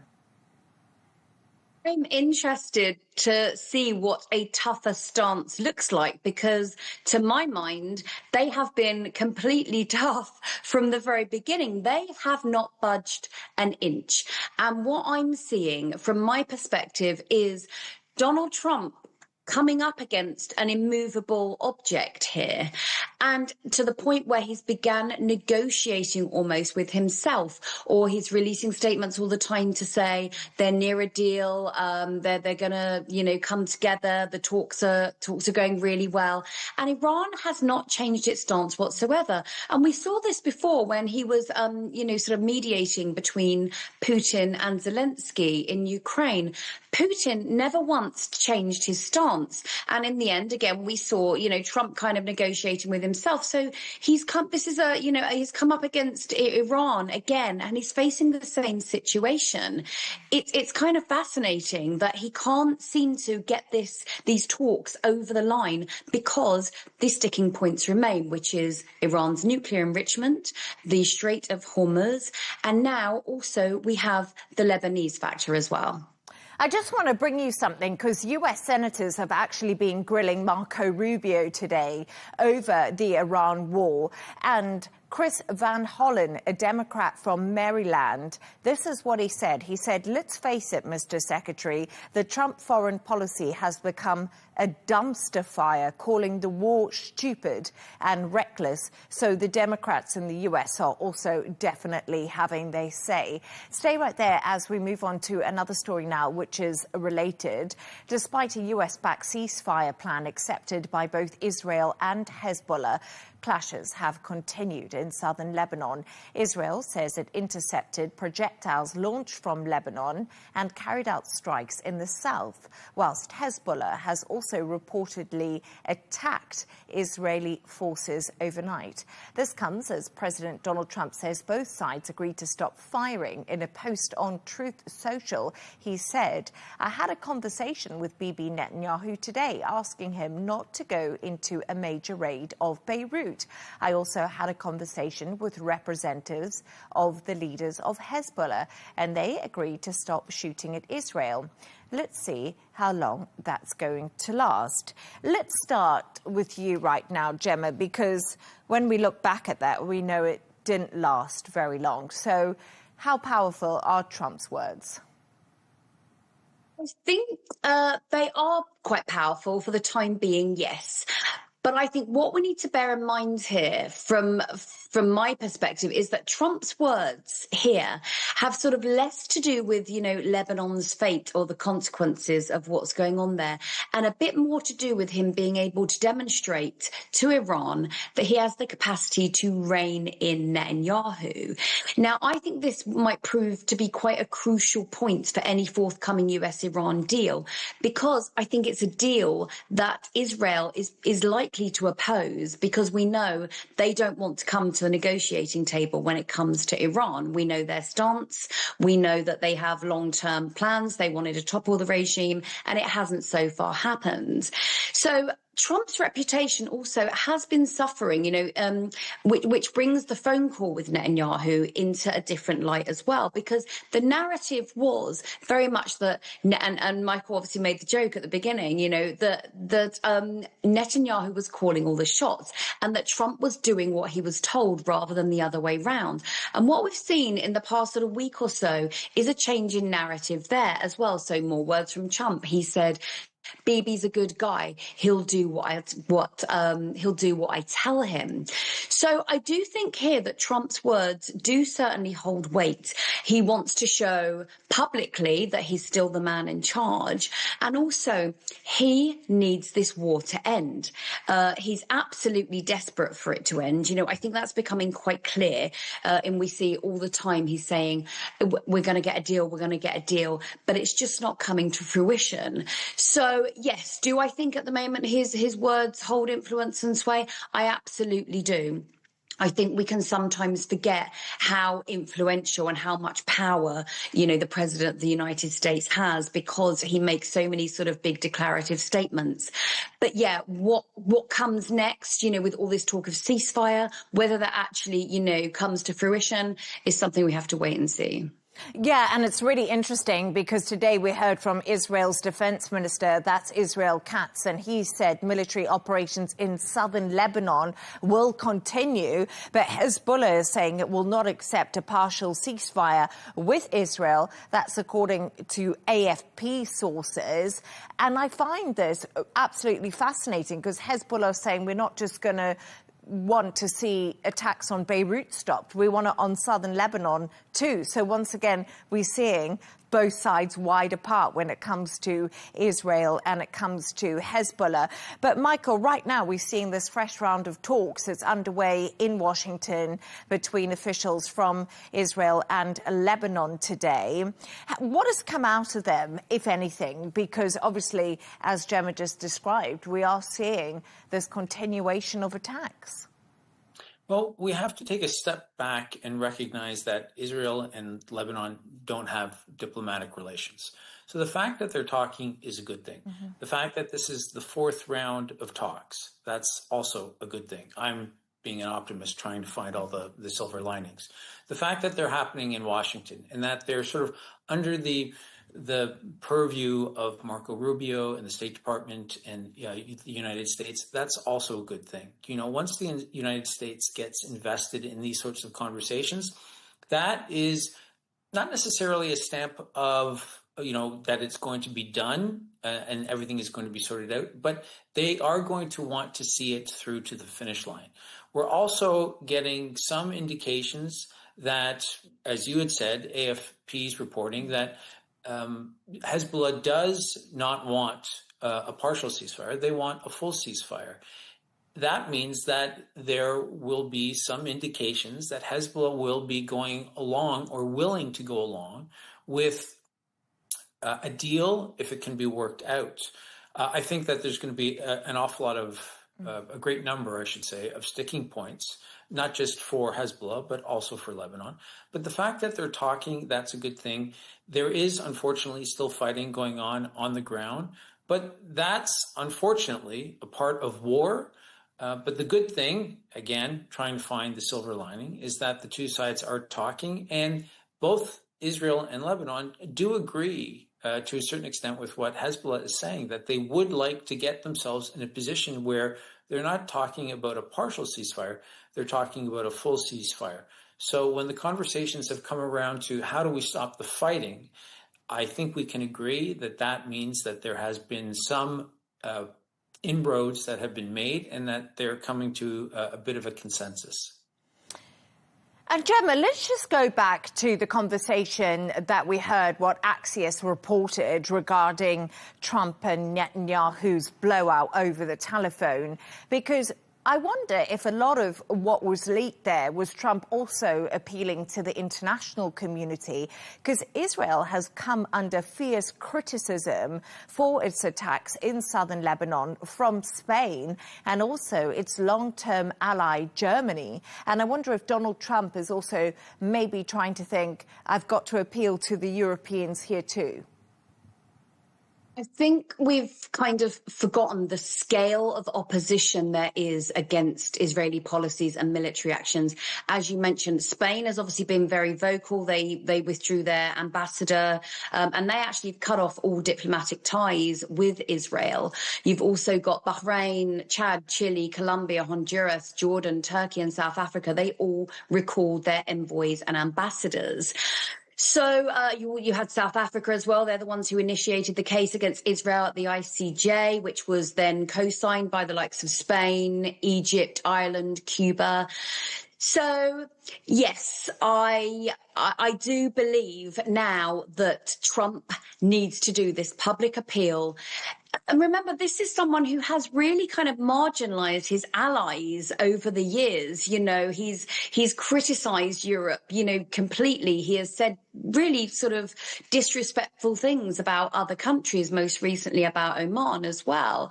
But now he needs to show them that he is on their side as well, because he's abandoned Europe for so long. And we've talked about this on the show. You know, he was cozying up to Putin for a while. He was very much involved with many countries in the Middle East, but he was really neglecting his allies in Europe. So, yeah, this could just be a ploy to say, hey, you know, I'm still on your side. I still want you. I can still kind of scold Netanyahu, you know, in public. So, yeah, it would be interesting if this is his, albeit quite clumsy way of reaching out. Yeah, no, absolutely. And of course, we must remember how criticised Israel was over the war in Gaza too, and the death toll there, and how European countries did speak out about that. But Michael, just one final thought from you. We actually saw President Donald Trump also say he'd spoken to representatives of Hezbollah. This is quite unusual for a sitting US president to do this. And do you think it's a sign that Trump is getting frustrated, that things aren't coming to an end, and he's actually prepared to reach out to all parties to try and stop what's happening? So Donald Trump, as we all know, is transactional. He comes from a New York real estate background, and he has no problems reaching out to anybody to talk about anything, to cut a deal that's important to him. We know that there were Jared Kushner and Steve Witkoff and other U.S. representatives who were speaking directly with Hamas. Now, if a Democratic president had done that, I think there are many in the U.S. media who would have absolutely lost their mind. But Donald Trump has this, and it's one of the things that I'm very comfortable praising him for. He just doesn't care if it's going to lead to a deal. He'll talk to whoever is necessary to make the deal come together. And in this particular case, he will say these people, Hezbollah, are part of the negotiating process. We will not have a lasting peace without their involvement and without their stamp of approval. So why would we not want to talk to them? He would see it because he doesn't have that decades of lived experience as a U.S. politician. He doesn't necessarily think within the same box that most U.S. politicians think. So and it's one of his strengths where I've talked about this before, he sees something and he talks about it, which is both of those skills, to recognize something and to talk about it, are great. He, in my opinion, fumbles the ball in many ways afterwards, but those two areas, and this is what he's doing with Hezbollah, he's recognizing that if we're going to get anywhere, and if this is going to be something that's going to last beyond more than 24 hours, then we're going to have to make sure that we include all the parties, and Hezbollah is one of the key players. Thank you so much for your thoughts there. Let's move on to another story now. And climate experts are warning that a powerful El Niño weather pattern could emerge within weeks, bringing hotter global temperatures and more extreme weather.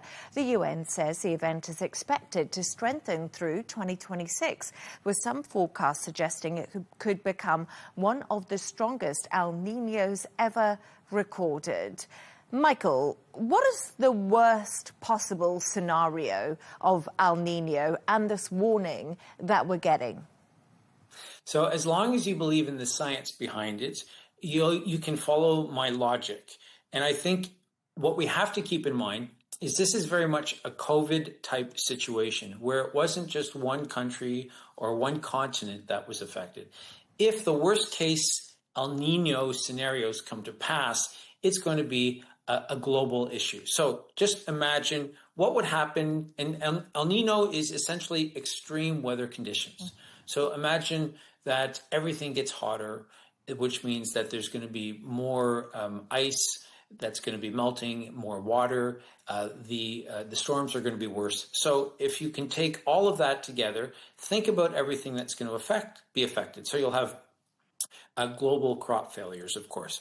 And because of that, you'll have the spike in global food staples. And then you're going to have extreme flooding, and then you'll have infrastructure collapse, right? So we're all understanding that's the start of the process.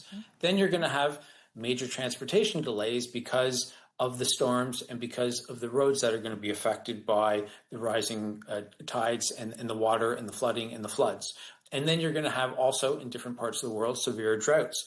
And then you're going to have more intense typhoons out in the Pacific, because that's what happens out there. And then with that comes record-breaking insurance losses. And then you're going to have shipping disasters, humanitarian disasters, record-breaking heat waves. These are all of the worst-case scenarios that the world at the same time will be dealing with. And it's a natural weather pattern, El Niño. And I think the concern is this comes along with climate change, so it's almost a double hitter at the moment. So, Gemma, what's being put in place to provide protection? What advice is out there? So the biggest focus has been on early warning systems, water management, climate resilient agriculture, and disaster preparation. And of all of these, the early warning systems are actually considered the most effective. So the UN has been developing a project called Early Warnings for All, and it's an initiative that aims to ensure that everyone across the world is protected by warning systems by 2027. Now, what these systems do is they monitor Pacific Ocean temperatures, rainfall patterns, drought conditions, and flood risks, so communities can receive warnings, weeks or even months in advance. And then what these warnings allow authorities to do is to stockpile food and water, prepare emergency shelters, evacuate flood-prone areas, also alerting farmers to drought or heavy rainfall and protection of critical infrastructure. So obviously protecting water supplies remains a priority, and that includes things like building more reservoirs and water storage and investing in desalination plants. Now, another thing that they've been prioritizing is climate smart farming. Now, that means farmers are being encouraged to plant drought resistant crops and diversify their crops, and also adjust planting schedules. Now, as, Michael sort of noted, COVID kind of taught us a big lesson about these kind of disasters. And it's worth noting that nations can still do all of these things. They can still be completely prepared. They can do everything that they can. But ultimately, everyone still remains vulnerable to the global food and commodity price disruptions. We've already seen it with the Strait of Hormuz. And it goes to show that when something like this happens, no country is an island. You can be as prepared as you can be, but you're still at the mercy of what's going on around the globe.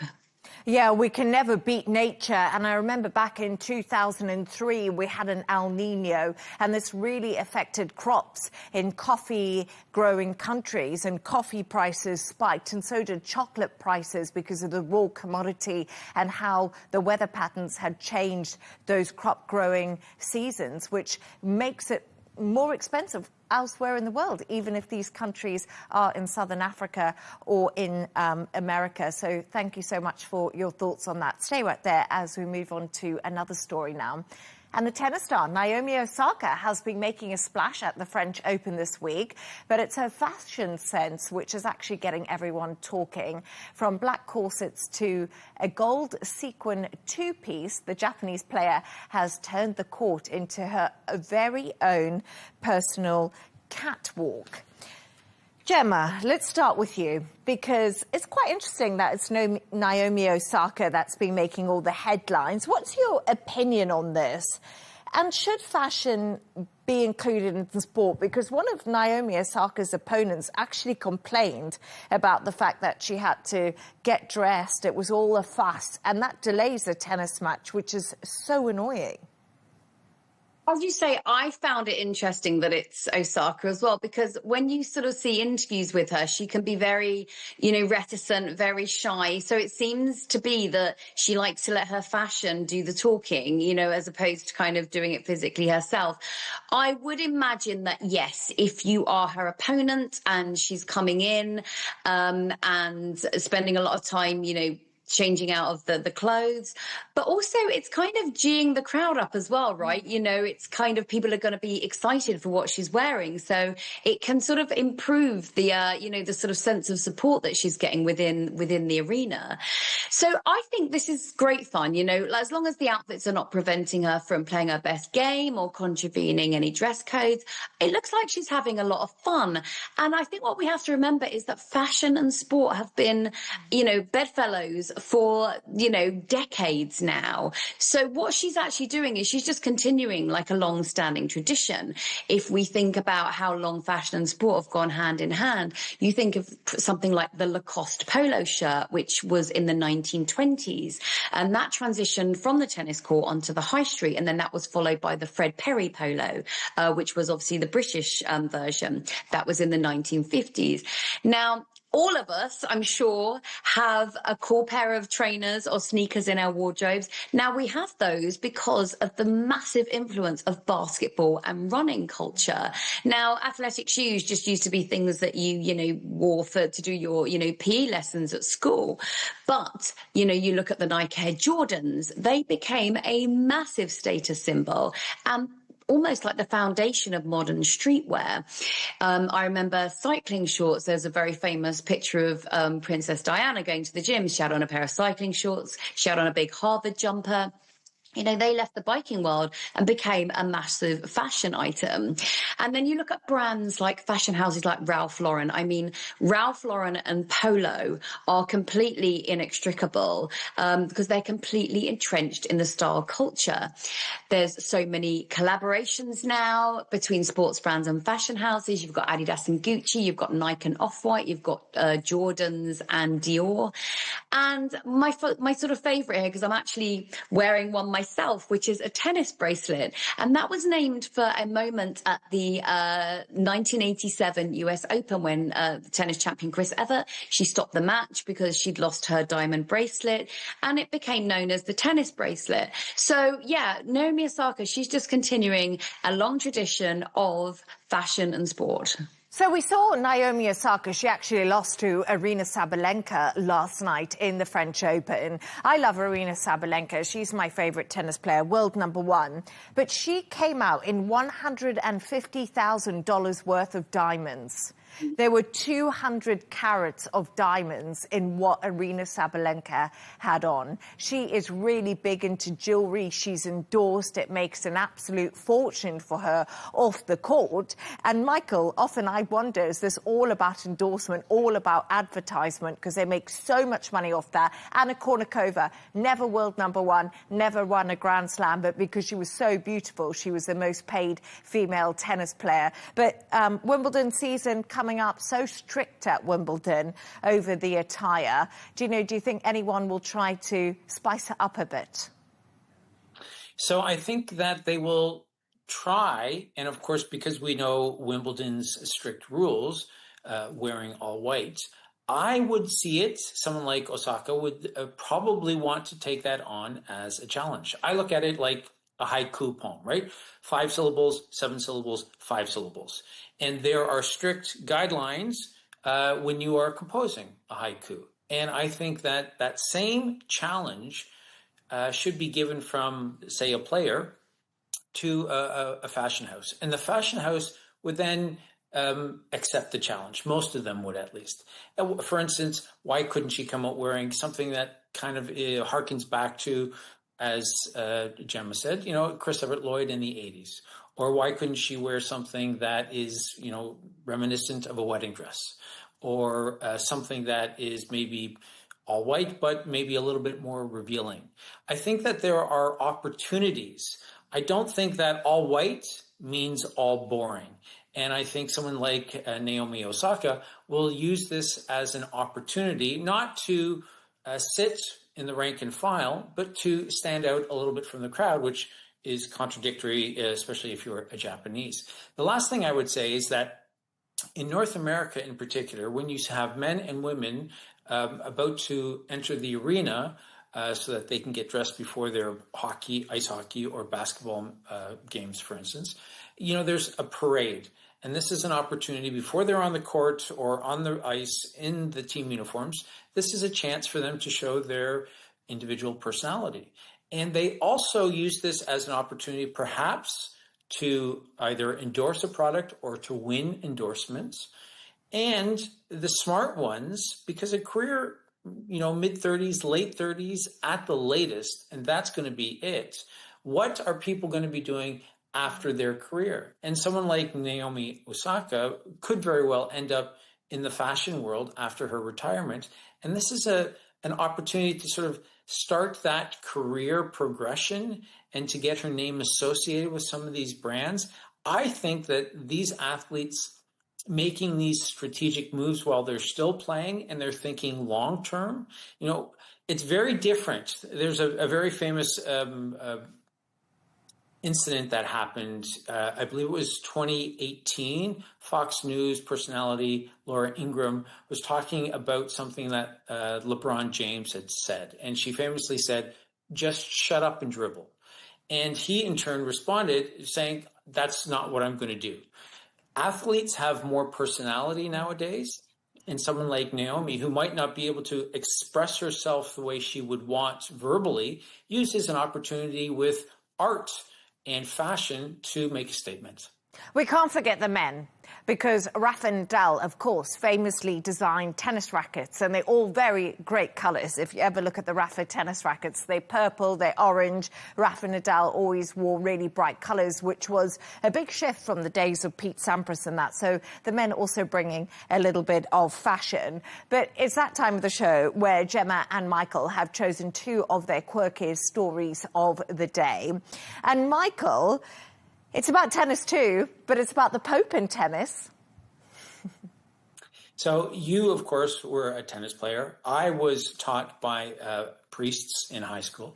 And so I thought this would be a nice story that would connect your background with my background. Pope Leo, this isn't, first of all, I want to start by saying this isn't a Da Vinci Code revelation, and it's certainly not a sports story. And it's not a fashion bit. It's kind of all 3 things. And the reason I say it's a fashion bit is because there was a trailer of a documentary released last month where the Pope was captured in that trailer wearing Nikes. And that documentary is celebrating, marking, looking back on his first year as Pope. And this story is also a bit of a sports story because it involves tennis, and it's something that is very near and dear to the Pope's heart. It's something that he's played for decades. He's 70. He's going to be 71, I believe, in September. And so he is wanting to stay in great shape. And when he does leave Rome, he goes to one of the residences that the Pope has, and he plays tennis with one of his secretaries. And it's an opportunity for him to invoke the spirit of St. Augustine. St. Augustine is thought of as a philosopher born in Algeria in 350, I believe. And he is someone who talked and preached about the inner well-being. And today, I think we would sort of translate that as making sure that we're mentally, spiritually, and physically healthy. And one way that the Pope can stay physically in shape is by playing tennis. And that's why the story sort of connects so nicely with the Pope meeting Jannik Sinner recently at the Vatican. Yes, and I was about to say that, Gemma. I don't know your thoughts. Jannik Sinner there, of course, Italian player, world #1. When I was having a look at that, I know Jannik Sinner won a couple of Grand Slams, obviously out of Roland Garros at the moment. I wasn't sure which cup that was, if it was the US Open trophy that he had on the table there. But Jannik Sinner, he was looking great in that suit. Yeah, it's always nice to admire a hot tennis player. As Michael was talking there, I was thinking though that the Pope would be all right at Wimbledon because, you know, he wears kind of head to toe white, so he wouldn't be breaking any dress codes there either. Yeah, no, yes, a nice looking tennis player in a suit, Jannik Sinner, as I was saying. But another thing, tennis is a great sport no matter what age you are because it's really social. So I guess the Pope has a bit of a chat, probably plays doubles because it's less hard on the body, but no judgment. And Gemma, let's talk about yours because it's about tourist hunting for hidden gold in Finland. What's going on? Yeah, if you haven't already booked your summer holiday yet, you might want to hold off on booking it because Lapland in Finland, they are launching a treasure hunt where the prize is a $23,000 gold bar. So this is going to be like a national treasure hunt. People are going to start pouring into Lapland. Now, it's called the Midnight Sun Hunt because obviously now they're in the summer. It's daytime, 24 hours a day, and it begins on June the 18th at the Levi Visitor Centre. Now, that's in the Levi Resort in northern Finland, and it's known for its winter ski slopes and amazing views of the Northern Lights. Now, it starts on June the 18th, as I said, and that's when you get your first clue, and then you can literally go out into nature.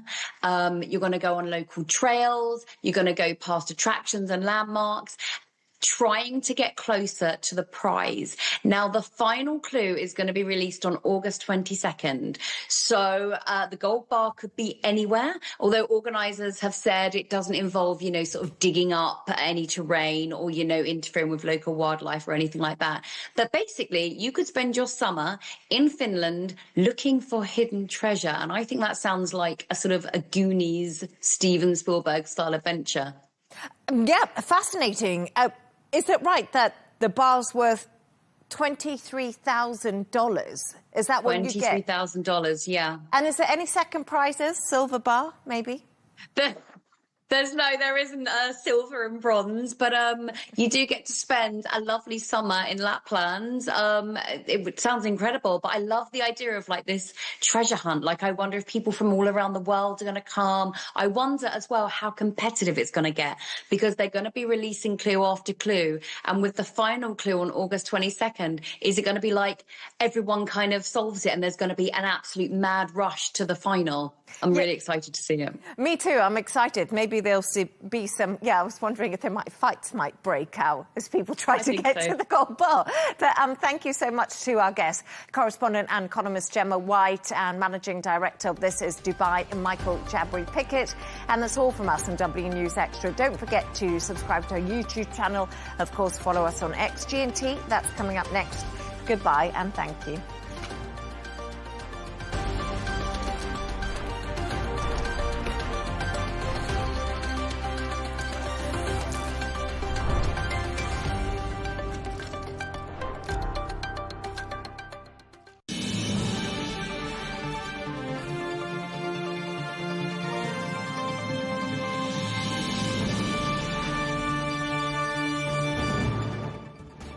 Hello and welcome to Global News Today, bringing you exclusive interviews with leading experts every weekday here on Al Arabiya English. From our headquarters in Riyadh, I'm Tom Burges Watson. Coming up in today's programme, there have been fresh overnight clashes between Israel and Hezbollah. That's despite President Trump's announcement that both sides had agreed to halt the fighting ahead of US-hosted talks between Israel and Lebanon later today. According to a report in Axios, President Trump had a telephone conversation about the situation in Lebanon with the Israeli Prime Minister Benjamin Netanyahu last night. Axios says the conversation got fairly heated and included some very colourful language. We ask, what do we read into all of that? And Iran had said that it was no longer engaging in talks with Washington due to Israel's latest offensives. But we examine what diplomatic progress is being made nevertheless. All of that to come in Global News Today.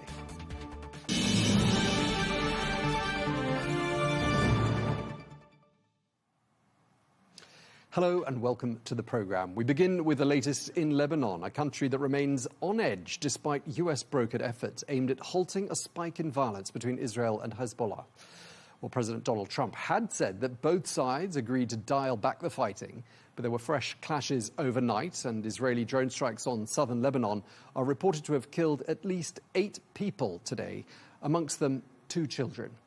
Well, these developments come in the context of Israel's deepest ground incursion into Lebanon in 2 decades, which has included the seizure of the strategically important Beaufort Castle and threats to once again strike the southern Beirut suburbs. Well, President Trump had a phone call with Netanyahu last night, a call that's reported by Axios to have become heated, but which President Trump described as very productive.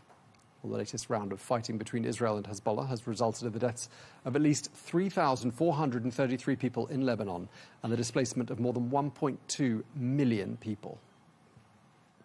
We're joined now by Hadi Amr, who's a former US Deputy Assistant Secretary of State and non-resident senior fellow at the Brookings Institution, also an associate fellow at Chatham House. He joins us today from Washington. Thank you very much for being with us once again here on Arabiya English.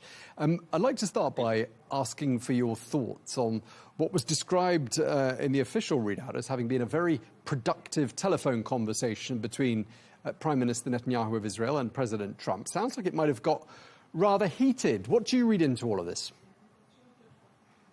Look, it's first of all, it's obviously an excruciatingly frustrating to have to read between the tea leaves for every human being who wants the war in Iran and Israel to end. But the way I look at it is, neither the Israeli leader nor the current U.S. leader are role models for honesty and integrity. We know that through all the corruption charges against both of them. And they even put out kind of opposing tweets. In a sense, though, Netanyahu hasn't denied much of what Trump said in terms of the nature of the call. So in this case, I'm more inclined to believe, what was reported about the tone of the call, about how frustrated and angry that the U.S. president was with Netanyahu for his brazen, ungrateful, and harmful behavior. In many senses, just about every U.S. president and every Secretary of State who's had to deal with Netanyahu has almost certainly felt the same way. It's just a matter of whether they've expressed it or not. Right. So you're saying it's perhaps part of the course. Tempers are fraying. The stakes are high. In terms of the sorts of language that was used and the words that were used, I mean, can we take it that Axios tends to get it right when it reports these sorts of things? I have no indication or no reason to believe that this reporting is inaccurate.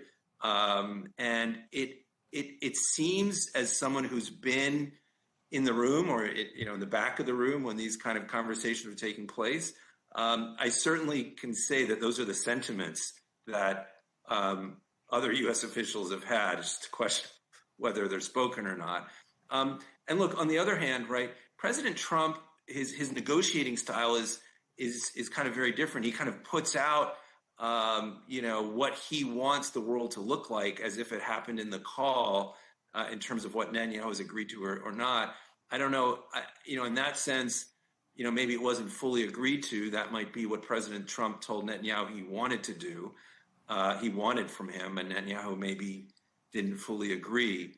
But, at the end of the day, right, shifting from the phone call to the future, the end of the day, Netanyahu is going to have to give in to Donald Trump because Donald Trump is more popular with Netanyahu's base than Netanyahu himself is. And we've got Israeli elections coming up in the months ahead. Right. And you know, one of my readings of that call and the reporting on that call was that perhaps there was an element of, well, lots of things. Perhaps President Trump increasingly frustrated that perhaps he feels he's been misled by Netanyahu. Another possible interpretation is that perhaps President Trump wants to make it clear who's calling the shots here, that it's him as President of the United States and not Prime Minister Netanyahu as Prime Minister of Israel. I mean, do you think that's the right reading of this? And if so, who's the audience there?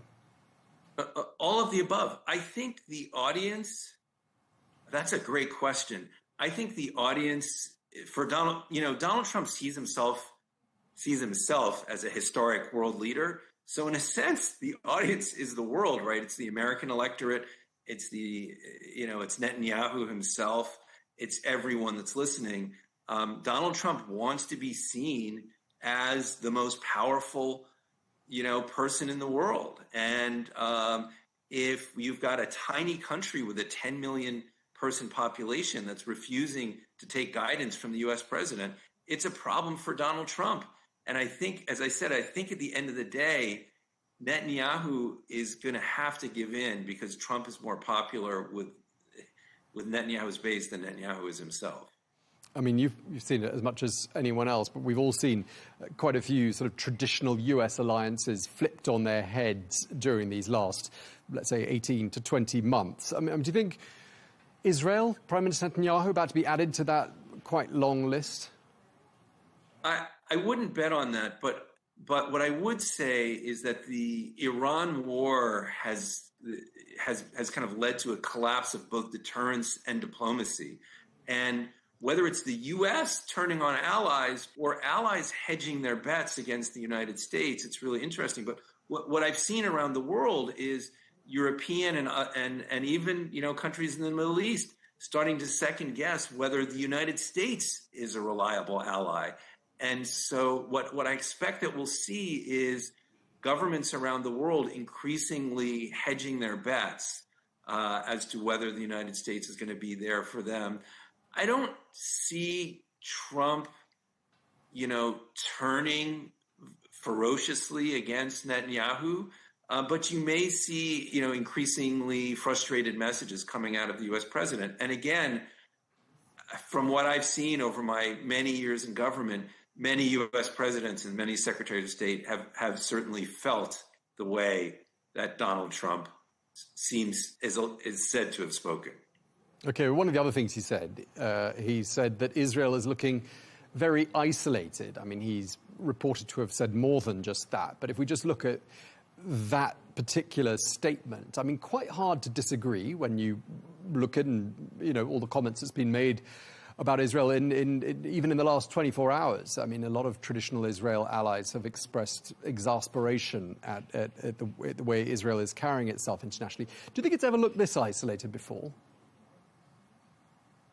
Ever? I wouldn't say it's dramatic, but there's just been this steady growth of countries and governments and people waking up and saying that this is a regime that is dragging the world into, further and further and further conflict. And, certainly here in the United States, the Democratic Party, the electoral base among Democrats has turned very negative against Prime Minister Netanyahu. It's turned very negative against this right-wing Israeli government. It's, much more sympathy for Palestinians than Israelis. And so, yes, Israel is increasingly isolated vis-a-vis not only the United States, but countries around the world, for the most part. Yeah, and that's something that you've written about. And, hardly a day seems to go by without some sort of a headline story that shocks and angers people. I mean, in the last 24 hours, we've been talking about the seizure of that castle in southern Lebanon. Some people telling us on this channel they believe Israel's got territorial ambitions. We had a guest yesterday who said Israel tends to capture places, sit on them, and then not give them up. I mean, do you think, you know, Israel does have territorial ambitions in Lebanon? Look, Israel has been in and out of Lebanon for decades and decades. I mean, for 40 to 50 years, Israel has been attacking and occupying Lebanon for extended periods of time, you know, and occupied southern Lebanon, you know, for well over a decade previously. You know, they withdrew, you know, now they're back. And, you know, it's also, right, Israel's kind of excessive disproportionate kill ratio that, you know, that's unfortunately, you know, that kind of also turns the world against it. It's not just an eye for an eye. You know, in Gaza, after the October 7th atrocities, and they were atrocities, you know, Israel managed to basically flatten almost the entire territory. You know, it's been 60 eyes for an eye, 70 eyes for an eye. And that is just not something the world is willing to stomach. In terms of territorial ambitions, look, Israel has been, you know, essentially, you know, it's been up and down, but it has historically seized territory, occupied it for extended periods of time, you know, based on, you know, their clear and unquestionable, you know, approach, which is that their safety and security is clearly worth more than the safety and security of others. And I think countries around the world have come to the place where they're just no longer willing to stomach that any longer. Yeah, and I'm wondering whether you think, just sort of going back to what we were talking about earlier, whether you think the United States is now one of those countries that's no longer going to give Israel carte blanche and essentially look the other way. I mean, do you think the US has basically, you know, in the last few days, are you getting the sense perhaps the US is saying enough is enough? I don't get the sense there's a dramatic change in the last few days. I think there's been a steady change. I think Democrats in the U.S. Senate, Democrats in the U.S. House are essentially fed up with Israel's behavior. 80% of Senate Democrats voted to withhold arms from Israel. You know, Republicans are not voting in that way, but Democrats certainly are. Republicans are still holding that long-standing line of the strong U.S.-Israel alliance. But I think the Democratic Party has finally, and I would say, you know, durably, you know, just kind of lost its stomach for right-wing, expansionist, ethnic cleansing behavior by Israel, and is no longer going to give Israel that carte blanche that you're talking about. What the issue is, though, that Democrats are out of power, that Republicans hold the White House, Republicans hold the Senate, Republicans hold the U.S. House of Representatives. But we're going to start to see the discourse change. In about 7 months, the U.S., believe it or not, the U.S. Democratic primaries are going to get underway. You're going to start to see presidential candidates articulating a range of views. And most of those views are going to be calling for the U.S. to use pressure and restraint to rein in this kind of ethnic cleansing, expansionist behavior. Just pivoting back to Lebanon for a moment. One of the striking things, again, that's emerged in the last 24 hours, President Trump saying he had a very good call with none other than Hezbollah. Okay, I mean, it sounds like he spoke to Hezbollah via intermediaries, but has anything like this ever happened before? Has a US president ever had any kind of an exchange, to your knowledge, with Hezbollah? Well, what's really interesting is that obviously if a Democratic president had done that, the Republicans would be all over them, attacking them for doing that. Look, there's always an exchange of messages, but you'll remember, right, just last fall, and I believe we might have spoken at that time, right after Jared Kushner met in person with Hamas leaders, right? And so Donald Trump is breaking norms across the U.S. system, and one of the norms that's been broken is his willingness to engage directly or quasi-directly with organizations that the U.S. views as terrorist organizations.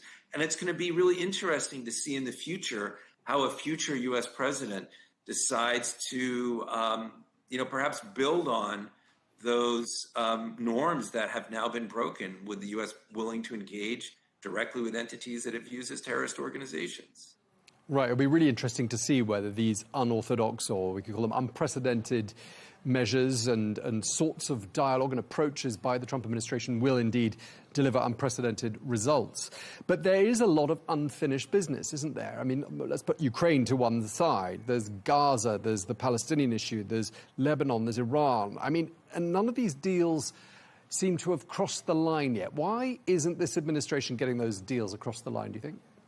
Look, that is an excellent question. And I think the answer in part is that what I believe anyway is that the Trump administration is operating without, for the most part, relying upon the expertise, the deep expertise that exists within the United States government.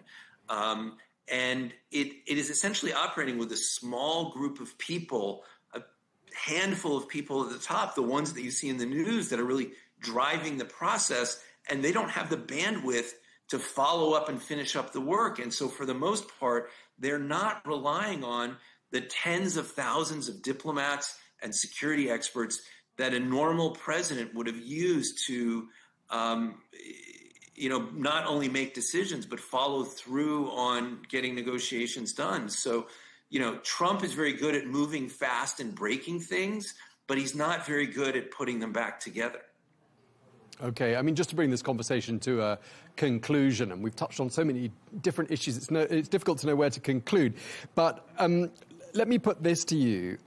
With all this unfinished business and these half-finished, not quite over-the-line deals, do you think there is an element that perhaps there'll be a domino effect if one deal gets over the line? For example, if a deal is struck with Iran, do you see other things? Well, I mean, obviously the Iranians want Lebanon to be packaged up with their deal, but do you see, as a result of that, there'll be some momentum perhaps for some other deals to be got across the line?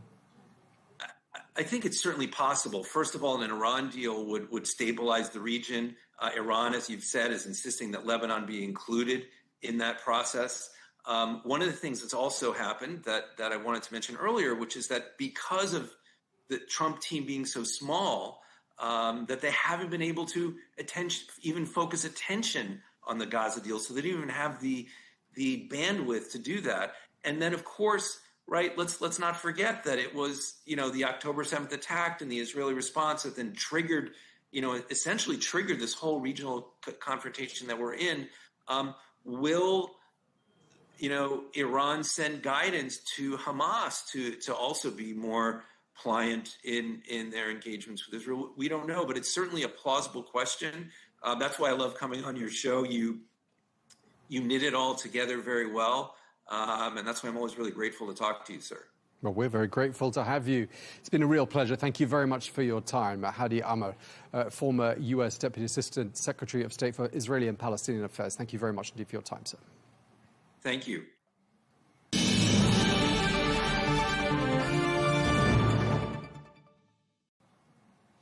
Well, we're joined now by Itamar Rabinovich, who is a former Israeli ambassador to the United States. He joins us today from Tel Aviv. Thank you very much indeed for joining us, Ambassador. I expect you've seen some of the same reports that I've seen regarding what was politely described as a very productive telephone conversation between President Trump and the Israeli Prime Minister Benjamin Netanyahu. Ambassador, what did you make of those reports? It's probably very accurate. The Axios reporter is also a reporter for Israeli media. He's a very good reporter. He speaks directly to President Trump, and I suppose that he has very good sources for his story. I also believe that there was tension. There is growing tension between President Trump and Prime Minister Netanyahu. I think that President Trump disliked the report in the New York Times and elsewhere about how he was dragged into war by Benjamin Netanyahu and the head of the Israeli Mossad. He didn't like that. He doesn't like to be portrayed as somebody who can be dragged. He likes to be the leader who drags other people. So the relationship with Netanyahu is not what it used to be. There are genuine differences of opinion with regard to Lebanon and also with regard to the larger policy, the conclusion or lack thereof of the American-Israeli-Iranian war, and therefore I think the report is credible. Okay, so you think the report is credible. And you're saying it sounds like this is more than just part of the course. Two men who are under a lot of pressure. The war has gone on for much longer than either of them said they anticipated it would. You're saying it's more than just a little bump in the road that you'd expect between two allies under a lot of pressure. Correct. I think I don't know how the war is going to end, whether there would be another military phase to the war or not. But at this point, I think if the United States and Israel are looking at the balance, at the bottom line of what they hope to accomplish and what has in fact been accomplished, then the result is negative, not very persuasive. I think that for both President Trump and Prime Minister Netanyahu, this is a failure. Both are facing elections. Trump the November elections and Netanyahu the end of October Israeli parliamentary elections, and both feel that this is going to reflect badly, not just on their historic record, but in more immediate terms about the challenges that they are facing in the near future. So they look differently at the stakes as they are now. One of the comments that President Trump is reported to have made to Prime Minister Netanyahu is that Israel is looking increasingly isolated internationally. And I wondered whether, as a former Israeli diplomat who's in Israel right now, whether it feels that that is indeed the case. That is the case. It's very nice and very important to have the United States as your major friend and supporter. But in the United States, I think, likes to be in that position. It wants to be Israel's friend, but not Israel's only friend. Well, Israel has other friends left. In Europe, Germany is still a friend, and there are others, and there are friends in other parts of the world, and also in the Middle East. If you look at the Gulf, there are countries in the Gulf that look at Israel as an asset. And therefore, Israel is not completely isolated, but it's more isolated than it was. It's more dependent on the United States. And I think it's awkward diplomatically and politically for President Trump to be in that position. I mean, what do you think has contributed then to this shift in attitudes towards Israel? I think that two things. One is, we've been in a long war. The war has exacted high prices, both in Israel and for its neighbors. There have been civilian casualties. It's not very popular around the world, and if you, particularly people feed on television rather than on written press, the sights are not very pretty to watch. And secondly, we have an extreme right-wing government. Mr. Netanyahu is not the most right-wing element in the coalition. You have individual ministers like Ben-Gvir and Smotrich, who I think are beyond the pale. And the whole world has seen Mr. Ben-Gvir treating the people who were on the flotilla that tried to get to Gaza and treating them very rudely. It's been on television around the world. It has cost Israel a very heavy price in terms of public opinion. Okay, and I wanted to ask for your interpretation of another set of events these last 24 hours. I mean, a lot seems to have happened in the last couple of days. Something President Trump has done, he's reported to have spoken to Hezbollah, although we assume that happened via intermediaries. I'm wondering how that will have gone down in Israel. Well, not, Hezbollah is an enemy, is a sworn enemy, and if your best friend talks to your very acid enemy, it's not very encouraging. But I think that's not the main issue on the table. The main issue on the table is what happens in the field. That Hezbollah, I think, with Iranian not just encouragement but instigation, is fighting effectively. Israel does not have a sufficient response to their explosive drones. We suffer casualties. They have not just attacked the Israeli army, but they have attacked Israeli villages and towns across the north of the country. So the Prime Minister, in his own conviction and under pressure, wants to respond and wants to bring an end to that. And he feels that military pressure on Hezbollah is the answer. And President Trump thinks that if he wants to complete the deal with Iran, and Iran made Lebanon part of the deal, he needs to see restraint. So that's the major policy difference at this point between the president and the prime minister. I mean, we keep hearing Iran insisting that Lebanon is part of that broader Iran deal. And I'm wondering whether its insistence implies Israel's resistance. And if so, why does Israel have an issue with Lebanon being part of that broader deal? Well, I think if we want to look at the reality in the face, the reality is that Lebanon is a conquered country, conquered not by Israel, but by Hezbollah. And Hezbollah is an arm of the Iranian government. And we have to go, the root event here was the October 7 onslaught by Hamas on Israel from Gaza.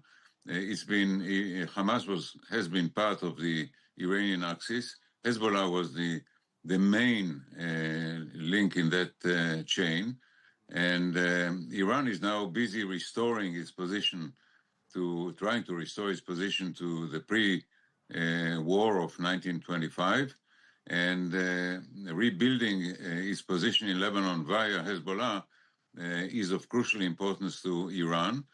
And we are at loggerheads. I mean, for Israel to have Iran back controlling Lebanon and threatening Israel from Lebanon via Hezbollah is unacceptable. I mean, Iran clearly has financial constraints, and I'm wondering whether your view is that Hezbollah is likely to be starved of valuable funding anytime soon. Yes and no. If there is an American-Iranian deal, and part of the deal would be the release of frozen Iranian funds, then Iran would have plenty of money. If Iran be allowed to collect money for transfer in the Hormuz Straits, would be another source of income. So I don't think they're going to be starved for sources. People in Iran see it differently. Some of the slogans issued by the demonstrators who were suppressed so violently a few months ago was that they don't want the money in Iran to be spent on Hezbollah. They want the money to be spent on their own health, welfare, and other vital issues. I mean, we've spoken to some people on this channel who've said that actually Hezbollah risks having a bit of a bounce in popularity in Lebanon, which goes counter to intuition. They've dragged the country into a war again. And yet some people say that Israel's actions have demonstrated that actually Hezbollah has a raison d'etre. There is a reason why they're there, and they're defending the country. And this is all being spun into something of a PR coup for Hezbollah. Do you see that being a risk? Yeah.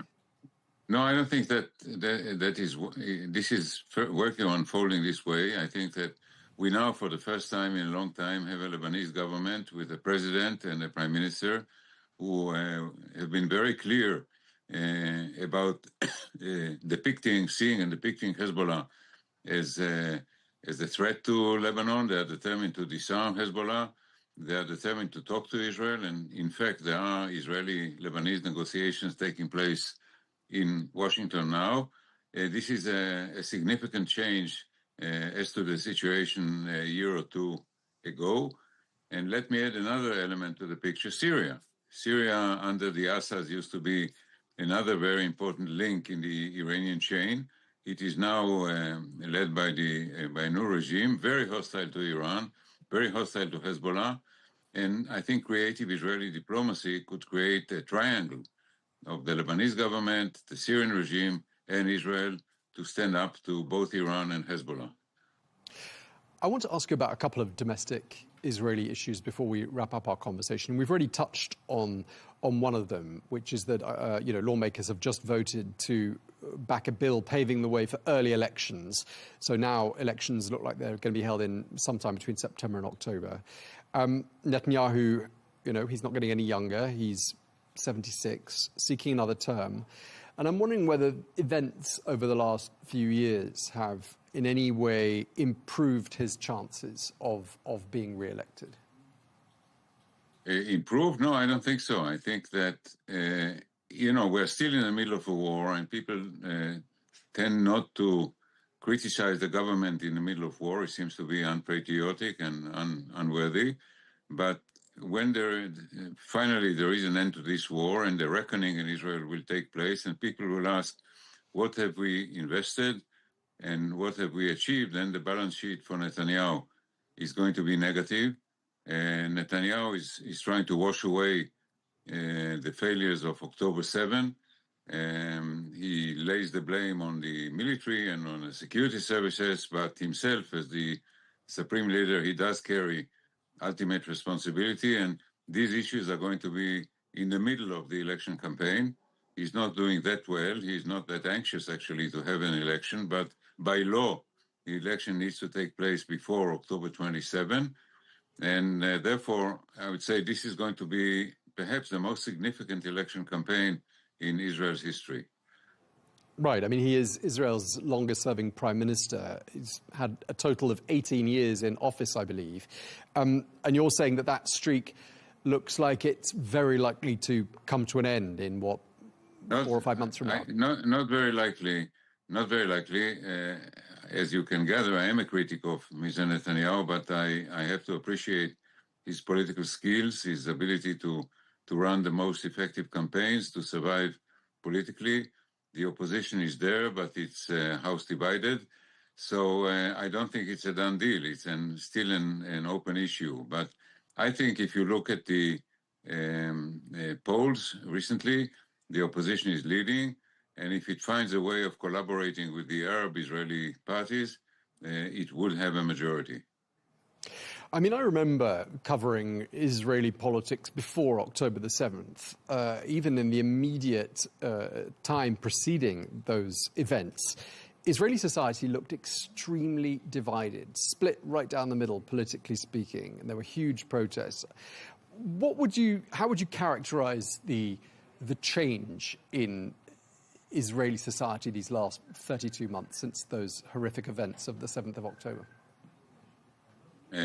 Number one, Israel is a house divided. Second, there is a very strong civil society in Israel. And when the government tried to effect what they call the judicial revolution, that is to say, to weaken the legal system and other gatekeepers, Israeli society mobilized in a very impressive way and defeated that effort.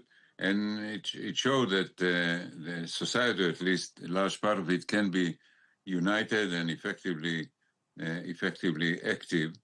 And I would also like to stress the importance of leadership. When you have societies that are divided, and Israel is not the only one around the world that is divided, it is a test of leadership. And leaders are tested by their ability to be unifiers and not dividers. Prime Minister Netanyahu has been a divider. I very much hope that if he is replaced in October by another prime minister, that prime minister would be a healer and a unifier rather than a divider. Who looks like the most likely candidate at this stage?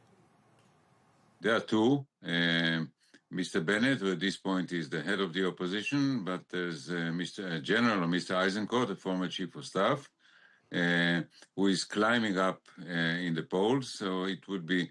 there are 5 opposition parties, and I think their understanding is that they don't run together, they run separately, and whoever gets the most votes in parliament will be the prime minister. Okay, and this was my last question. It really takes us back to where we started, relations between President Trump and Prime Minister Netanyahu.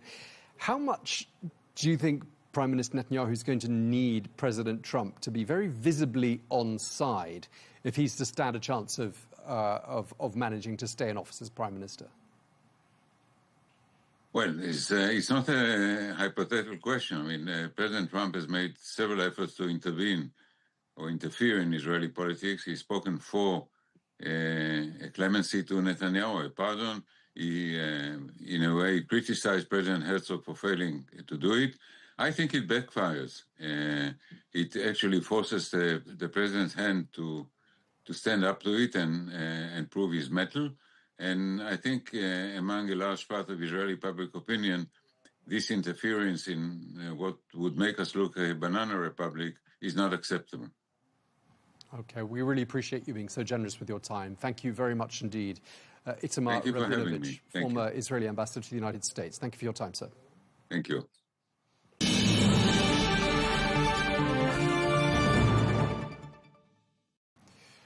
Well, Iran had warned that continued Israeli operations in Lebanon risked jeopardizing wider diplomacy between Washington and Tehran.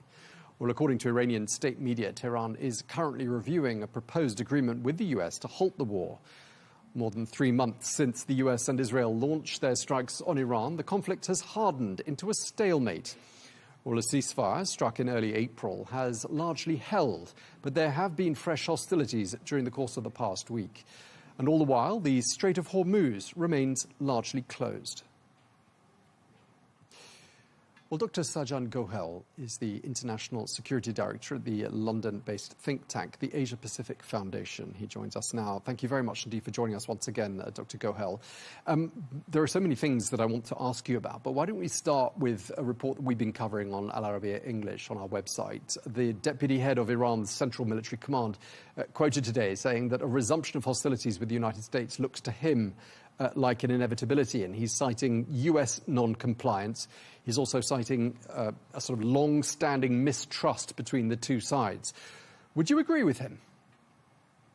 Well, if you talk about mistrust, this has been going on for decades between the United States and Iran. It's not necessarily something that has just emerged from this conflict, but I think what we've seen is that since this conflict took place, both sides have demonstrated the fact that they cannot align on any of the key principal issues at stake, whether it's for the United States about Iran's alleged nuclear program or about the freedom of passage in the maritime straits of the Strait of Hormuz, and what Iran specifically wants to try and reassert in terms of its own agenda in the region. So this is something that unfortunately is going to continue to rumble on. I think what is clear is that whatever dialogue there may have been with third parties like Pakistan, it's not necessarily produced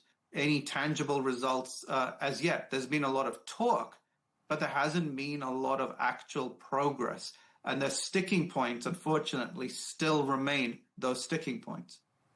I mean, even as we're talking now, it looks like, you know, there are signs of progress. We've had so many signs of progress that have not really amounted to very much. But we have heard the US Secretary of State Marco Rubio saying talks are underway. He says there is a prospect that Iran has agreed to negotiate aspects of the nuclear program they previously refused to mention in discussions. I mean, I don't know whether you think that's a sign of optimism or perhaps something you would you'd like to sort of hear a bit more about before you made any comment. I think that there's been a lot of discussion and chatter about potential progress, and then suddenly we go 2 steps backwards. Keep in mind that the most we can hope for right now is being one of the options that's been discussed, which is a 60-day ceasefire framework. That, I think, is something that would perhaps create confidence building that we're maybe moving in the right direction. But the thing is this, is that for the United States, the Trump administration, their red line is that Iran cannot obtain a nuclear weapon. And the other aspect is that the Strait of Hormuz has to reopen for unrestricted shipping. Now, Iran is arguing in many ways that the nuclear issue is not part of these ceasefires. But if there is the potential that there could be some discussion over it, that is definitely encouraging. But again, I still remain cautious and I would say skeptical as to whether we are about to reach anything significant. Okay. One issue I wanted to ask you about, reports being published by Axios, suggesting there was a pretty heated exchange yesterday between the US president and the Israeli prime minister. Don't know what you made of that. Do you think that's a sign of cracks emerging between the two and between the two countries, or would you say it's part of the course, given that tempers are probably fraying and this war has gone on for longer than either of them had thought it would? Well, keep in mind that President Trump and Prime Minister Netanyahu of Israel have a long relationship, and it's gone through highs as well as lows. So that dynamic is always been at play. I don't think necessarily it would imply that there are any cracks or any major disagreements. I think what you're hearing in that Axios report is a very candid discussion. And certainly, definitely unusual language that would be used between two heads of state, but certainly something that we shouldn't necessarily be surprised with. It doesn't mean that the relationship between Israel and the United States is going to fall apart anytime soon. There is still a lot of alignment. I think for the U.S., there has been that additional factor of Lebanon, Israel's operations in Lebanon, and Iran saying that there cannot be any negotiation unless the Lebanon ceasefire is maintained or reinstalled. So that aspect then puts pressure on the U.S.-Israeli dimension. And I think what we saw was that aspect play out in the discussion between President Trump and Prime Minister Netanyahu. Well, one of the things that President Trump is alleged to have said to Prime Minister Netanyahu is that Israel is looking more isolated, or isolated to a degree he hasn't seen before, or words to that effect. I mean, quite difficult to disagree with that, isn't it? Well, this conflict has created all kinds of ruptures that were some that could have been anticipated, others not. Keep in mind that there was always this worry that Iran could try and paralyze the Strait of Hormuz, that they could try and weaponize it. And we've now seen that they've actually been able to do it, which has had massive economic consequences for around the world, fuel prices going up, impact on materials such as helium, as well as for agricultural purposes as well. This is a global crisis that has come out of this conflict. And I think one of those aspects, of course, comes into play is Israel's role in this conflict itself. We keep in mind that Israel has diplomatic relations with some of the countries that have been on the receiving end of Iran firing towards the Gulf Arab nations, which of course includes the United Arab Emirates and Bahrain.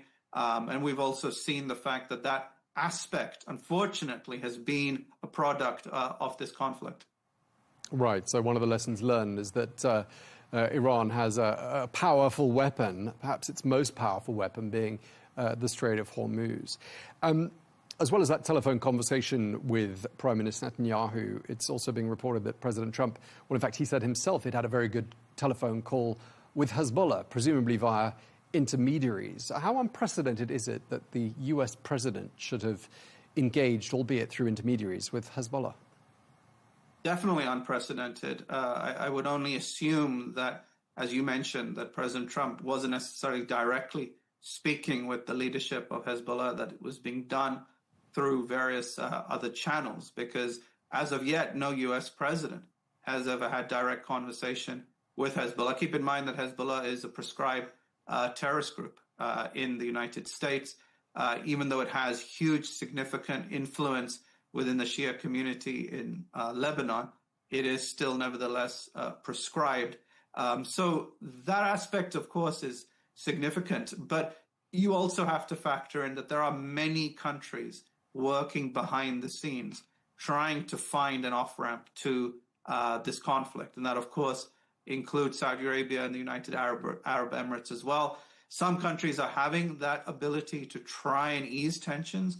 Other countries have been definitely promoting their own role, but not necessarily achieving anything tangible. I mentioned earlier about Pakistan. Pakistan has been mentioned a lot by the U.S. administration as regards the ways to find an off-ramp, but we're still not moving ahead. You have the Chief of Army Staff, Asim Munir, as well as Pakistan's foreign minister, making shuttle diplomacy trips to Tehran. And yet, as of yet, to this day, we still haven't actually moved forward in any way. I mean, on the face of it, Hezbollah ought to have real funding issues. I mean, when you think it's got no more friend next door in the form of Syria under the leadership of the former President Bashar al-Assad. That's not there anymore. Iran, we're told, is struggling financially as well in a fairly major way. I mean, are we seeing any signs that Hezbollah is at risk by virtue of the fact it hasn't got any money?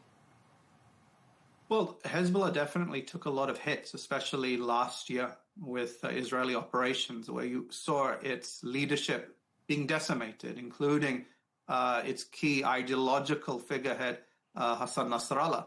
But the one thing that Hezbollah has always been able to endure with is that it has the ability to withstand an onslaught. It may not have the infrastructure that it once did, and you're absolutely right that financially the group has also taken a huge number of hits, but its ability to tap into the Shia community in southern Lebanon as well as in South Beirut remains unhindered. Its standing within the Shia community in Lebanon is also strong. Yes, Hezbollah very much is despised in large segments of Lebanon's population, but within the Shia community, they still look to Hezbollah. And Hezbollah, also you have to remember, is heavily engaged in criminal activity, working with organized criminal groups. So its ability to create funding through the black markets, through very nefarious means, continues. In fact, during conflict, that's possibly where Hezbollah ends up making a lot of money. Right, and you're making it sound like they're having no issue recruiting new joiners, and I'm wondering whether perhaps events of the last few months have actually been spun by Hezbollah successfully from a PR point of view, and whether that's translated into them sort of becoming a bit more of a... Has all of that served as something of a recruitment magnet for them, do you think? Well, Hezbollah exists primarily through the lens of standing up to Israel, to trying to counter Israel, as well as a vehicle and platform for the Shia community when it comes to internal Lebanese politics, which is, of course, very complicated with the Sunni Muslims, the Maronite Christians, the Druze community as well. So Hezbollah has utilized the Israel card very much as its banner, its calling card for its adherents and also for new people to align with them. And keep in mind that Israel, even though they were able to degrade Hezbollah significantly last year, are having to carry out all these operations on the ground, in the sky, against a movement that still continues to endure. So Hezbollah, unfortunately, for Israel, isn't necessarily going to be going away anytime soon. Now, Dr. Gohel, you're an expert in the ideology and doctrine that feeds international terrorism. You've written extensively on this subject. And I wonder, what have these last 3 months done or changed in terms of broader international security around the world?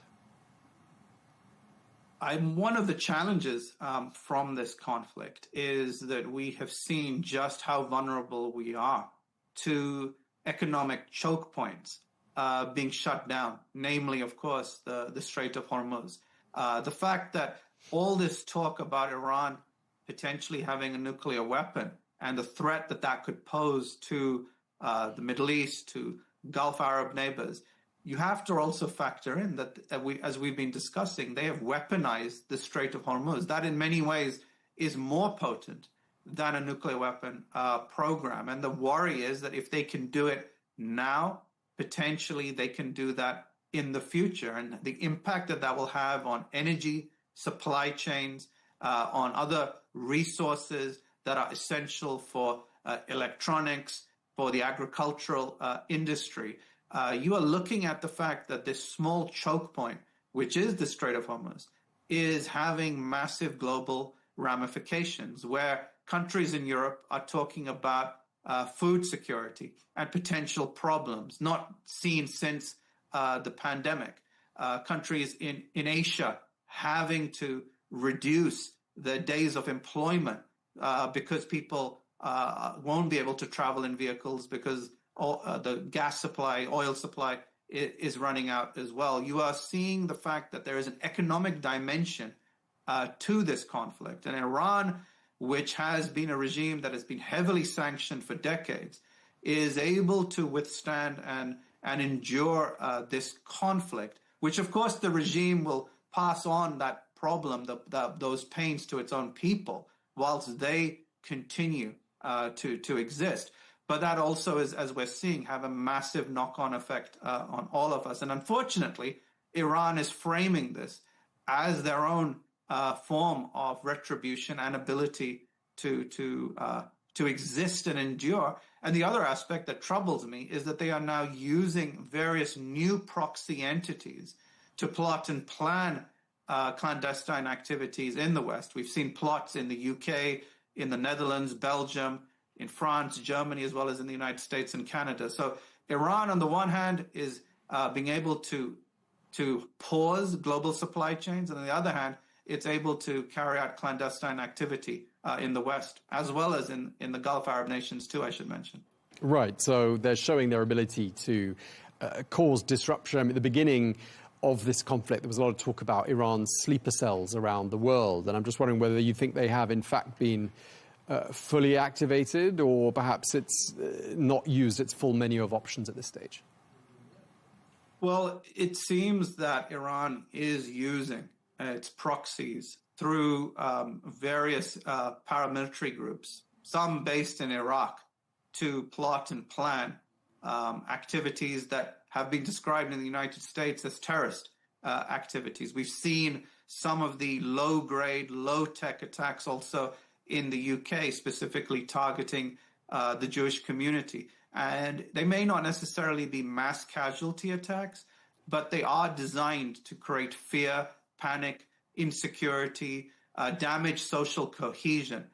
So that, of course, is a concern. The fact that Iran is able to avail of its proxies through the IRGC's Quds force demonstrates that the infrastructure that Iran has for all of these clandestine activities remains intact, even though it has lost a key number of its leaders during the early days of the US-led operation. And just lastly, I wanted to ask you, since a new head of Mossad has just been announced and appointed, I wanted to ask you a bit about Israeli intel, because at one stage it looked like Israel had managed to fully compromise Iran and its proxies. We saw the pager attacks, we saw the killing of Hassan Nasrallah, the killing of the supreme leader. Would you say that Iran has, however, managed to plug those leaks that it seemed to have at one point?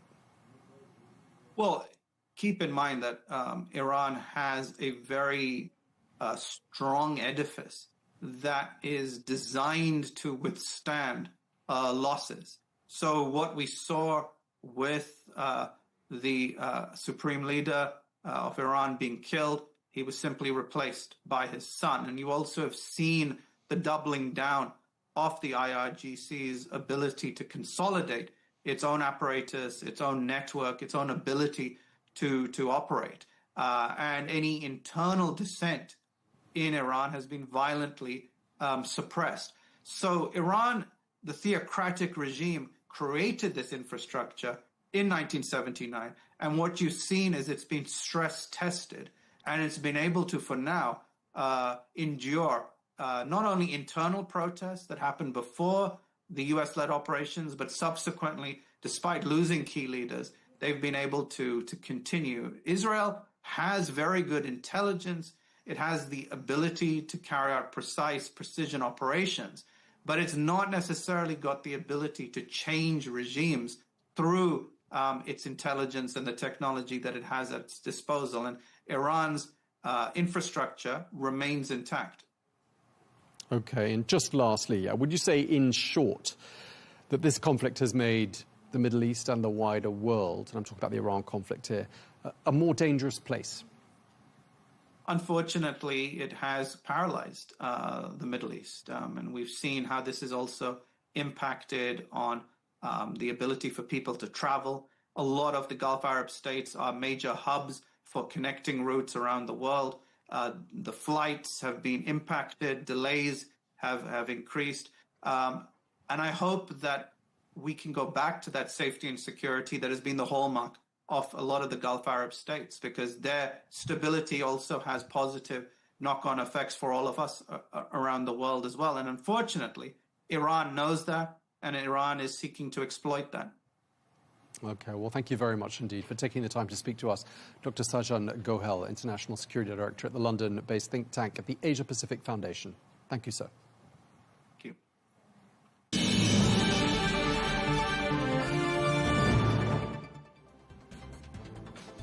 Well, that is all we have time for on Global News today. Thank you very much indeed for watching. Do join us again tomorrow for more exclusive interviews. Until then, bye-bye.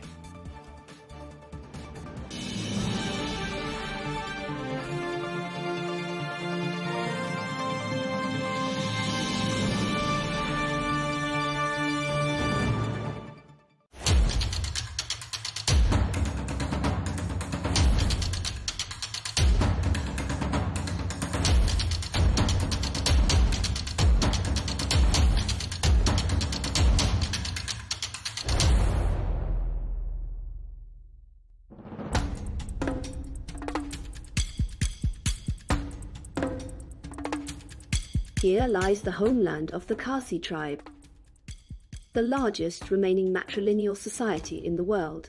Its population is estimated at nearly 1 million people in India.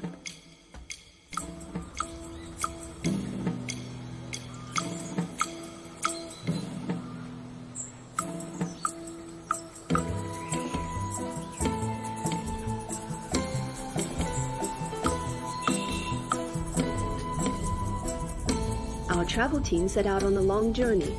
There, through small villages and narrow roads more than 2,000 kilometers from India's capital, New Delhi, to explore the nature of this unique society.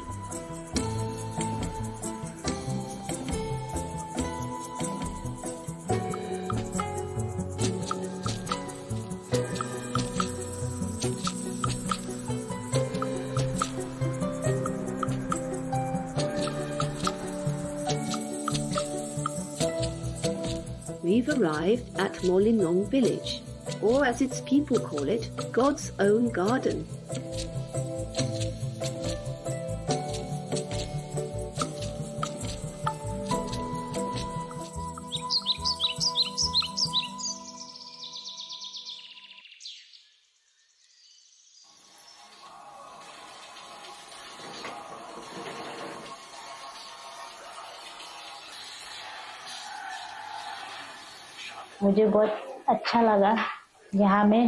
I truly love this place so very much. I love it because it is a Maisi.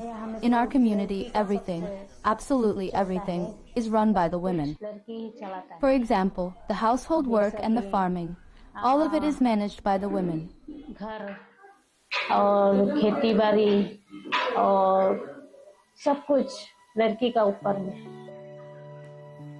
We met Selsalitha, who told us more about being the youngest daughter in a family belonging to the matrilineal Khasi community. Being in a matrilineal society is a privilege for us women. It gives us inspiration to do more and to contribute more to society. Us girls, we inherited the property of our parents and the business that our parents work also, like the business that they are currently working also, like we get that. Being the youngest daughter or being the only girl, here we get the privilege of getting all the property of the parents. So eventually, you're gonna be rich because you inherit the lands, gold, and everything. So yeah, maybe finding a good husband also.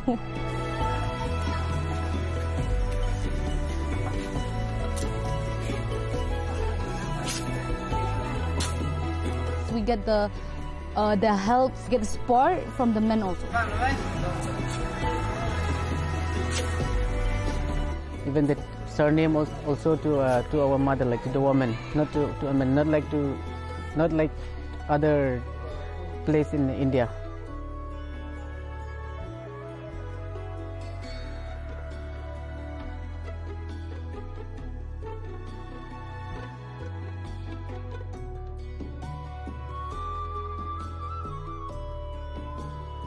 Daya pun usunrang kebamut bagja beri khasi jungi kala dujak 19 Long ago, titles were passed down from the men. but out of fear that all our men might die in battle, which could cause us to lose our identity as a tribe. The tradition was changed after much thought, so the titles would pass through the women while the man would remain only the head of the household. After that, property also began to pass to the women.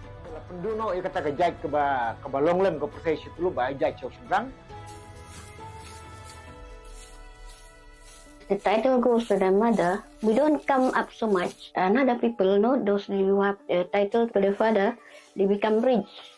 Because his man, he takes the responsibility to make his family come up. Here, women hold power, property and wealth, raising many questions about the men's role. How do they view the matrilineal system they belong to? And what part do they play in it? The structure of the matrilineal society is still going on very good. Actually, we support it. We have been following this system for a long time, in this, like in Khasi system, and then in this village also. For me, it's we have been following this tradition, so it's okay for me. The Khasi believe that daughters are the continuation of the family, which deepens the community's desire to have many girls, unlike most other Indian society.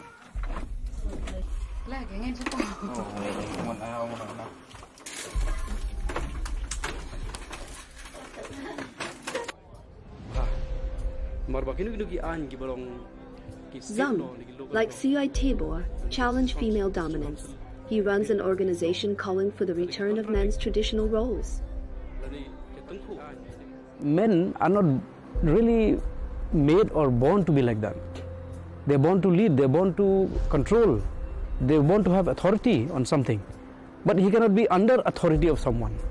So that itself hurts the ego of man. Till this date, as we have done some research, the lifespan of a general Khasi man is about 35 to 45 years age. Very low. Because most of them die of desperation. Most of them die of irresponsibility, we call. So his roles, his responsibility, his dedication is dispersed. For women here, choosing to remain unmarried carries no social stigma at all. Many do so proudly, taking comfort in their independence. And in this place, it is often the husbands who move in with them, joining their families and their homes, rather than the other way around. The Khasi community holds firmly to its historical roots and traditions deeply tied to nature. Some of its legends reflect this matrilineal spirit. On our journey, Cecilia takes us to the Molinong waterfalls. Legends tell of a widow named Kalikai who lived near one of the waterfalls in the Khasi region. She had a beautiful daughter. After her husband's death, people urged her to remarry, to ease her burdens. She did, to a selfish, cruel man. One day, while Kalikai was away from home, the husband killed her daughter and cooked part of her body.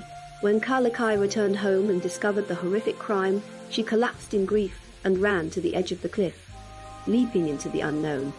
Her story became a symbol of women's independence in Khasi culture and their refusal to depend on men. There are many Khasi legends like it, yet they do not conflict with Christianity, which most of them follow today.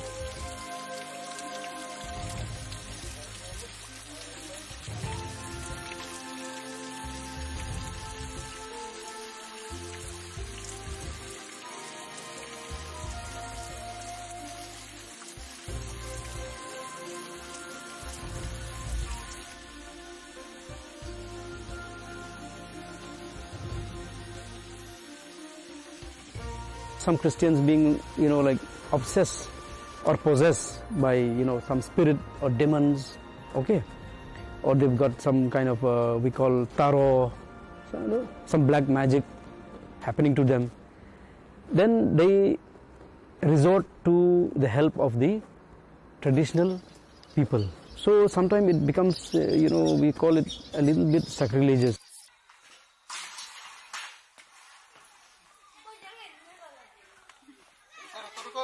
Now it's less that Christian will participate in all Khasi traditional rituals, very less now.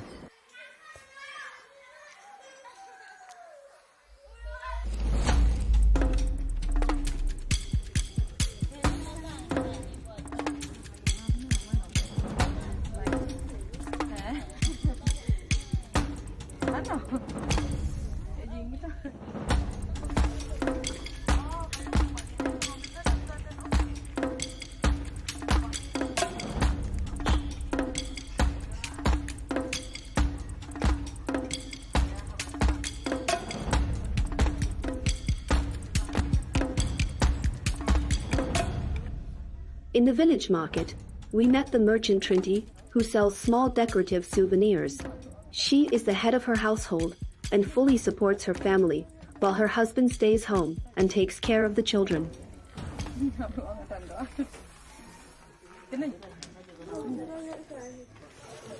Khasi society, women is the head of the house. Yes, actually I am very proud to be in Khasi matrilineal society, because in our Khasi society we have responsible, even we women also, we have responsible to take care of our household. Anything we can arrange or we can manage all things, because in our society women also have more power, but the youngest one get more property. All the inherits from parents' side, all the young, only for the youngest one. Out of the 100%, daughter will get like sample 70%, and son will be 30%. More actually we give to the woman, because actually we men, we can work hard, we can work more also. So for women, actually those who are not illiterate, who are not going to school, who are illiterate, so they cannot work. My wife, she's not totally Khasi. Her father is Assamese and her mother is Khasi. Actually my wife, she take her mother's surname. She don't take her father's name, though he's a non-Khasi also, but still she taken the mother's surname.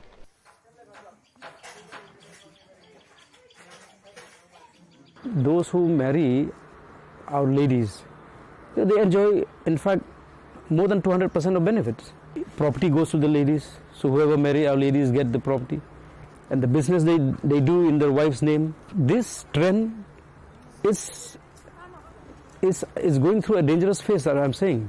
Because if you continue to go in this manner, then one fine day, we will not find pure Khasis anymore. Due to mixed marriage, Khasi blood will be diluted. The social independence women enjoy here, this doesn't mean Khasi women have unlimited privileges or total freedom. Parents still worry when their daughters travel or move away.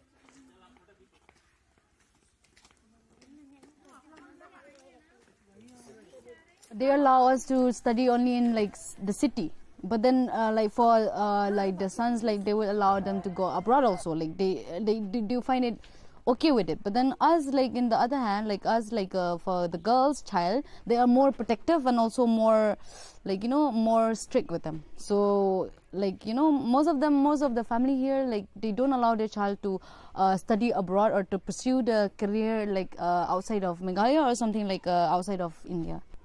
Maybe because they're like little protective of their child. That's the main reason.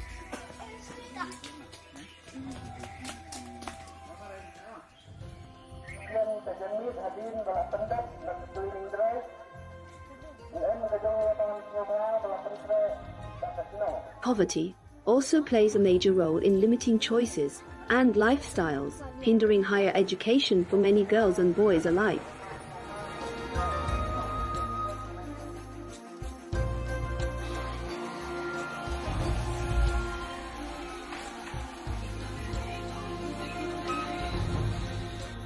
Here, young men and women do the same kinds of work. In earlier generations, the wife stayed at home and the husband earned a living. But in our generation, things have changed. Men now do household work, and women take on men's roles. अपना business अपना चलाते हैं आप.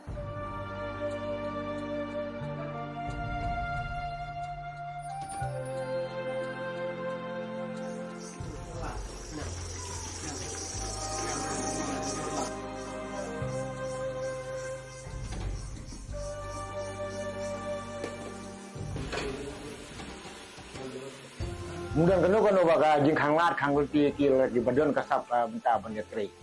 our culture, women can take part in any job they want. There is no discrimination except for the local Khasi council, the Durbar. Although titles passed to the women, the Durbar, which sets the rules, fell under local men's authority.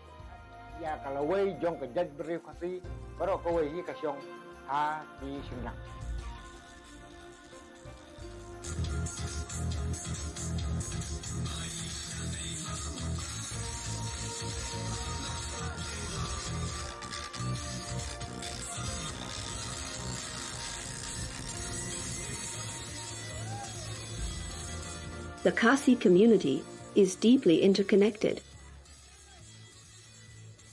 Men and women participate together in all village activities, local celebrations, communal cooking, and sports that last from early morning until nightfall.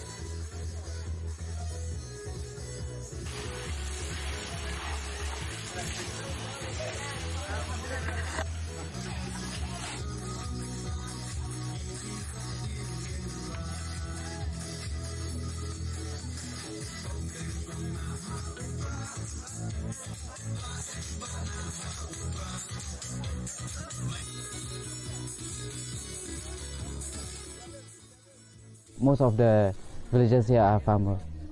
So in farming we have to contribute both men and women, like they go together to the field also for the field work also. Like both men and women can give their idea for the betterment of the family and for the betterment of the society also.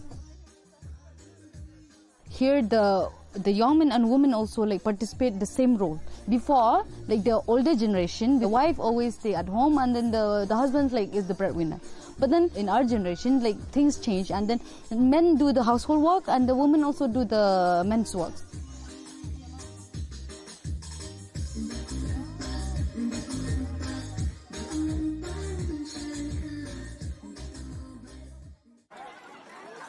Everyone contributes and everyone shares the meal.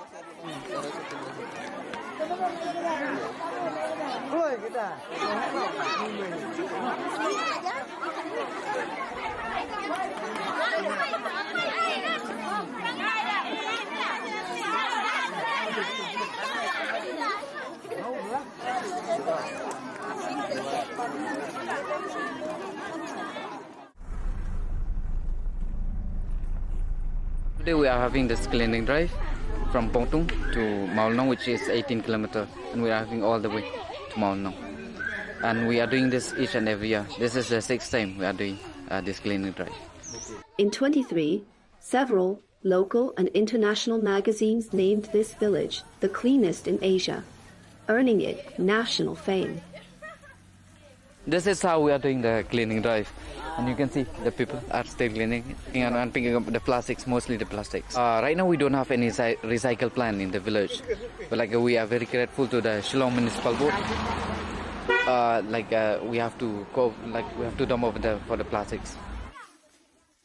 It has since gained recognition among other towns and villages as a model to follow. Cleanliness here is a sacred ritual, cherished by the Khasi people, from young children to grandmothers, keeping the entire village spotless through collective effort.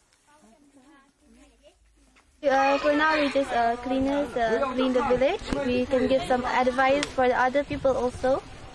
So this is our daily responsibilities because it gives us health also if we clean the village. So other people also from the outside, the people from outside, so they will see us, they will get some advice from us. They don't see it as routine, work, but as a sacred, enduring part of their tribal life. Most of the property right now, it's inherited by the youngest daughter.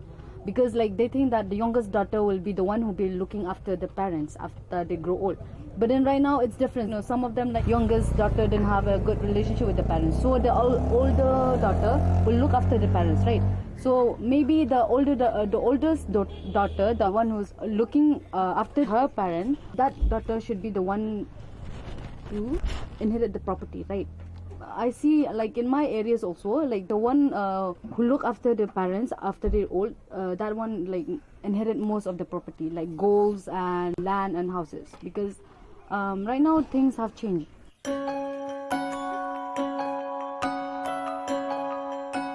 The art of weaving, living plant roots into bridges, is unique to the Khasi tribe.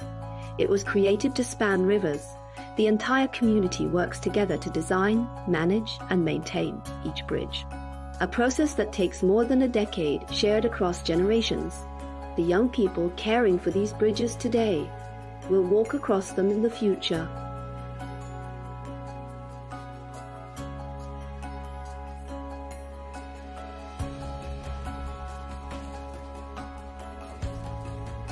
It's believed these bridges can last for hundreds of years. But will the Khasi traditions endure just as long? as the organization are trying our level best to fight this head on, so that we say, even if a foreigner, even if a male from another community marries a Khasi girl, they should not give the title of the Khasi. They should give the title of that Khasi male or that male from the other community. Maternal society, it will be different afterwards, but then maternal process will still go on. But then I think that some of them will also, like, as I've seen now also, like some of my friends like inherited the father's title, their father's titles. But then I think that this will go on and on in our state. I think it will go on for ages, and there will be difference here and there. I mean, there will be difference in sharing property and in sharing like the power in the household and in the society.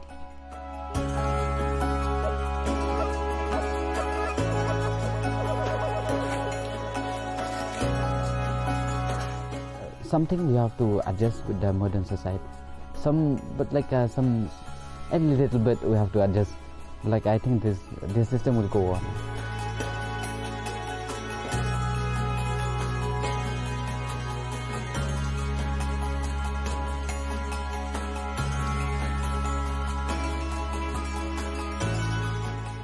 Changes regarding to the culture, and then the way of livelihood, the way of eating, the way of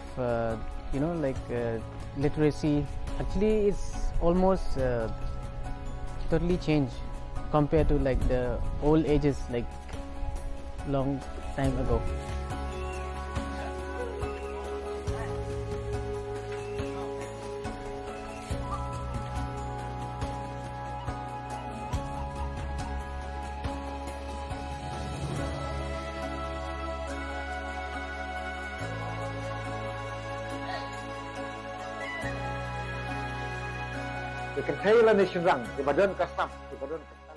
We hope women will come forward to join the village Durbar.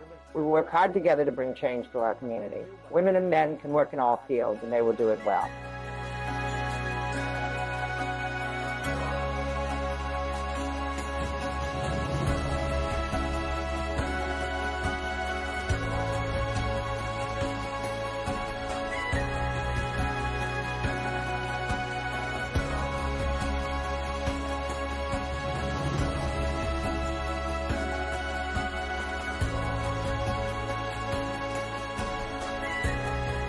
Everything will be changed because of this technologies also, no? Everything will be changed. But in our heritage, it will be the same, remain the same.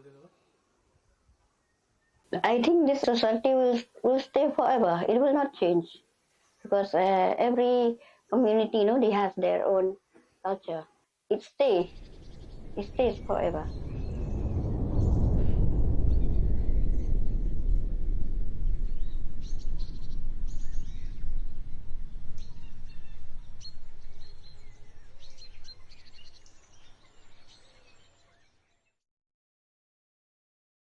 Now, where's Nowinski going? This is something we don't normally see. And that's the reason why. I don't think anybody watching on television can quite appreciate how dangerous it really is. The margin of error is incredibly small.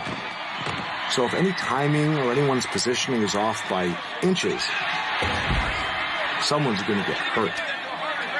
The violence may be more for show than real, but it turns out the potential danger of injury, especially to the brain, is much higher than people realize. Wrestling, as in many sports such as American football, involves a degree of force and contact that can turn a healthy brain to mush with terrible consequences. I kept thinking I'm going to get better tomorrow, and after 12 months of constant headaches and sleepwalking and memory problems, I just never got better. And so that was the last time I ever got near a ring. Former professional wrestler Chris Nowinski describing there what turned into a very dark time in his life, ending his career as an athlete, but one that ultimately led him to a path that is already saving thousands of lives.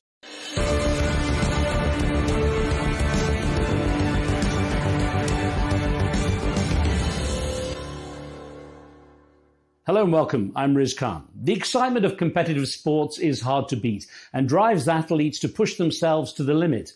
But over the past couple of decades, the risk of concussion and brain damage involved in contact sports has been revealed through some very tragic stories where athletes have experienced serious behavioral changes and have taken their own lives or even killed others.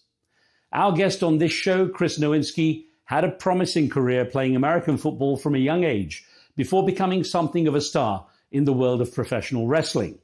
But after suffering repeated violent blows to the head and regular severe concussions, his life took a turn that forced him to face reality. He could no longer continue to enjoy his rising career in the world of wrestling. Instead, he turned his Harvard-educated brain to finding out what exactly was going on in the minds of athletes, both metaphorically and literally, when they faced repeated severe head trauma.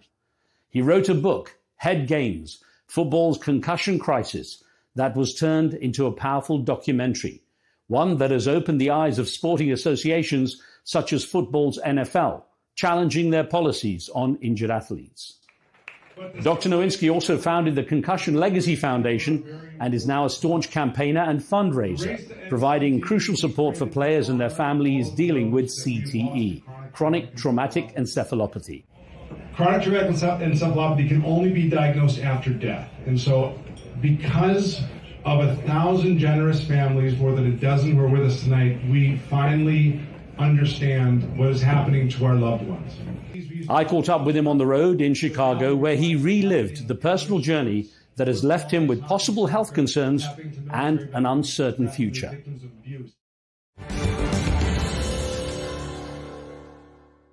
Dr. Nowinski, I'm glad you could take some time to talk about this very important subject. I know it's very much a passion for you to make sure you make people aware of this, so we'll go through quite a lot in this interview. Now, you've got a solid pedigree in academia. You're a Harvard graduate, as well as being a sporting star in terms of your wrestling career with WWE. What was the appeal of wrestling for you? Because you excelled in football too. What was it that made you go into wrestling? I became a fan of wrestling while I was in college. I lived with a bunch of guys and we watched. I got a regular, I wasn't drafted in the NFL. I worked out for some teams, didn't make that cut. Didn't feel like I was done with my sports career, but I took a real job in life sciences consulting in the medical world. And just so happened that the owner of the firm had a history in wrestling and knew people. And just one conversation of, you should try this, turned into me getting a tryout and realizing that I dabbled in theater, I'd played sports. I thought it was more fun to be a wrestler in my early 20s rather than sitting at a desk all day. So from what I've seen, it was a fun time. I mean, you were there out in the media quite a lot as well, making a name for yourself as well. And what were the highlights for you at that time? Yeah, I mean, I only was able to wrestle for just over a year on WWE Monday Night Raw because I had too many concussions. But while I was there, I got to be in the Royal Rumble, which was a blast. I got to wrestle The Undertaker a few times, got to wrestle people like Scott Steiner and Booker T. Like, it was so cool wrestling, your heroes. And just being part of this group that, captivated millions every Monday night. I'm going to get on to how things changed for you at that early age in a moment. But I'm guessing for a lot of the public who don't follow wrestling closely, they imagine that it's kind of, very much a show and it's staged and it's not that physically brutal. But I'm guessing that, from what I read about the things you say, is that it is a lot harsher on your body than people imagine. Yeah, it's surprisingly hard on the body. So the beauty is you're not trying to hurt each other, but you're basically doing very complicated stunt work without any rehearsals and in front of a live audience where anything can happen. So while if you do it well, you feel like $1 million, when things go wrong, things can go really wrong. And it was in 2003. I mean, you were about 25 years old when something started to go wrong. Take me through what happened. Yeah, I was only 24 and I was wrestling and I kind of kept getting concussions, but didn't realize it. And it all came to a head in June 2003 when I got kicked in the head by Bubba Ray Dudley, and I got a concussion where the symptoms just didn't clear. So when I used to get concussions, you'd feel weird for a couple of days and you'd be fine. This one, I had a headache that really kind of lasted 10 years. And I tried to lie through it they could tell something was wrong. I had to go to doctors, but I wouldn't tell them everything. And I kept wrestling until it got so bad that I could barely hold a conversation. And I developed a sleep disorder called REM behavior disorder, which was the thing that scared me straight, to be honest, because I woke up learning I had acted out a dream and jumped off a bed through a nightstand and didn't remember or feel any of it. Because you're supposed to actually be paralyzed when you're sleeping in terms of your physiology. Right. I didn't. Yeah. It's something you learn when they tell you what REM behavior disorder is. Right. Your limbs are actually paralyzed when you're dreaming, and if that breaks, which it basically broke in my brain, anything can happen. Now, the way you talk about concussion, it sounds like wrestlers and sports people know what concussions are and kind of deal with them all the time. Yeah, we do now. Back then, we didn't know what concussions were. And so all of us would get, if we got knocked out, but it was brief, or if we had double vision, or we couldn't remember what was happening, we'd call it a ding, we'd call it a bell ringer. But as long as you were able to work, you would keep working, even through the headaches and the pain, because no one had ever told us what a brain injury was and what it meant for us. And no one ever told us that if you just let your brain recover, that it minimizes long-term effects and helps you get back as fast as possible. So back then, I'd say 95% of concussions were never diagnosed. And they just kept, for some people, piling on each other until it was real and potentially permanent. So for the sportsman, for the athlete, it was just basically not feeling right for a while. Is that it? Well, I mean, everyone's, post-concussion journey is different. But yeah, I mean, most concussions actually the symptoms don't last very long. They only last like minutes or hours. And so back in the day, if you had symptoms that lasted minutes or hours, you would wait it out. And if you felt fine the next day, you would never say anything about what happened the day before. But now that we understand, like when symptoms start to last days and days and days, that people get more likely to say, all right, something's not right. Now that they know that if you go back and you take another hit, you can actually die from second impact syndrome, and there are real consequences. But back then, you sort of judged every injury by, can I keep working, right? Whether it was your foot or whether it was your brain, as long as you could remember the match, or as long as you could walk, you would wrestle or play football or whatever. And that was a bad idea. And actually listening to conversations you've had and interviews you've done, you were actually trying as much as possible not to kind of admit that there was something wrong. Yeah, there was I didn't fully appreciate how bad things were, but there was a time where I took a week off, and then I felt like I was getting pressure to go back. And so I lied to my doctor. I went back, and as I'm practicing, like discussing the next match, because it was a complicated tag team match, we had this complicated finish, and I sat there and I go, I can't remember. Like I'd sit there and I could not make it stick in my brain. And that was not, I was Chris Harvard to everyone. I was the guy who never forgot anything in the ring. You could count on me. So I remember telling the guys, like, look, for some reason I can't seem to remember, like my brain's not working. So if I space out there, tell me what to do. And nobody knew back then to go, we shouldn't let you out there because you're dangerous to all of us. Instead, it was like, okay, we'll cover for you. And that was the culture we had. I should point out, by the way, Chris Harvard was the fighting name you used for a while as well. Well, Chris Harvard was my unofficial fighting name okay. because it came off a reality show. I think WWE was worried about trademark infringement. Oh, with Harvard University, of course, yeah. But you were a graduate. But I was a graduate. No, I actually learned the dean of admissions at Harvard loved it because I was introducing Harvard to a whole different generation. Yeah. Now, you were saying it lasted about a decade that you were going through all this. And if what I read was correct, there was literally a headache for 3 years. I mean, how do you deal with that? I was lucky to be hurt in my 20s where I could just like disappear. So like I lived alone, and there are days I wouldn't leave the house. There are days that my head would hurt so much I would, drink a lot and try to fall asleep at 4 o'clock and hope the next day I'd wake up and my headache would be less. Like it was, you can get to a strange place when your head hurts that much.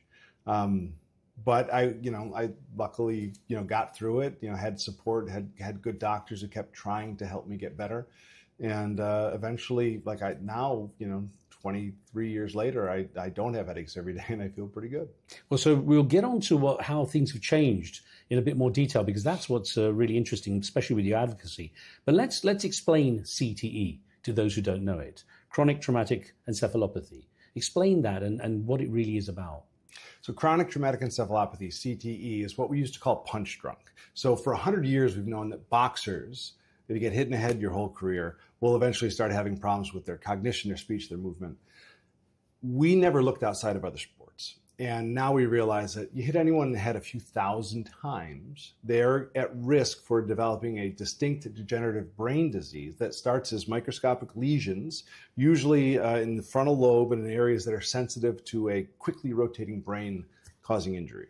And those lesions then will continue to spread throughout your life, we believe in most people, so that your brain is literally degenerating and symptoms start to appear as you lose more functioning brain. And you have problems with your behavioral regulation, you have problems with cognition and memory and executive functioning, and eventually it can cause dementia. And of course, it goes to different levels, different degrees, correct? Right. Well, we understand there wasn't even a criteria to diagnose CT that was agreed upon until 2015. So that was because of our work. But essentially, there's 4 stages pathologically, where, again, it's microscopic lesions, and then by stage 3, it moves to new areas of your brain, including your hippocampus and amygdala, which controls short-term memory and fight or flight and emotional responses. And then when it gets to stage 4, most people are no longer able to take care of themselves, and that's where you get functional dementia. Now, having the word chronic in it, in CTE, implies that there's no real treatment. I mean, there's treatment, I guess, but no.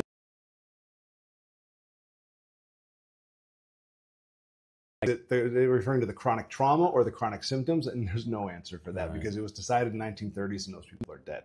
But yes, the idea is that there is a chronic disease. Once you have it, it does not go away. And again, in most cases, it appears to spread. And while there isn't a treatment for it today, because we can't even diagnose or measure it, we can treat the symptoms. So we don't want people to feel hopeless if they might have it. But it's certainly a formidable disease. Now, in that sense, is it preventable, or at least, its advancement preventable, or is it simply manageable? So the disease itself, the science says, is entirely environmentally caused. So you are not born with CT. We've never seen CT in someone younger than 17 years old. But if everyone who ever had it, 99% of them, you could actually go find their sports histories in football, boxing, rugby, soccer, whatever. And so that's one of the interesting public health issues with this, is that we all accept it in boxers, but when it started to be found in American football and in soccer and in rugby, those professional sports leagues saw liability, and they saw people potentially not having as much fun watching the collisions or not letting their kids play. And so they put up this giant front to say, no, wait, it's not proven that our sports are causing this. And so we sort of had to redo all the research. And so it took us about a decade to convince the NFL. It took us more than a couple hundred cases to convince them, look, this is an NFL problem. And they've admitted it, but World Rugby, FIFA, all these groups still deny it. And so it's one of these really sad issues that the opportunity is very clear. CT does not have to exist in the world outside of abuse or military service with explosions, but sports should not be causing brain disease. But we are not really trying to prevent it right now. And so we're just sentencing another generation to this horror. Cynics might say there's a lot of money in the sport now. So in sports. It's even harder because there's so many billions involved in the sports now. Take me through your personal journey, though. What were the kind of things that started to happen to you day to day that started to give you those warning signs? Well, I mean, the question for me is around concussion CT, right? So I definitely developed post-concussion syndrome where I had the headaches, I had the sleep disorder, my cognition wasn't so good. But that's actually slowly gotten better over time. And so I've never had a definite label of CTE. That being said, some of my scans, some of the things would be suggestive. I'm certainly at risk for it. But I sort of feel like I'm getting better. I'm still getting better from the concussion, but the basic idea is at some point things will probably start to slide for me in a more significant way. And I've been doing this so long now that I've been tracking people for 20 years. Like, we just diagnosed my college roommate with this disease, who was the captain of our Harvard team, who was, the guy we all looked up to, who developed a very serious alcohol disorder and died from it. And he had stage 2 CTE, and he played exactly as many years of football as I did. And so it makes you look at that and go, if he had it, there's probably a good chance I have it. In terms of diagnosis, of course, if you can actually look at a brain after the person is deceased, you can actually have a better idea of what's been going on. But while a person's alive, what can you find out? So we can't diagnose CT definitively. And we're sort of at where you were with Alzheimer's 20 years ago. Right now, back 20 years ago, if you were told grandma has Alzheimer's, they were, and it was a very educated guess, and they knew they were right about 4 to 5 times. Then they developed the ability to image beta amyloid plaque. And now the diagnosis is much more definitive. If you have a lot of these plaques, you have Alzheimer's disease. So for us, no one's ever done the work on CTE. When I helped create the Boston University CT Center back in 2008, we were the first academic center in the world ever focused on this. And so we have a lot of catching up to do. And so basically the abnormal tau protein in CTE, we just learned in 2019, is misfolded differently than Alzheimer's disease. And that's why all the Alzheimer's imaging agents don't work for CTE. And so we basically now have to convince scientists to build from the ground up a way to diagnose CT in life like they have with Alzheimer's. But at the same time, we don't know how big CT is. And so no one knows how much money to invest towards this disease because we haven't been able to diagnose it. Have you been able to get funding, though, easily, or is it still one of those? Not easily. I mean, not by any stretch easily. I mean, thank goodness the VA in the U.S. and the National Institutes of Health has, the scientists there have seen it, but there's no dedicated funding to this. What you're talking about is something that actually it's quite scary to think this is only about 20 years. Yeah. That, this really started to be in your life and then started to get out there into the public domain with your advocacy, for example. As a young athlete, what kind of advice and support structure was there for you? As a young athlete, there was nothing. There was nothing. Huh? Besides the fact that we didn't understand concussions and we didn't, so everyone was playing through them. Like there was no concept of CTE. I remember thinking, if this was bad for my brain, I'm sure one of these adults around me would have told me, and they would let me do this, right? So you had this great trust in the coaches and the administrators. You thought you were protected by this helmet. I mean, I remember looking back now how stupid we were at Harvard in the 90s, that when we would get every preseason during two-a-days, massive headaches as linemen. And we'd all talk about it. Like you'd get in a three-point stance, tip your head and think you're going to fall over because you can feel the blood moving because your brain's swollen.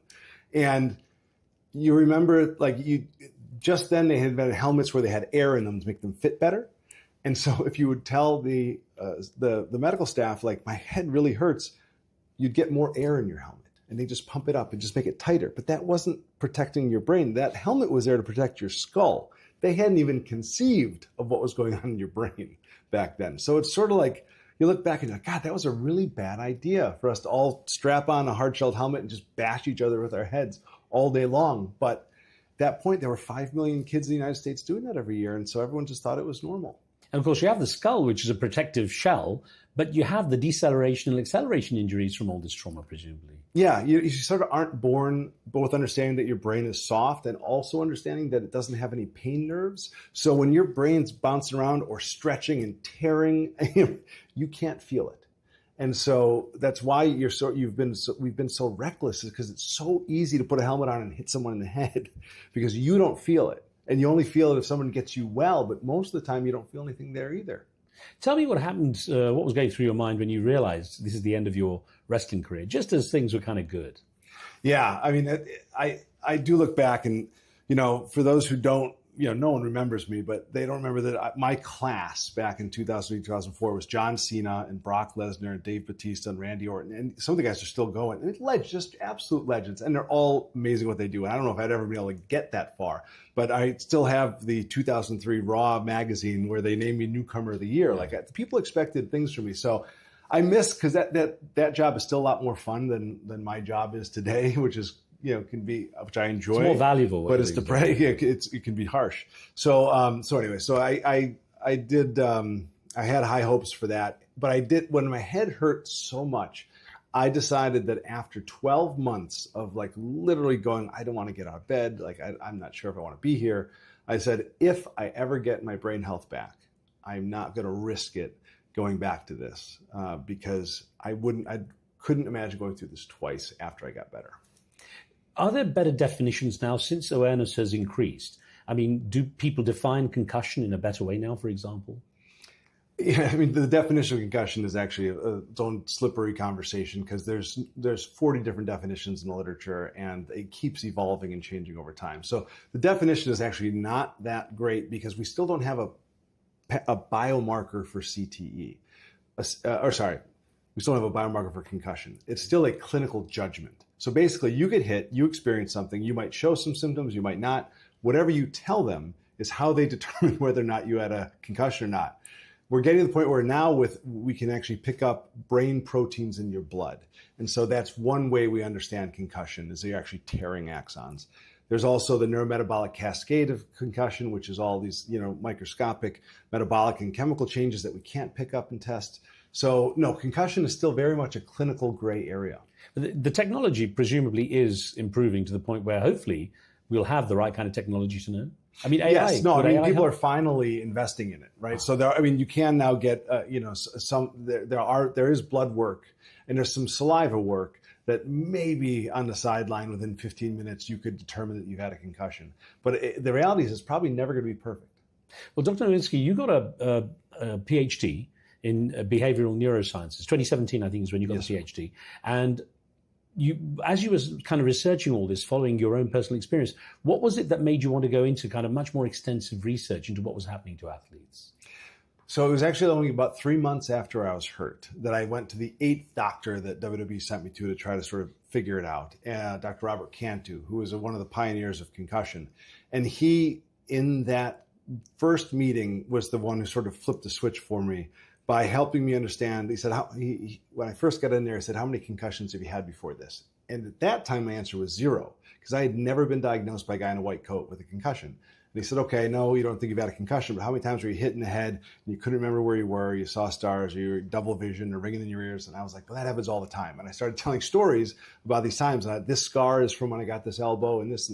And he goes, okay, well, you've had a lot of concussions. You never took any time off. That made each one a little worse. And this might have added up over time to create this problem. And I was like, why the heck did I not know that? Like, I would have taken a couple weeks off after the sky would go orange on me and I couldn't remember my name. Like, I was so frustrated by that. And then step 2 was, as I dug into the research, realizing that we'd actually cared about concussions 100 years ago.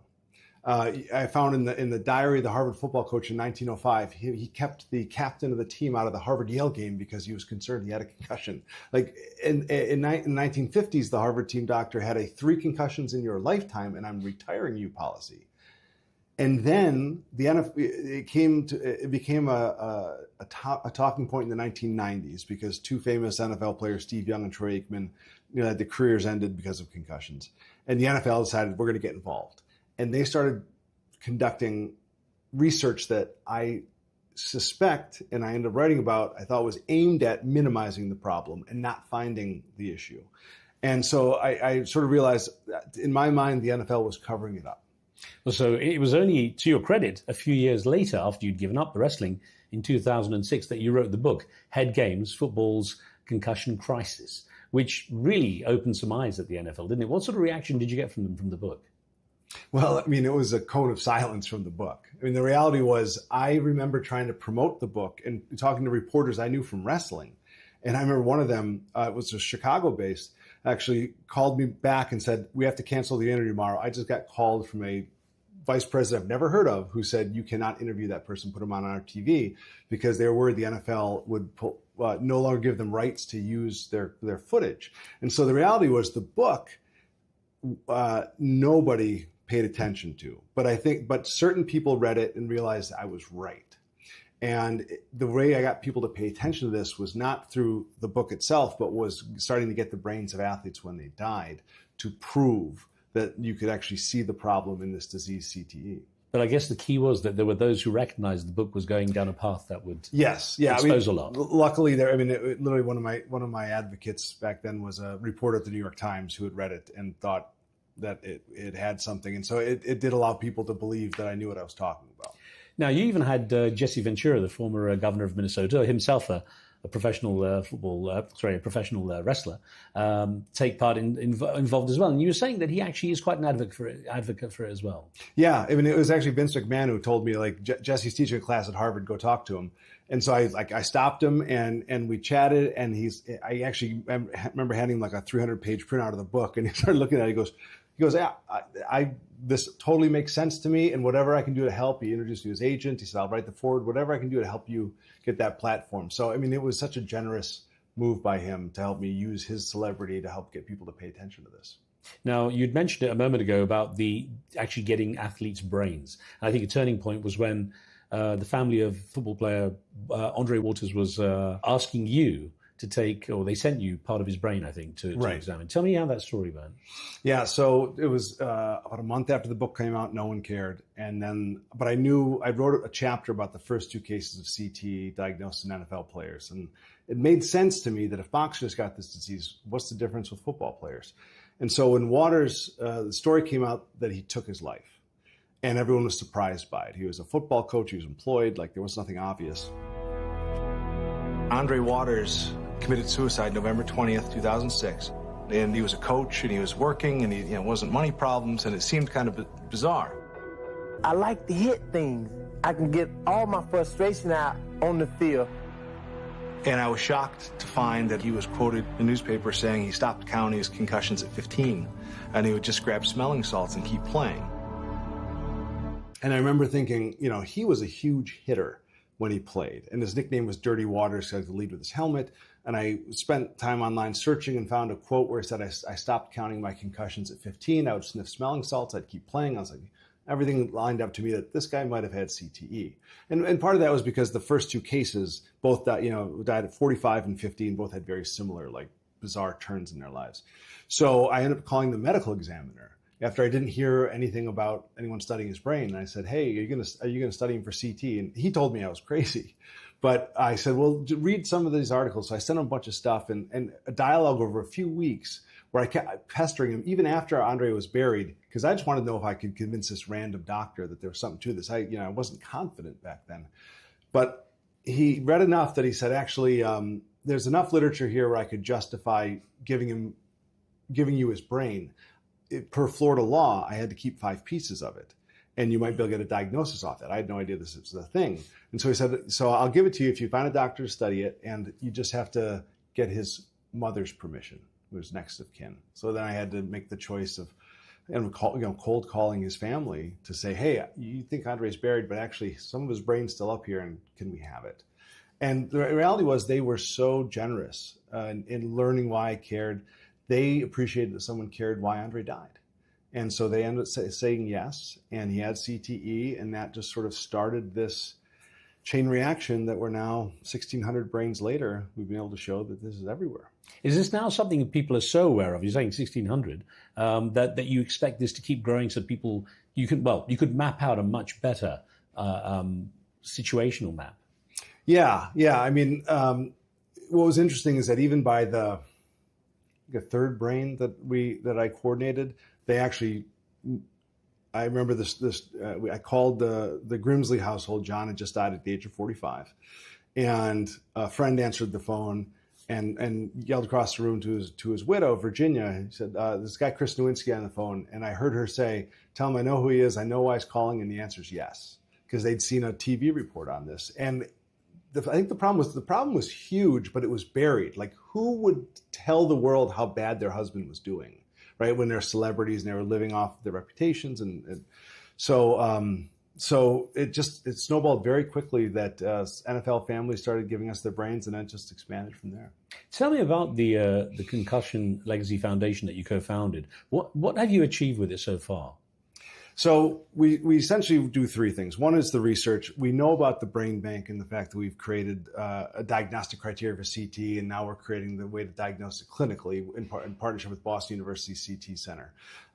We've tried to forever translate that into safer sports. And so we now have laws in all 50 states around concussions to protect athletes, that they have to be cleared by a doctor, they have to have training and coaches and the athletes.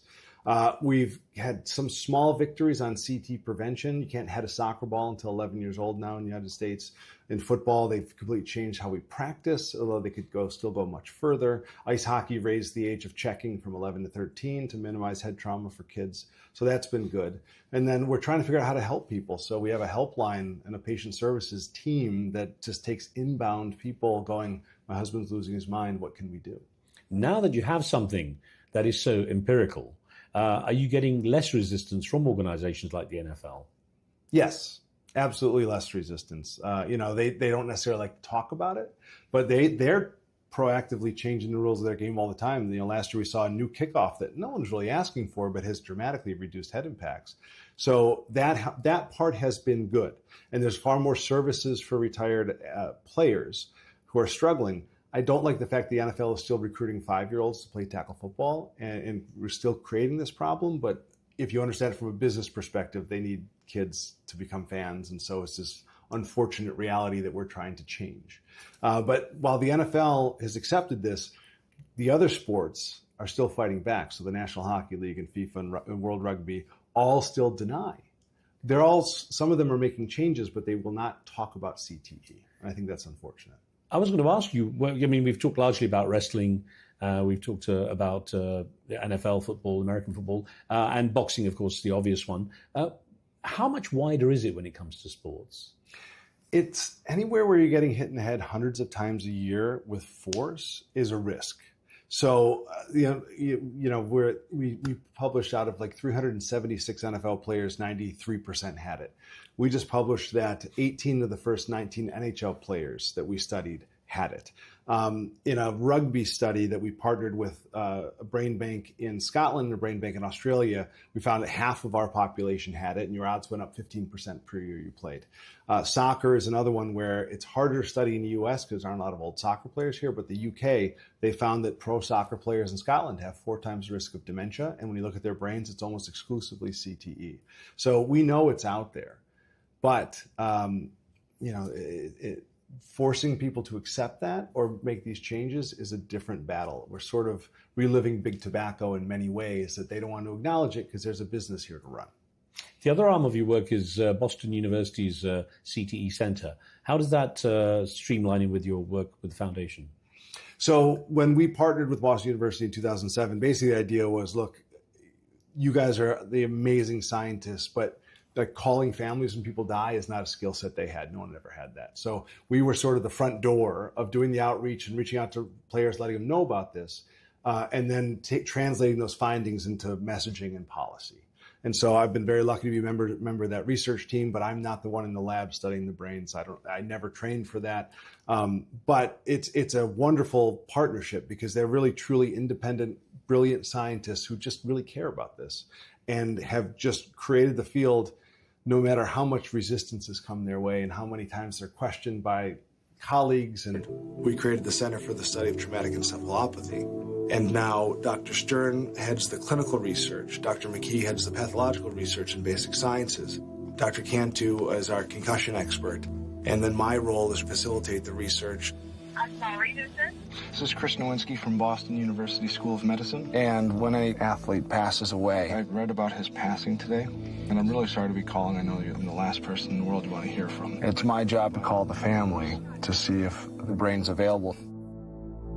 It's been sort of funny watching doctors funded by sports leagues try to push back, constantly be proved wrong, and just come up with a different argument, move the goalpost back. And we were very proud that in 2023, the National Institutes of Health finally changed their language to recognize that repetitive brain trauma causes CTE. So it's kind of baby steps to some degree. But having said that, you're a tall guy. They're the bigger steps than most people could make, I guess. Yeah. I think what wakes people up is, are the stories. The human side of it all. And, we mentioned Andre Waters and taking his own life. Tell me about some of these, because some of these are people who were highly respected, very successful, and then their lives end up in a very strange place. Yeah, I mean, the stories are sort of endless. I mean, at the beginning, started with Waters, then Justin Strelzik, who's 36-year-old NFL lineman, started hearing voices and decided to, bizarre behaviors, got in a chase with the police and decided to go on the wrong side of the highway and run into a tanker truck and die. And he had it.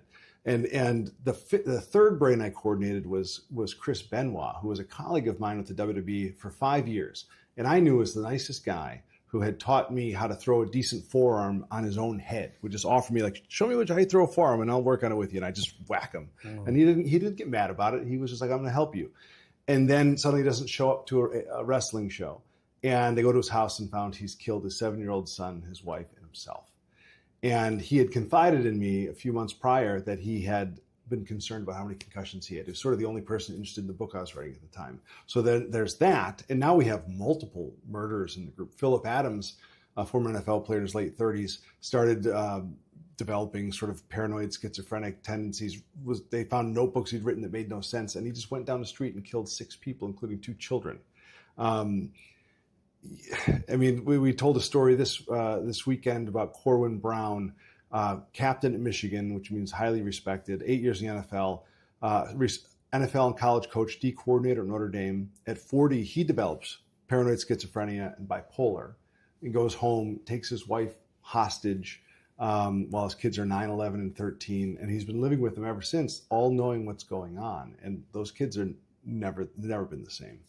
So it's just, you hear about these really horrible things. Aaron Hernandez, the former NFL player, decided to kill 2 people when he just signed a $40 million contract.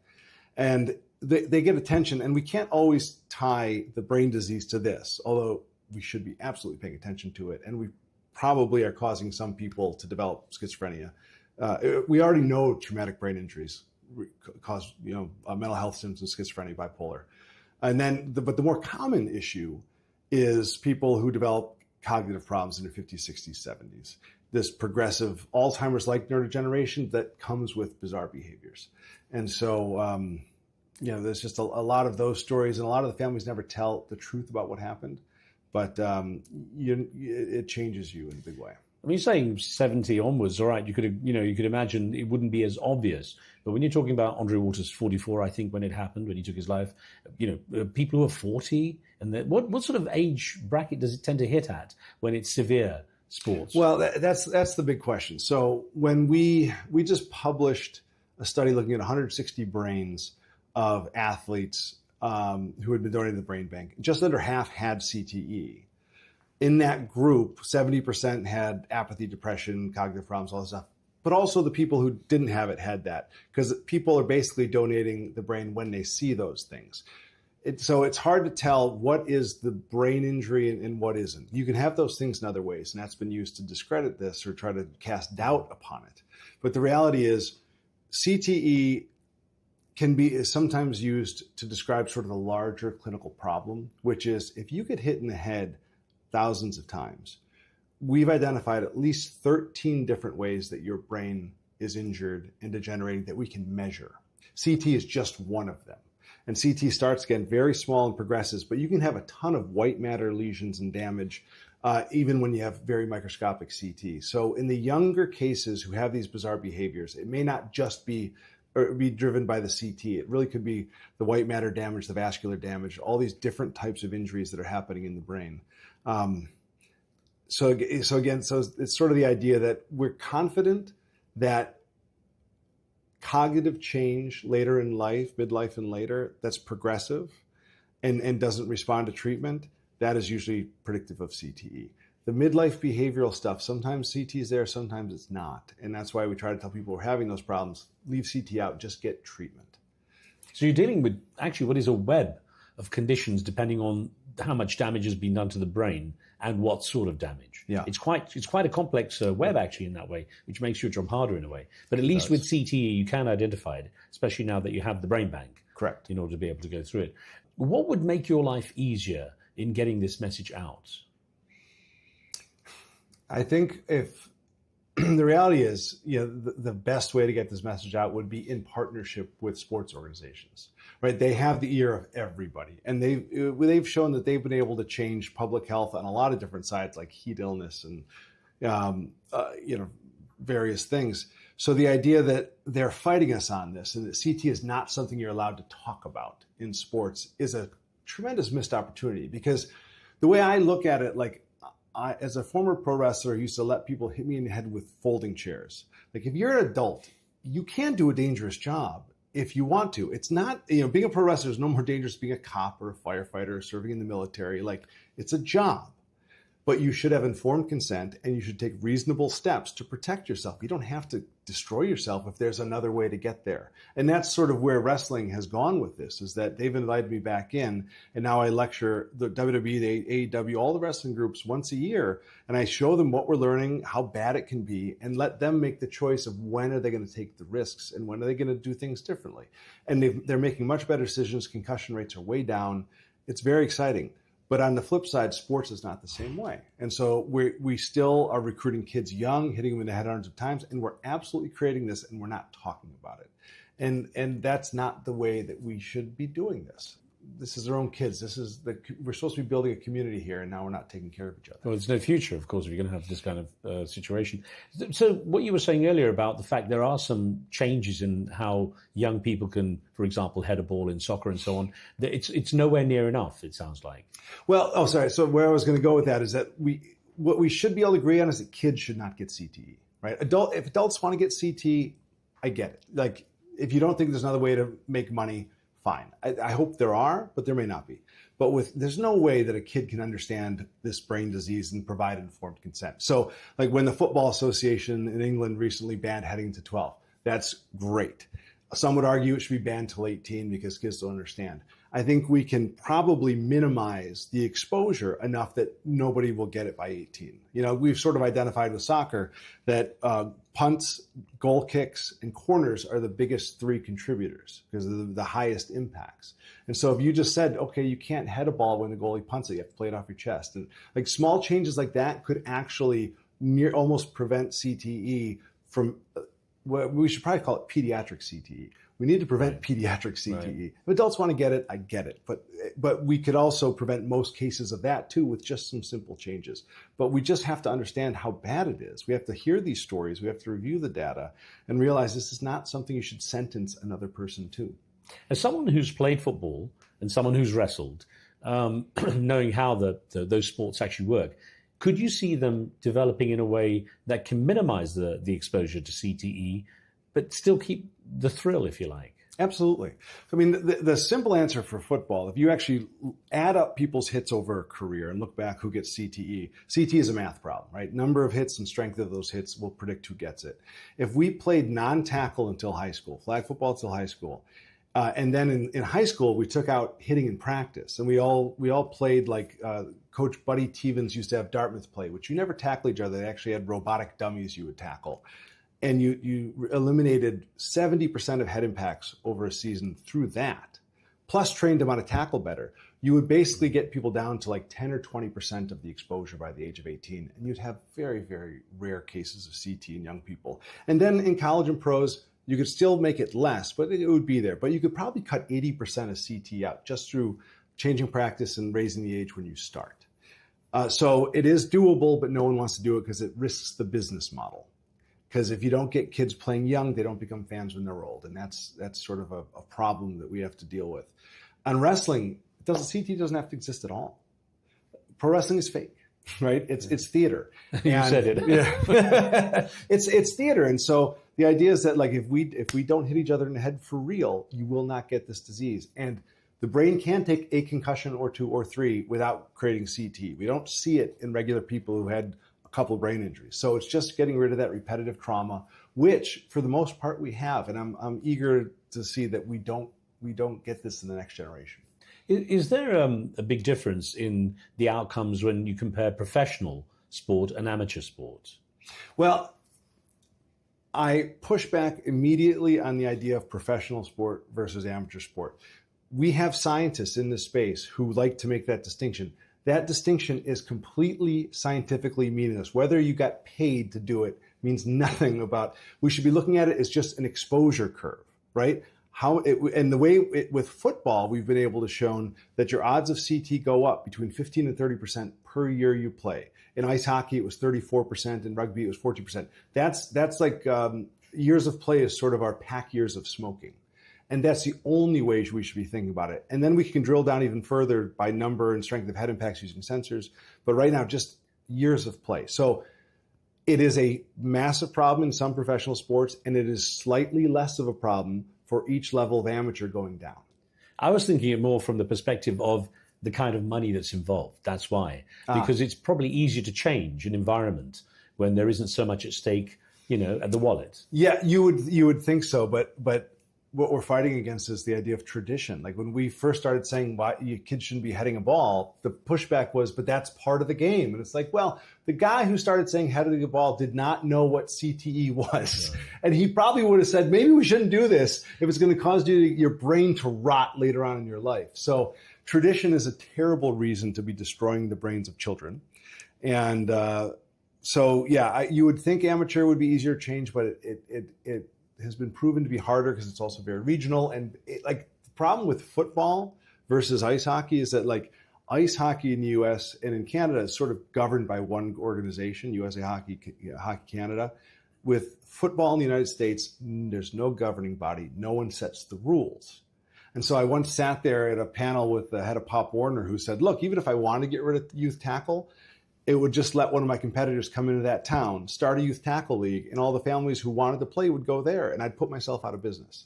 So the fact that there's no regulation of youth tackle football is why 5-year-olds are still getting hit in the head hundreds of times. Presumably, if you can get through to the athletes themselves and they get a real sense of how dangerous it is and the consequences, then irrespective of what the kind of the league says, they could start to change things.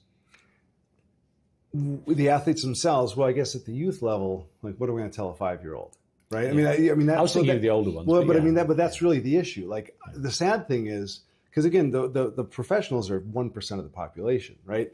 I get a call every year from some 23-year-old NFL player who just realized, like, hey, the CT thing's real, right? I might already have it, right? And they're like shocked. But now they're like, well, I'm getting paid $1 million a year. I can't walk away now. But like that light bulb does not really go on for most people until their 20s, no matter what we tell them, no matter what they've read in the paper, no matter what documentary they've seen. It's really hard to understand this. So now that we have told, like there was a big moment, 2010, the National Football League Players Association put together a committee, part of my urging, of their own experts to sort of combat the NFL's narrative on this. And at the first meeting, they said, what should we do? Give us one idea. And the idea I said is stop hitting in practice. And the doctors didn't necessarily jump on it, but the players did. Because the players are all sitting in the back going, well, A, we hate hitting in practice anyway. We're not getting paid for that. And B, they said, oh, that it'll prevent CT? Yeah, we're all in. And they put in a collective bargaining agreement that they could only hit 14 days all season. Right, so the players at the NFL level are fighting for themselves.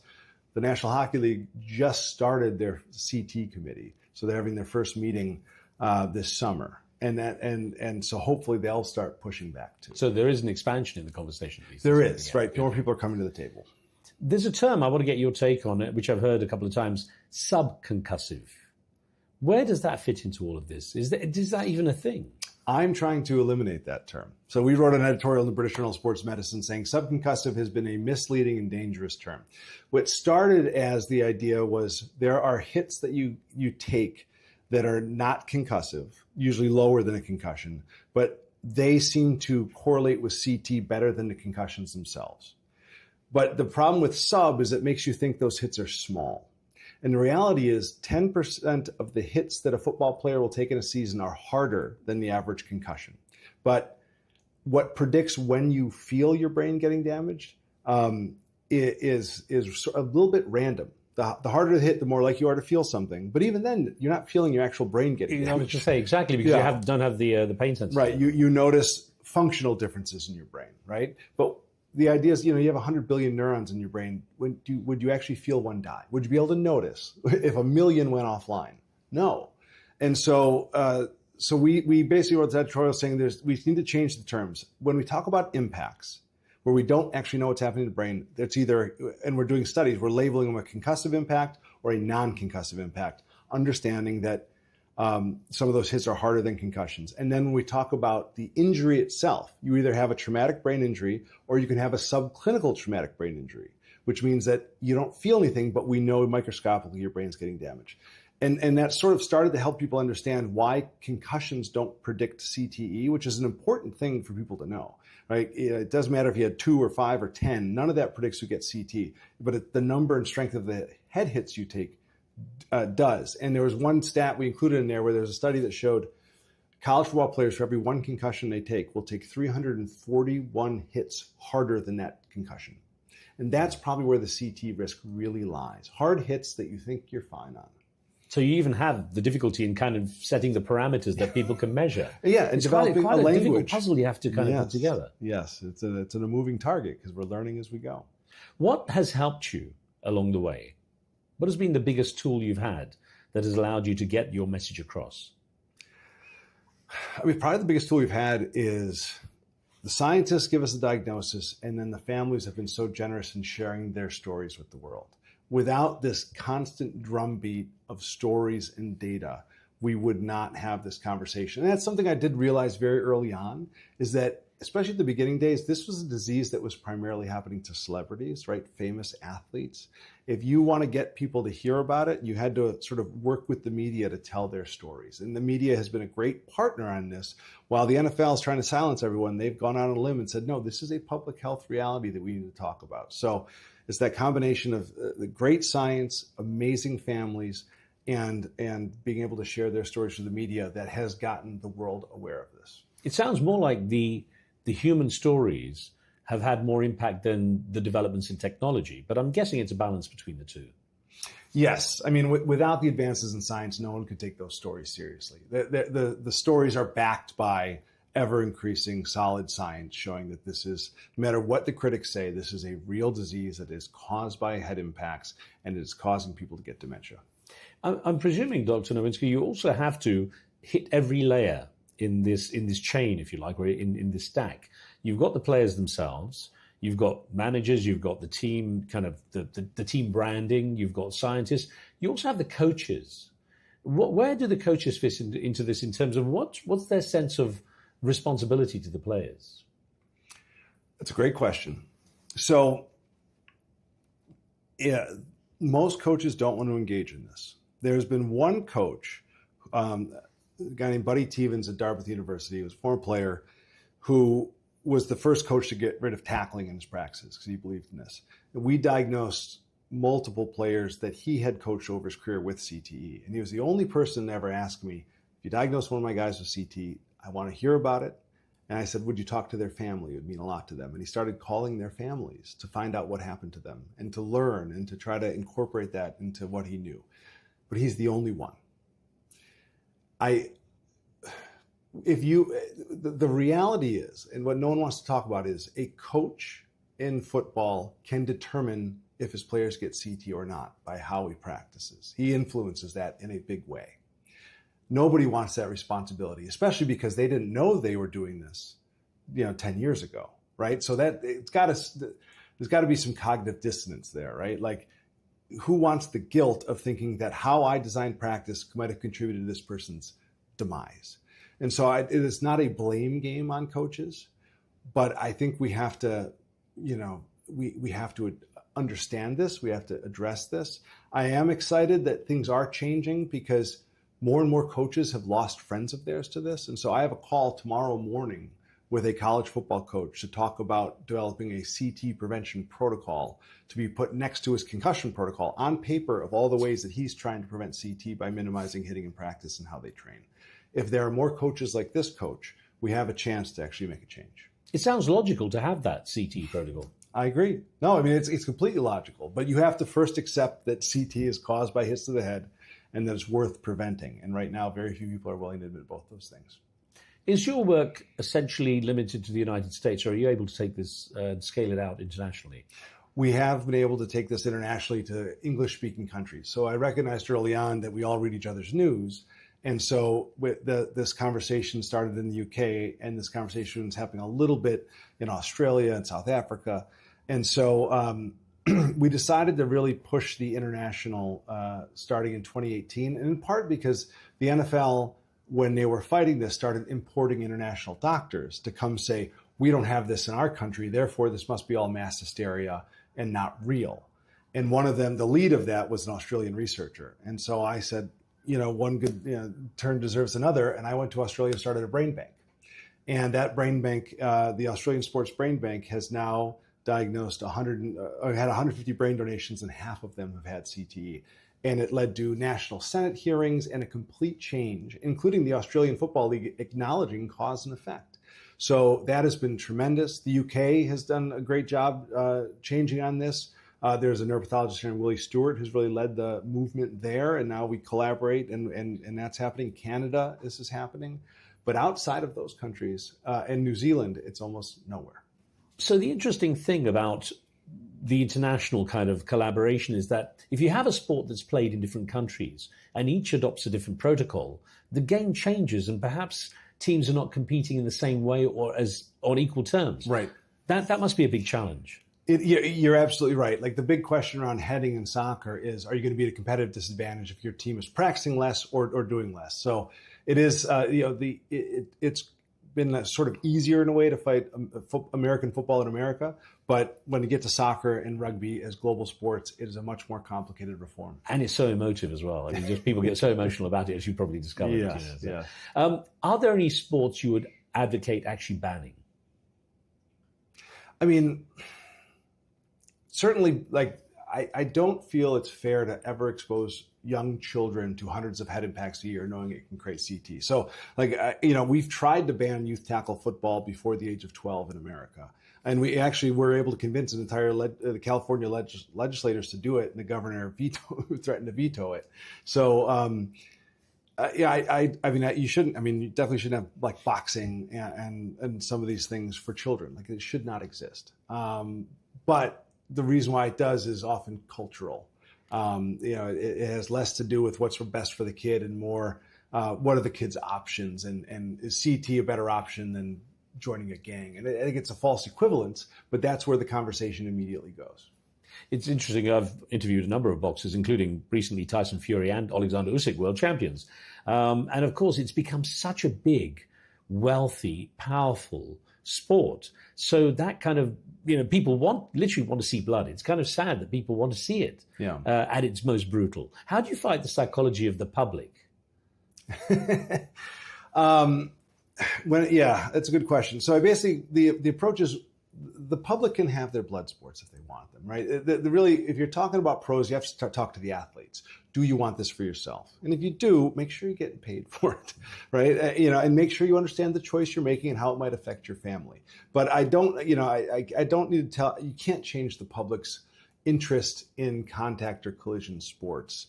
Although having them appreciate the damage it's doing to them does help get them behind reforms, right? So like the NFL, what's most interesting now is like the pro wrestling audience is amazingly educated. So if they think someone actually has a concussion in the ring, they want you to stop the match, lift the veil, break the fourth wall, and take care of that person. So that's been interesting to see. You can educate the fans. But the other side of it is like we just have to keep talking about, okay, you can have that, but what about the kids? Why are we doing this to kids? Like, that's the biggest and easiest change we need to make, is the sports we have for entertainment should not be the sports we have kids playing. Could you feasibly have a window for athletes and say before a certain age and after a certain age, it's stopped? Is that even a fair, kind of concept? Yeah, I mean, honestly, every sport should have a version that doesn't cause CT before 14. Like, that's a easy black and white issue. We should not have kids colliding with each other hundreds of times before the age of 14. We don't have that, but we should have that. What would you like to see happen next, Dr. Nowinski? So I know it's going to be an iterative change to make sports safer, iterative change to make adults safer and educate them. But I do think we have to start pushing CT education widely so that the change happens faster. But what I'm thinking about today is I'm thinking about the next 10 years. We need to start clinical trials to start to figure out how to cure this thing. Like, I'm starting to think about my own age now. I'm getting into my late 40s. Like, if we don't start clinical trials now, there's no chance we'll have a drug in 10 years when I might really need it. And so we have to nail down how to diagnose it in living people enough so that people are willing to invest in actual treatments. Where do you think you are in this equation at the moment? What do you expect to happen to you in the next few years?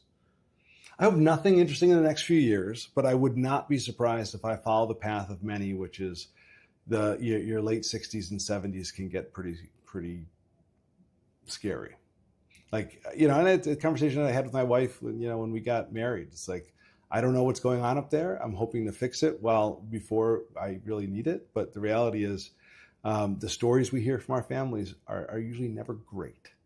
But it doesn't have to be the end of the world. So I'll just continue to fight while I can.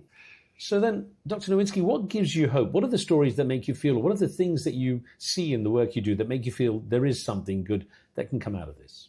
So you hear about the tragic stories, but for every tragic story, there's one where somebody who was at risk didn't end it tragically. So last week, I went to the funeral of Don Hasselbeck. So famous NFL player, his two sons played in the NFL. He died of a heart attack tragically at 70. 15 years ago, he had pledged to donate his brain. He'd done a media tour with us. He'd spoken about how he had way more concussions than he was comfortable with. And he didn't quite feel right. But I stayed in touch with him, and he never showed any serious symptoms. And it was the most impressive funeral I'd ever seen, in the sense that everybody could just talk about what a great father he was, what a great husband he was, what a great grandfather he was, and it never affected him, whatever was going on in there. And I think if I could get to 70 and have people talk about me that way and remember me that way, I will be very happy. Well, I wish that future for you too. Dr. Chris Nowinski, thank you so much, sir. Thank you. Thank you.